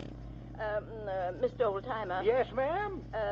About this route of yours, a grocery route. Don't you have other customers who might, Might sit and chat with me like this? Why, no, ma'am, I don't. To tell the truth, Miss Gamble, it kind of seems like most of them mistrust me.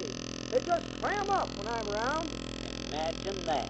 Seem to got the idea from somewhere that I'm kind of a blabbermouth. I don't know where they got it because I'm not that type of fellow at all. Well, I'm sure you're not. Well, I do take Miss Haggerty, the one that's always fighting with her husband. Well, she tells me nothing. I have to just pick it up as I go. Like you take yesterday when I walked into Mrs. Graves' house and she was saying to her husband, you know, the one who was demoted at the bank last week because he drinks too much.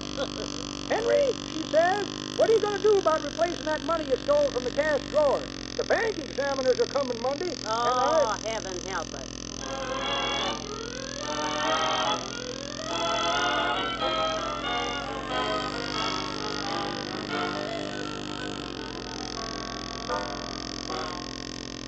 Is he gone? Yes, finally. Thank heavens. Now, what's this all about, Mrs. Gamble? Whatever Fatso, our dear friend George, whatever he's into, we'll go his bail. Oh, it's nothing like that. Well, then, what is it? What is it? Molly's dying of curiosity. You know how women are. What is it? George is going to get married. What? Him? Married? My poor baby. Him? Your baby? Are you sure, Mrs. Gamble? Positive. Him? Married? He and his girl are going to elope early tomorrow morning while I'm asleep. He's meeting her at the railroad station at 6 a.m. Well, heavenly days. My gosh, him and Miss Cuddleson, huh? Oh, that sly old dog. I guess it's Miss Cuddleson.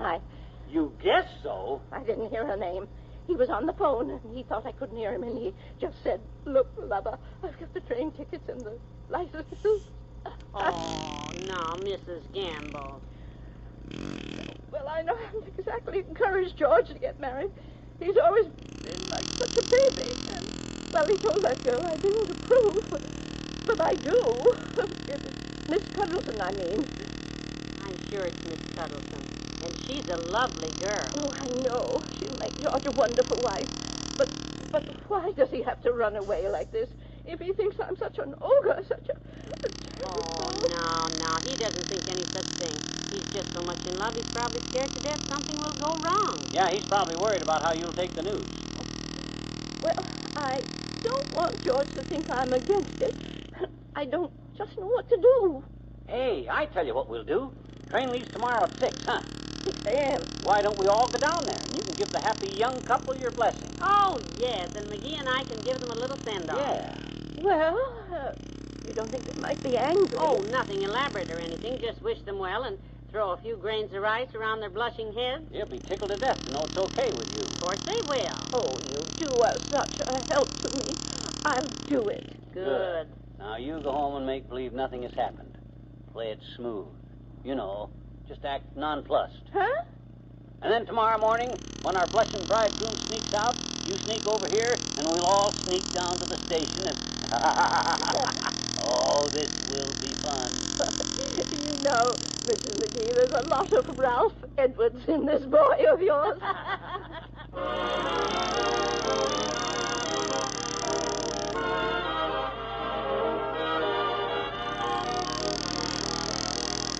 Fibber and Molly will be right back. The soap that gets you extra clean is Dial, Dial, Dial. The soap that keeps you extra clean is Dial, Dial, Dial. Dial users say they just don't feel as clean with any other soap. And it's true. With Dial, you never worry about odor, because Dial removes the cause. You see, normal perspiration is odorless until skin bacteria go to work on it. They cause the odor. And ordinary soaps leave thousands of these bacteria. But daily washing with Dial removes up to 95% of them. That's because Dial's the only leading soap with 87, or hexachlorophene. There's nothing else as good at stopping odor. And this ingredient clings to your skin, protecting you all day, several days if need be. That's why Dial stops odor before it starts, and keeps you nice to be around. Aren't you glad you use Dial soap? And don't you wish everybody did?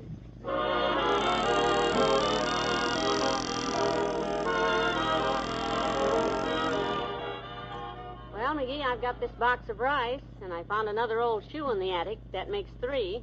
Do you think that'll be enough? Well, yeah, it would ordinarily. What do you mean, ordinarily? Well, while you were upstairs, Wimp called. And he's such a good friend of Doc's, I just couldn't turn him down. Especially after I already invited Les next door to go with us in the morning. What? Yeah, you see, Les's cousin plays a hot glockenspiel in the Elks band, and if I hadn't asked Les to go to the station with us, I couldn't have got the band to be down. The what? The Elks band? Oh, McGee, you didn't. Yeah, boy, oh boy, will Doc be surprised. This'll be more fun than... Hey, hand me the phone. I got to check on the bus that's taking us all down there. Want to be sure it gets us to the station at 6 in the morning. And... Oh, McGee. Yeah, won't it? Good night. Good night, all.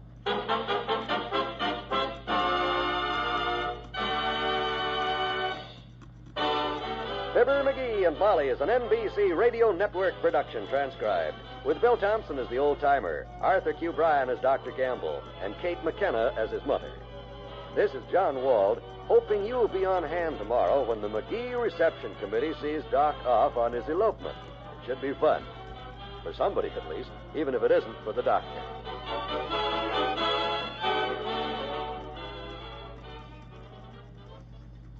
Join the great Gildersleeve and all his friends tonight on the NBC Radio Network.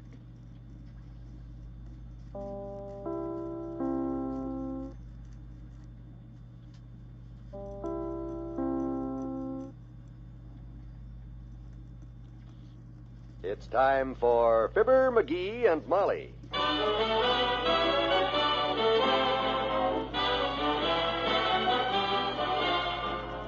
Sundays through Thursdays, NBC brings you Fibber, McGee, and Molly transcribed.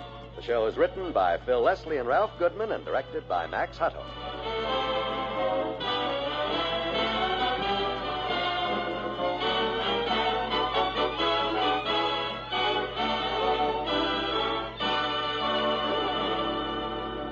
We'll get into tonight's merry adventure in a minute, but first, let's peek into the living room at 79 Wistful Vista.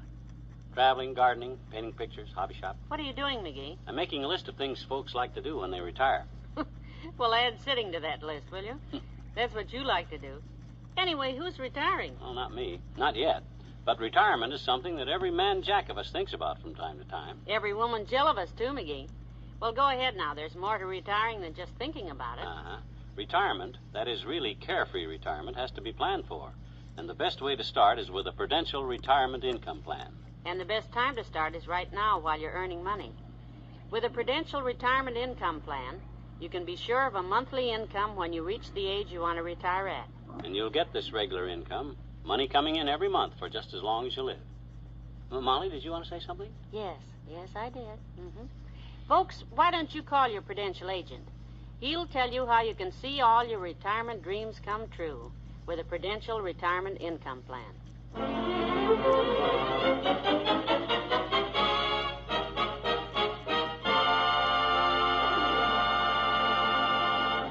Most of Dr. Gamble's friends know about his romance, and most of his friends are hopefully keeping their eye on it. But even his mother was a little unprepared yesterday when she overheard the doctor on the phone making some plans, like this. Yeah, look, Glover, I've got the license and the train tickets, and we're all set. Yeah, I'll meet you at the station at 6 a.m. like we planned. I'll break it to Mother when we get home Sunday night. Of course. I've already packed my bag, Lover. I'll be there. Naturally, Mrs. Gamble was a little upset about her son slipping away like this. So she hurried over to discuss it with the McGees. They made plans. And it's now 5:45 a.m. today at 79 Wistful Vista. And listen. All right. Come on, everybody. Calm down. Now, what's that rice, you guys? You're spilling it all over the rug. Get those old shoes off of my coffee table. More Toops, is that your cowbell on that piano? Now, please, fellas, wait a minute. Now, pipe down, will you? Will you guys in the band get your instruments out of here and load them on the bus? It's 5:45. We'll be leaving here any minute now. Come on, fellas. Chief whiz, please. If we're going to get organized to give Doc a send-off, we got to have silence. Quiet! Well, that's better. Now, why couldn't you guys have done that for me? Why did Molly have to Get on with it, McGee. This big send-off for the doctor and his bride was your idea. Now, let's see if you can get it organized. Well, I didn't expect it. When you barge in on Dr. Gamble's elopement with this choice little group, he'll probably just kill you stone cold dead right there in the railroad station. If his mother doesn't do it first. Well, gee whiz, it isn't my fault if a lot of extra people I hadn't counted on showed up. All I wanted was a few of Doc's friends, like Wimp and Les and Mort Toops and the boys in the Elks band. Where these other people came from, I'll never... I'm afraid that was my fault, Mr. McGee. How do you mean, Wimp? Well, I was in Kramer's in the phone booth when you told me the news, and we had a bad connection. Yeah? You know how crowded the drugstores are before Christmas, and, well, I guess I shouldn't have yelled, "What's that, Mr. McGee? You say Dr. Gamble is eloping and we'll all meet at your house tomorrow at 5:30, eh?" Oh, I feel just terrible. Oh, that's all right, Mr. Wimple. Sure, that's all right. Well, please now, folks, we can't all crowd in this little living room. Would some of you mind stepping outside on the porch? That's right. We're leaving in a minute anyway, as soon as Mrs. Gamble gets here. Now, here's the plan. We're all going to leave here at the same time, see? The band goes in the bus. The rest of us get in our cars and drive down to the station together. I'll take the lead. Do that, McGee. And Molly, you pass around the bags of rice, will you? Okay. Now, everybody take a pocketful. Wimp, you check all the old shoes they're going to throw. All righty. See that nobody left the taps on them. And make sure there aren't any nails sticking out.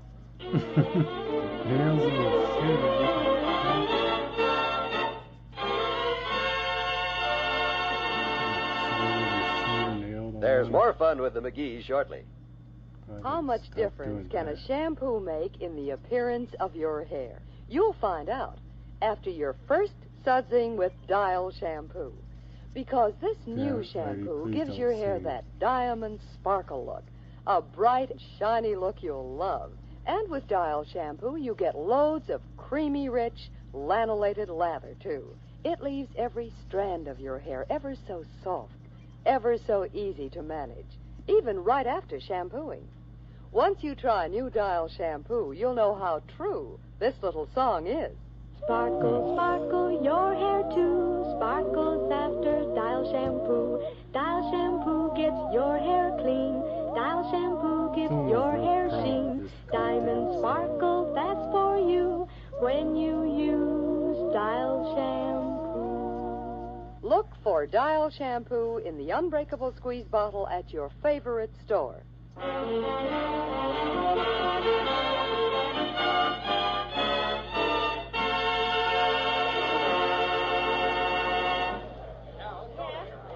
Here she comes. Now, that's Mrs. Gamble driving up out front. Now, we better get everybody out the back way, McGee. Yeah, all right, everybody. Out the back way and into your cars. Mrs. Gamble thinks there's just me and Molly coming along.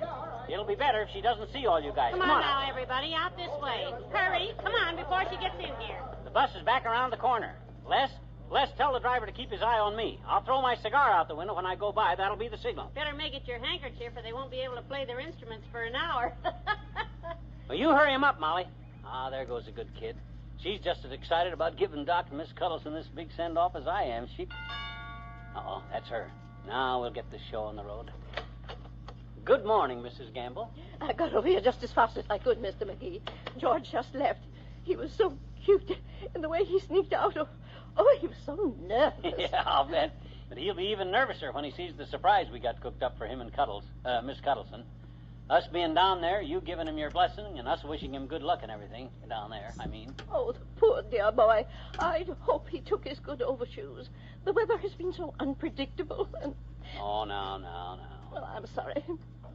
But you know George is my only child, and... Well, don't forget, you're not losing a son, Mrs. Gamble. You're gaining a practical nurse. And Miss Cuddleson is very practical, too. She'll help George save his money and maybe get him to lose a few pounds. Oh, Mrs. Gamble, good morning. Hello, Mrs. McGee. Are we all set for the big occasion? Well, come on, let's go. I wish George and Dad were alive. The happiest moment of my life.